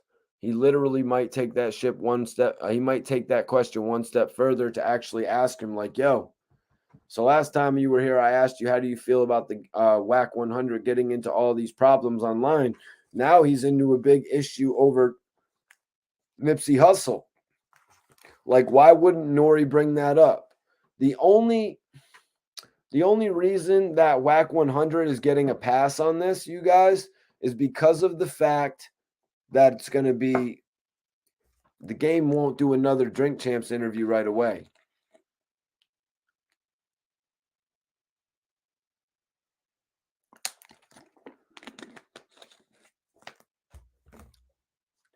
You know what I mean? I don't see the game actually going on Drink Champs again in the foreseeable future. So that's the only reason. But you know what? The game's going to go on the game's going to go on the Breakfast Club. You know what I mean? The game's going to go on the Breakfast Club, you guys, and Charlemagne's ultimately going to ask him about this. Let's be 100% real. Charlemagne is going to ask the game about this. He's going to ask him, how does he feel about everything going around with the conversation about Nipsey Hussle, with Wack 100 being your manager? It's just the real question to ask. You know what I mean? A lot of people are looking at the game sideways, you know, because of all the affiliations he's had over his career. I mean, it's kind of crazy that you were affiliated. We all saw the way that he explained being affiliated with Jimmy Henchman, though. You know what I mean? We all saw the way that he explained being affiliated with Jimmy Henchman. And if you haven't, just go back and watch it because he explained it, you know. And we all saw the way that he explained being affiliated with Wack 100 on Drink Champs. But this is something totally different, man. We all heard the damn story he told about Nip on Drink Champs. You know what I mean? It sounded really sincere. It sounded extremely sincere, the story that we got from the game in regard to this whole situation, which is why the question will be asked again.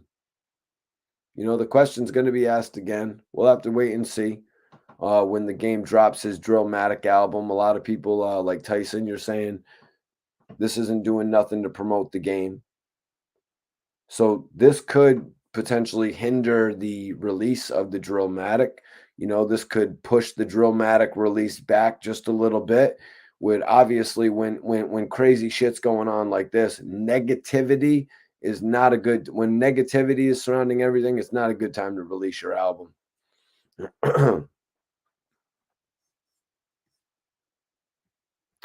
Jojo the Don says, don't bite the hand that fed you. Game went against his bosses. His rap career is done. Yeah, when you talk about bosses right there, Jojo, you know who we're talking about. We're talking about Dr. Dre. We're talking about Jimmy Iovine. We're talking about, I don't really necessarily think I'd call Eminem one of the game's bosses, but he was one of the quote unquote three-headed monster alongside 50 Cent from Interscope at that point. 50 Cent had taken a part of the game's career. Now, when you're going at these dudes and you're disobeying the orders of other people involved, like Jimmy Iovine setting up that whole thing, I imagine, of them shaking hands, like then you're just going against the grain, to quote the Corrupt album with Death Row. You know what I mean? You're going against the grain. You're going against the grain in that situation, and you're going to cost yourself. You know what I mean? You're going to cost yourself undoubtedly. Look what happened. The documentary, 580,000 copies sold in 1 week. The Doctor's Advocate, 360,000 sold in the first week. Now, you could say those 200,000 fans, those 220,000 fans that didn't show up for the game, You could say they were simply G Unit fans. They didn't show up because they were G Unit fans. Let's look at a real factor, man. How about Interscope not shipping enough units? How about Interscope under shipping and not sending out an additional 250,000 units, an additional 500,000 units, 500,000, because of the fact that the game had been moved to another record label? What if that was the fact of the matter? What if the fact is they put out more copies the first week of the documentary than they did of the Doctor's Advocate?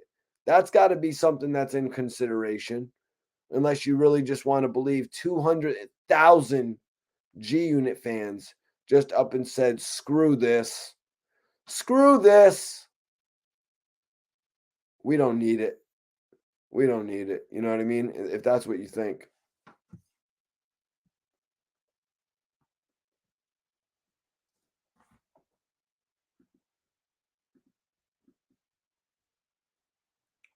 Second.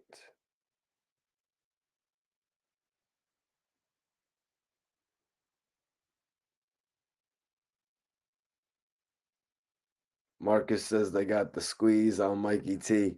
Hold on. How did they have the squeeze on me? How did they have the squeeze on me? I was just kind of wondering, because I was kind of thinking that they had the squeeze on me real quick. You know what I mean? But let's be real, man. But let's be real. Nobody gets the squeeze on Baby Suge. They don't get no time. They don't got the time to squeeze Baby Suge. You know what I'm saying?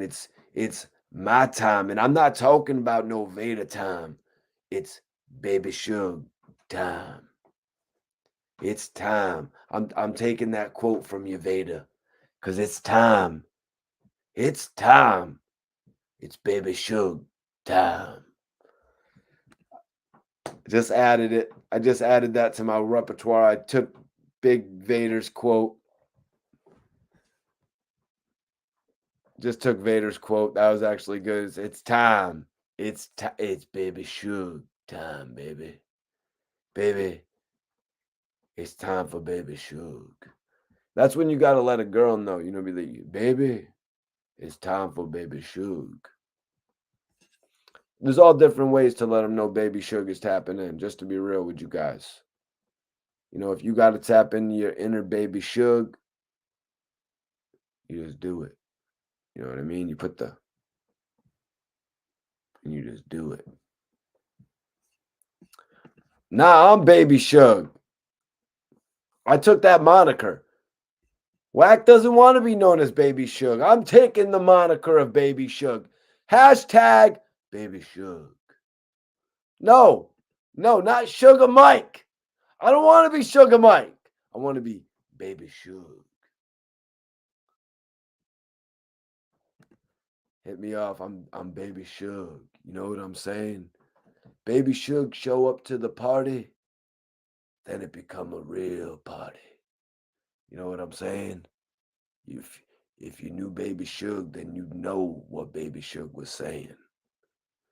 And I gotta talk in that voice too when I'm Baby Suge. You put the deep voice on them. You grill them with that.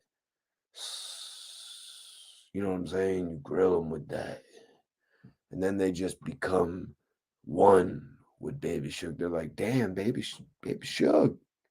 Damn, Baby Suge, you done took my attention away, man. Jump on my podcast, Baby Suge.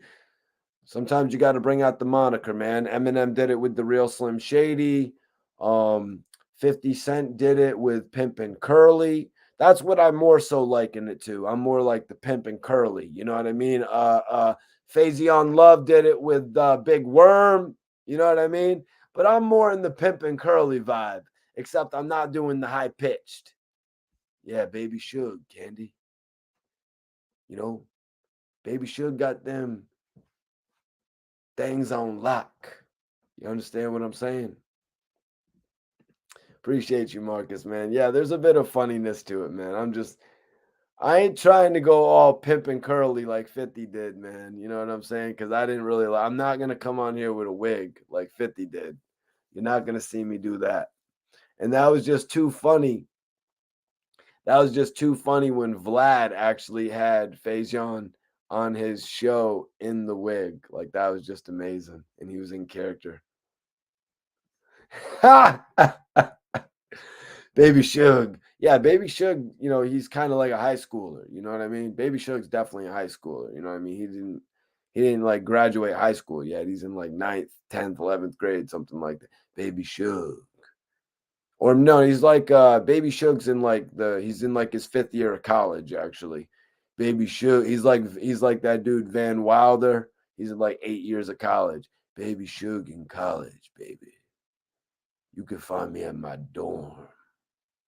Getting it on. That rhymed, right? Yeah, it did. Yeah, Pimpin' Curly wasn't as funny as Baby Suge. Now, not when Wack 100 does Baby Suge. You know what I mean? When Wack 100 does Baby Suge, it's not as funny as when Mikey T does Baby Suge.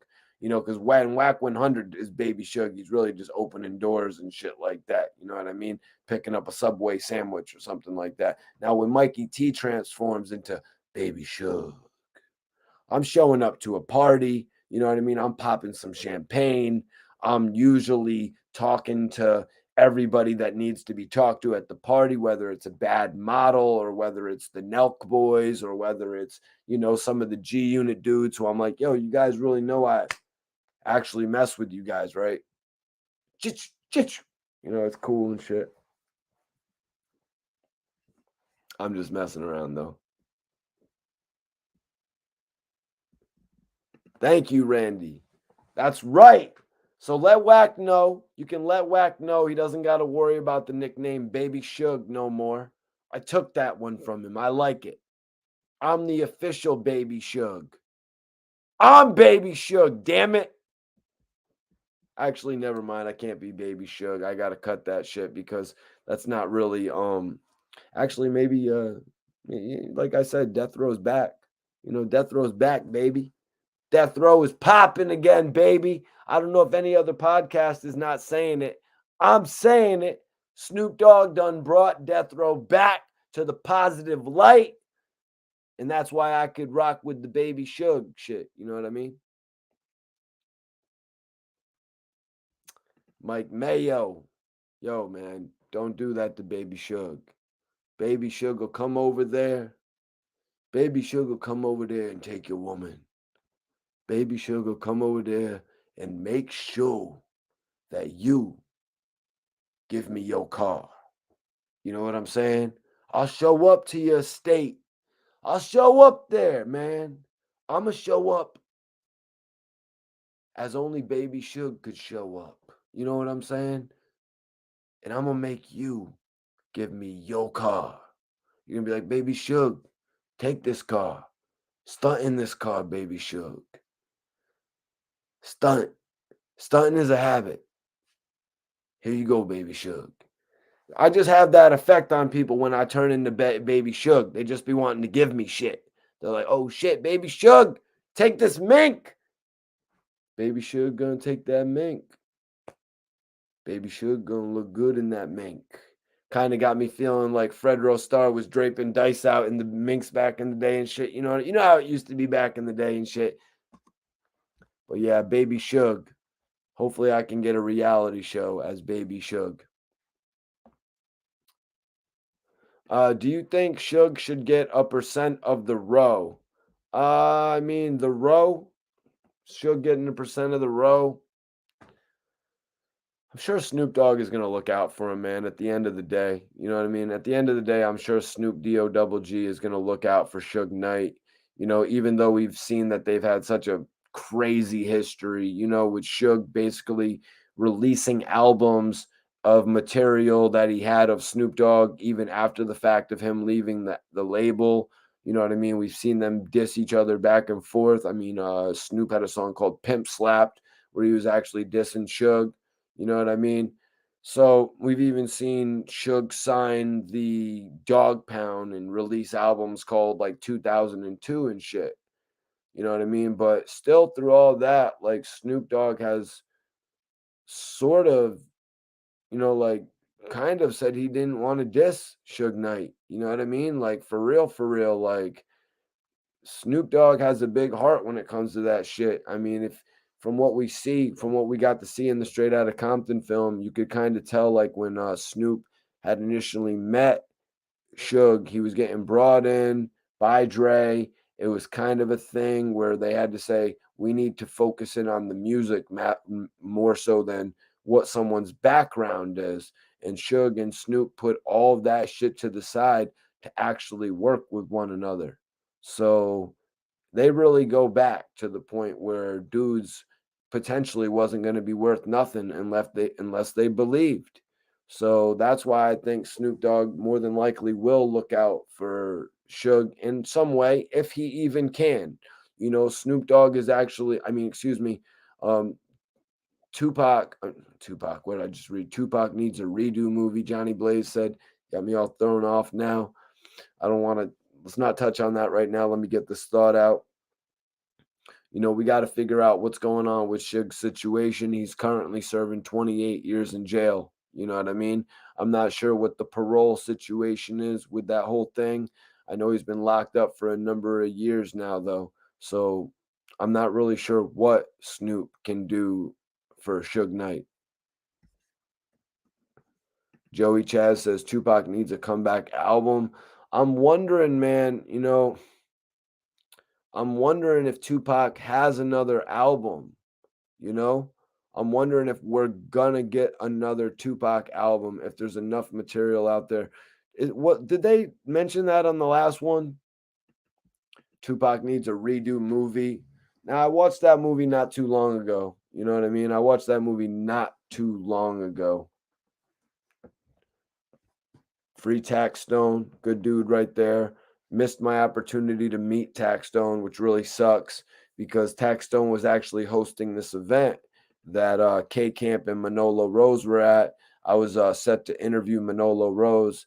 Manolo actually left after his set, so I had no choice but to leave the club as well to get my interview with Manolo Rose. So I didn't get an opportunity to meet Tax Stone, but I did do an interview with Casanova, right after Don't Run had blown up, and he told me about how much of a relationship that he had, you know what I mean, how much of a relationship that he had with Tax Stone, how they were actually in the box together. I don't know if you guys didn't see that interview I did with Tax Stone, but go take a look at it if you haven't seen it.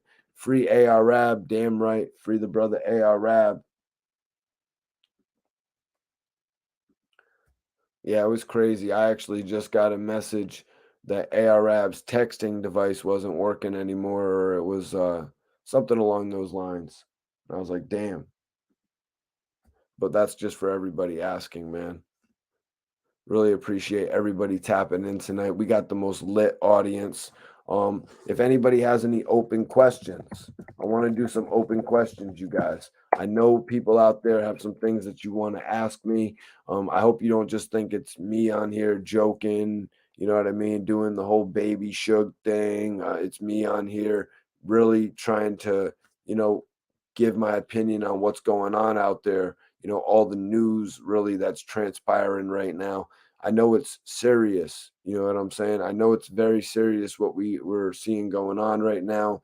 It's kind of shocking as well, seeing certain people link up that you never really would have thought would actually jump on the podcast together. All these dudes are doing separate things, right? All these dudes are doing such separate things. They're such different entities. To see them all, come together is just kind of crazy, in my opinion. You know what I mean?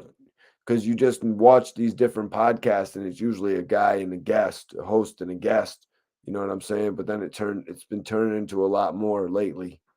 We'll have to see where it goes, man.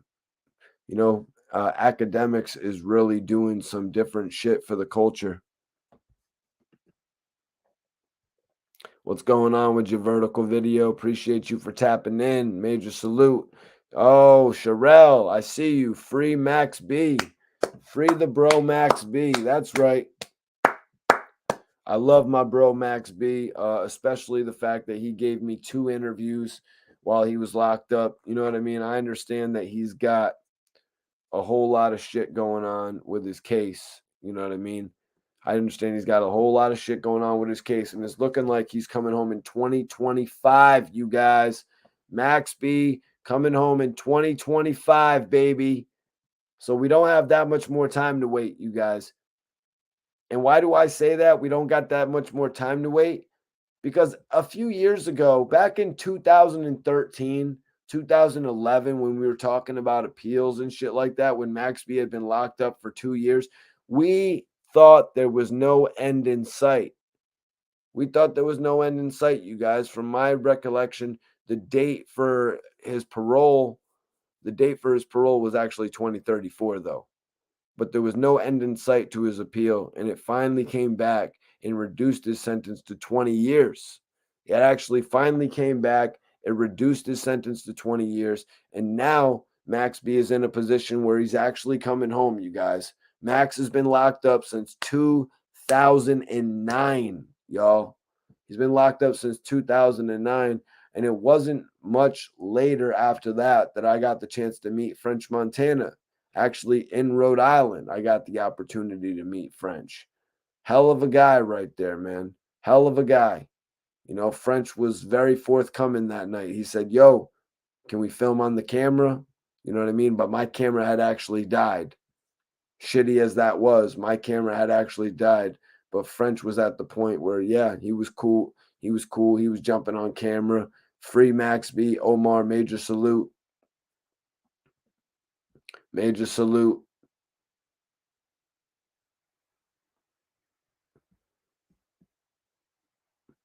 Marcus says, "Can you ask 6ix9ine why he didn't troll the Spanish rappers?" Well, the thing was, it looked like 6ix9ine was trying to take on more of a relationship with Anuel. Anuel, he came onto the scene, you guys, and he blew up like crazy. Anuel came onto the scene and blew up like crazy to the point where he really couldn't affiliate himself with 6ix9ine anymore. Pretty obvious. You know what I mean? If you look at Anuel, at first, it seemed like Anuel was being toted with the Maybach Latino label, MMG. I don't know why they wouldn't have just signed him. I don't know why they wouldn't have literally just signed him to MMG. Ross should have got him in a contract ASAP. You know what I mean? And really bridged the gap. You know what I mean? First of all, if you're really doing an MMG Latino thing, it's got to, the parent label has already got to sign you off rip. You know what I mean?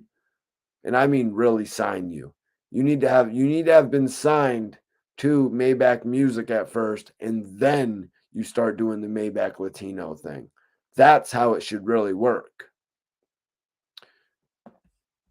Marcus says, right, but why is he not talking crazy to him? He's not talking crazy to him because he's hoping a relationship will carry on. He's hoping a relationship will carry on based on the fact that they know each other's family. It's pretty simple to see. You know, 6ix9ine is hoping, okay, this dude Anuel and me have introduced each other to our parents, our families.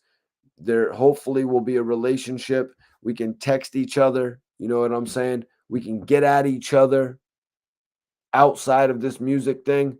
I understand. I have a song with you. I understand you're not going to be a part of the video. I understand you want nothing to do with me in a public setting. This is the new life that 6ix9ine has to be accustomed to. I remember I'm watching a Steve Will Do It video, you guys. Steve Will Do It was going to meet up with 42 Doug.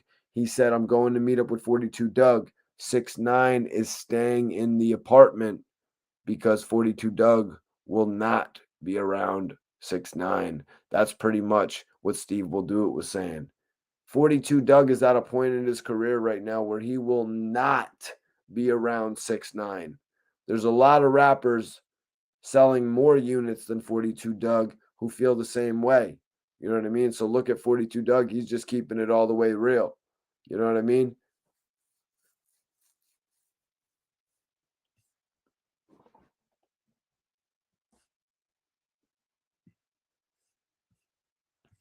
Jojo the Don said, "Who cares about 6ix9ine? That was just a quick cash grab to target the Spanish consumers."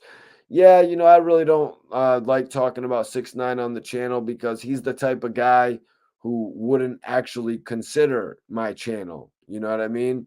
6ix9ine is not the type of guy that would consider my channel. So why do I really like talking about him? You know what I mean? 6ix9ine will reach out to people that will diss him all day because of the fact that they've got a lot of clout and a lot of viewers and a lot of subscribers. You know what I mean? But that's just the way he is. But he's not going to reach out to somebody who can hit the people with real facts and real knowledge. Because I'm on here spitting the real knowledge. You know what I mean? When everybody's talking about how big 10 million is, I remember the other joint dropped and it had 39 million. I remember the joint that came out after that had 32 million.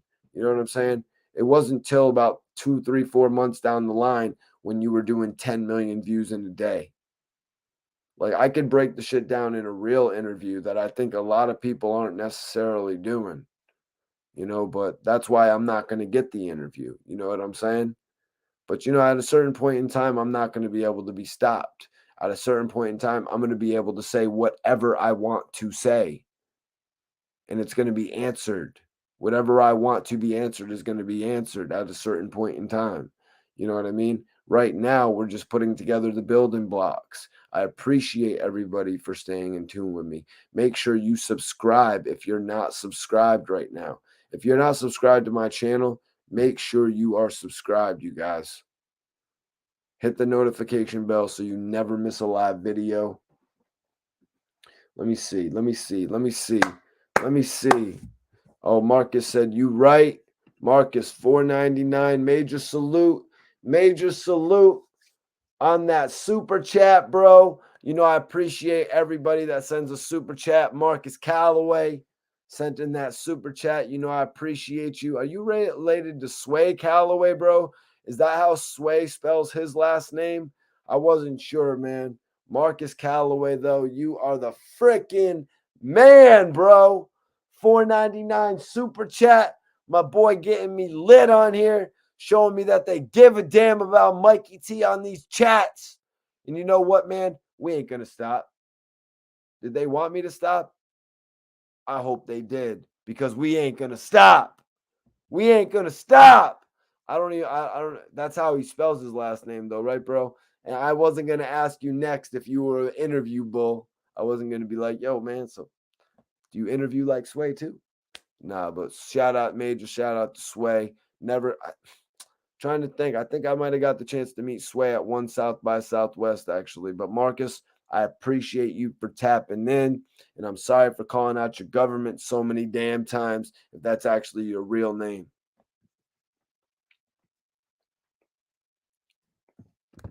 Sherelle says, real hip hop. Real hip hop is when people spit real bars. Yep, I agree with you. But real music is real music. Omar, Dark Low had just posted a GoFundMe. You can go Google search that, bro, and check up on that. I done a video on it a few months ago. Right now, I'm actually waiting on information as to how to write Dark Low. That's kind of the next step that I want to get in, you guys, so I can get everybody information on actually how to write Dark Low. You know what I'm saying? I want to see if we can actually get that information before I do another video.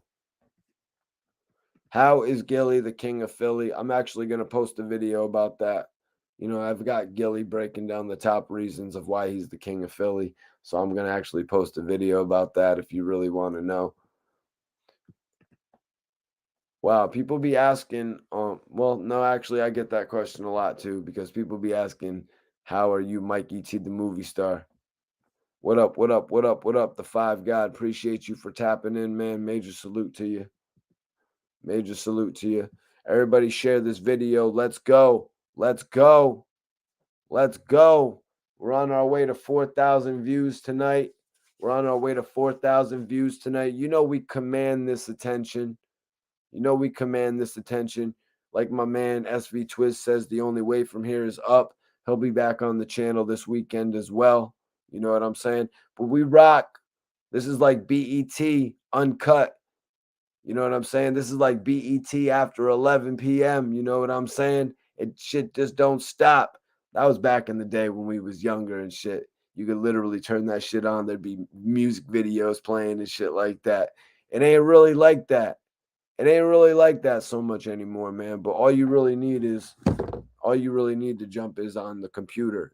It's like Soulja Boy said, you know what I mean? Soulja Boy got the opportunity where his video would actually be played on MTV, BET, or whatever, but it would only be played a few times. That's how he knew YouTube was going to be so big. You know what I mean? That's how he knew YouTube was the next step in the whole industry. So somebody could go and watch you whenever they want to. You know what I mean? Like me going 4 hours on a podcast, which is longer than normal. You know what I mean? I usually only go about 3 hours. A short podcast for me is about 90 minutes, you guys. So, but like I said, stay invested in what I'm going to do because I want to put out news briefs on a daily. I want to start putting out news briefs like Pooh Shiesty commenting on getting sentenced to 5 years. I want to do, stuff like what was the other story I wanted to do? There was a story about ASAP Rocky that I'm sure you would have all liked to have read if I posted that on the page. But I want to do little 10-minute, little 8, 9-minute news briefs just because of the fact that we go live and cover shit as well. You know what I mean? So expect those on the channel in the middle of the day, 3, 5, 6 o'clock. You know what I'm saying? J Vape Lounge, major salute to J Vape Lounge, Mikey T, Chirac rocks with you. I definitely want to do more interviews with rappers from Chirac. Major salute to Chirac. If you know any, just have them hit me up on the gram, man. Have any Chirac rappers hit me up, man. I would definitely be interested in building with you guys. But really, man, I'm interested in building with y'all. Everybody, follow me on the gram if you're not. Follow me on the gram if you're not following me, you guys. Oh shit, I'm following my guy. Okay, there's my bro right there. That's my bro actually. That's my bro Finesse actually.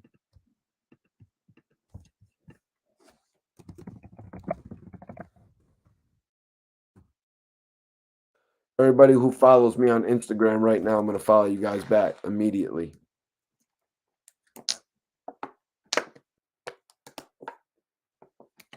You heard? Everybody that follows me right now, I'm going to follow you guys back. I'm about to end this poll, you guys. Vote in the poll right now if you haven't. I'm giving you guys 2 more minutes to vote in the poll. Are you guys checking for the game? That's the poll. I want to know. Are you guys checking for the game or not? Is Hassan Campbell right? Is nobody checking for the game? Or are you guys checking for the game? That's what I want to know. Major salute, Marcus. Okay. Okay. All right. Jay, hit me on the DM, bro. Tell him to follow me as well, bro. Tell him to follow me and we'll have him on the show, actually. That sounds good. Nah. Don't disrespect Vlad, bro. Let's not disrespect anybody in a position. Salute to Queen's Flip. Salute to G Money. You know what I mean? Let's not just diss people for the sake of dissing people. That doesn't make any sense. That shit doesn't make any sense. Everybody on here, vote in the poll right now. This is the last minute. I'm going to leave the poll up. I'm going to end the poll. If you guys think the game is getting checked for right now, or if you guys think the game is lukewarm, is it yes or no?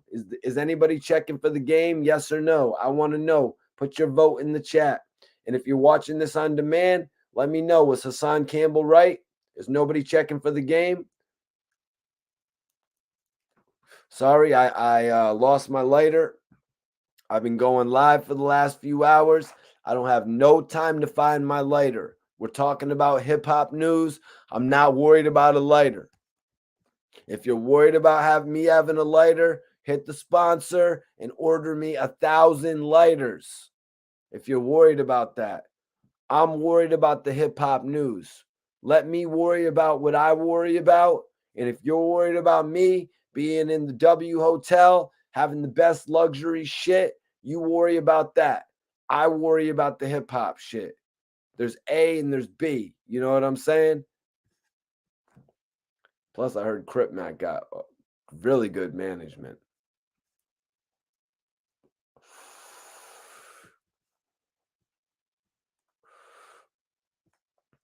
What is the Sugar Shack? Not sure what the Sugar Shack is, but I need some Baby Shug. I need some Baby Shug shirts for sure. Jay Vape says game is only hot with Kanye. Or 50, right? Game is only hot with Kanye or 50, they say. Would he not get far without Kanye?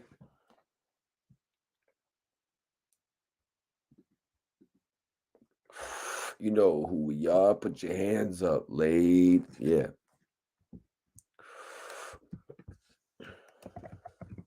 All right, y'all. I always take questions from the poll. Not from the poll. I always take questions from everybody in the chat.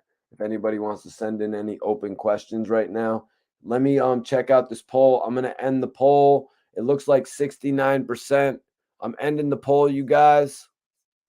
It looks like Hassan Campbell saying that nobody is checking for the game.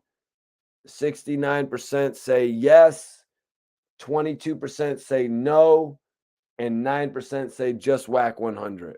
So the game, they're saying that nobody's checking for the game. I don't necessarily agree with that, but that's what the chat said tonight. I'm giving y'all 30 more seconds to vote if you guys want to upset this. Actually, there's 81 votes in there, so maybe that's about it.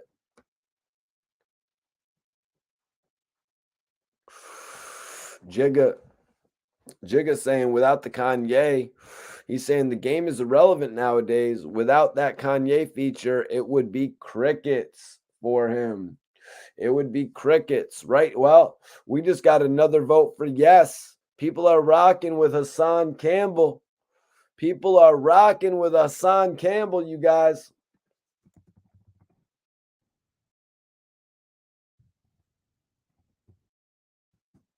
Yeah, I think the game needs to talk about this whole thing. And somebody's going to ask him whether it's Charlemagne or whoever he does an interview with next.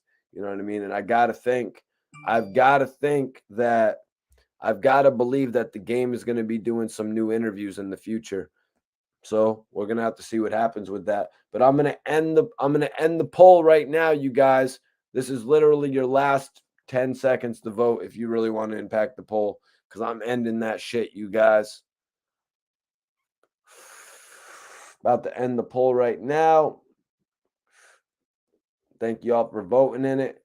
I want you guys to tag Ricky Rose. I got that shit pinned. Go tag Ricky Rose. Tell him, yo, we need Mikey T, the movie star. We need Mikey T, the movie star, at the car show, blogging, live blogging, drinking rose, blue Bel Air. You know what I'm saying? I'll drink the gold, the clear, and the pink shit too. But I'll blog it all for y'all, and y'all will see me at the Ricky Rose car show. But if I don't get the invite, if we don't get the official invite, I'm not going. Otherwise, I'll be there blogging, y'all. I'll be there blogging, man. So hit up Ross and tell him Mikey T needs to be there.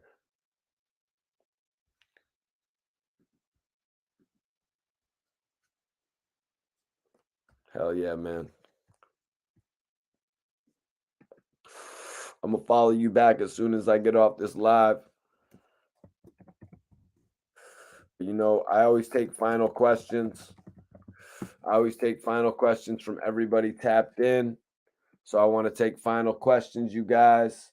I really appreciate y'all. I'll be live again this Saturday. Saturday night, we'll be going live. You heard? We're going live on Saturday night. You know, I will be joined by my guy, SV Twiz. We're going to be going over the hottest news. This is your turn, though. This is everybody in here's turn. If you guys have any questions, this is your opportunity to ask now. You can ask me literally anything you want. I don't give a damn what y'all want to ask. I got the 30th anniversary death row poster at FYE, actually. I got the 30th anniversary death row poster at FYE. And I got the original death row poster.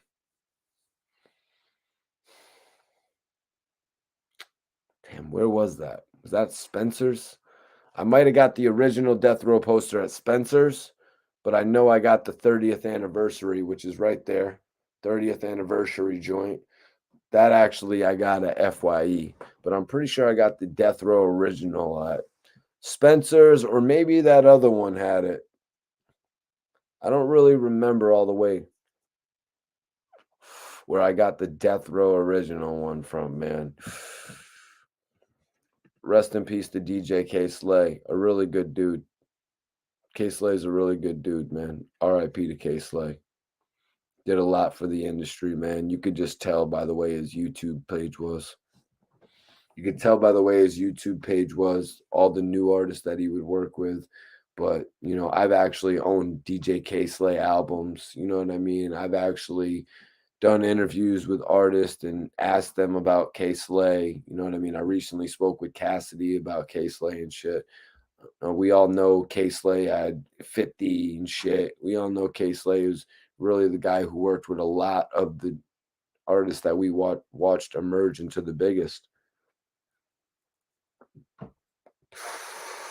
But more than that, K Slay was an entity himself that you would want to watch. That's why I say his YouTube, you know what I mean? That's why I say him on radio. You know, he was really people just are into him. You know what I mean? Even what he did with Papoose, we got a chance to watch his career. You know what I mean? Almost blow up into something major with Papoose too.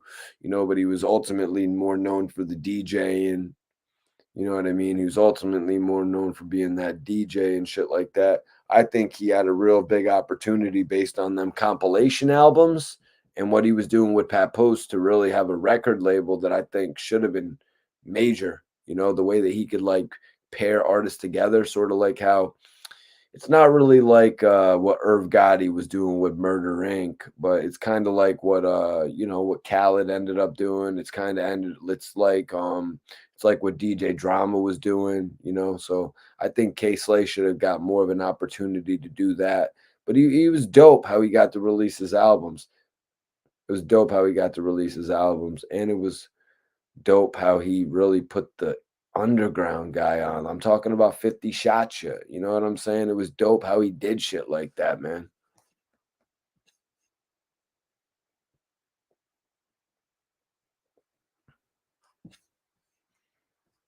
But yeah, man. What a live video tonight. Appreciate everybody for tapping in, man. Y'all are the livest audience. Y'all give me the energy to go this long, man. You know what I'm saying? But that's how it is. That's how it is, man. We got to keep the news rolling, man. We got to keep the topics popping. I appreciate everybody for tuning in. If you're not subscribed to this channel, make sure you subscribe right now. I'll be back Saturday night. That's right, you guys. Saturday night, 10:30. We'll be going live. So make sure you're here. How do you make sure you're here? How do you make sure you're here, you guys? Follow me on Instagram, because there will be an update on the Instagram, but make sure you're subscribed here as well so you get that update right to your phone that Mikey T's going live. And you know when Mikey T goes live, you guys, you know when I go live, I interact with everybody in the chat, man. We got the most interactive YouTube audience. We've got the most, I'm going to say this, we've got the most interactive live podcast, you guys. And I will see y'all on the next episode. That's right. Peace, everybody. See y'all in the next episode. Love. Follow me on the gram. Like I said, if you follow me on Instagram, I'm going to follow.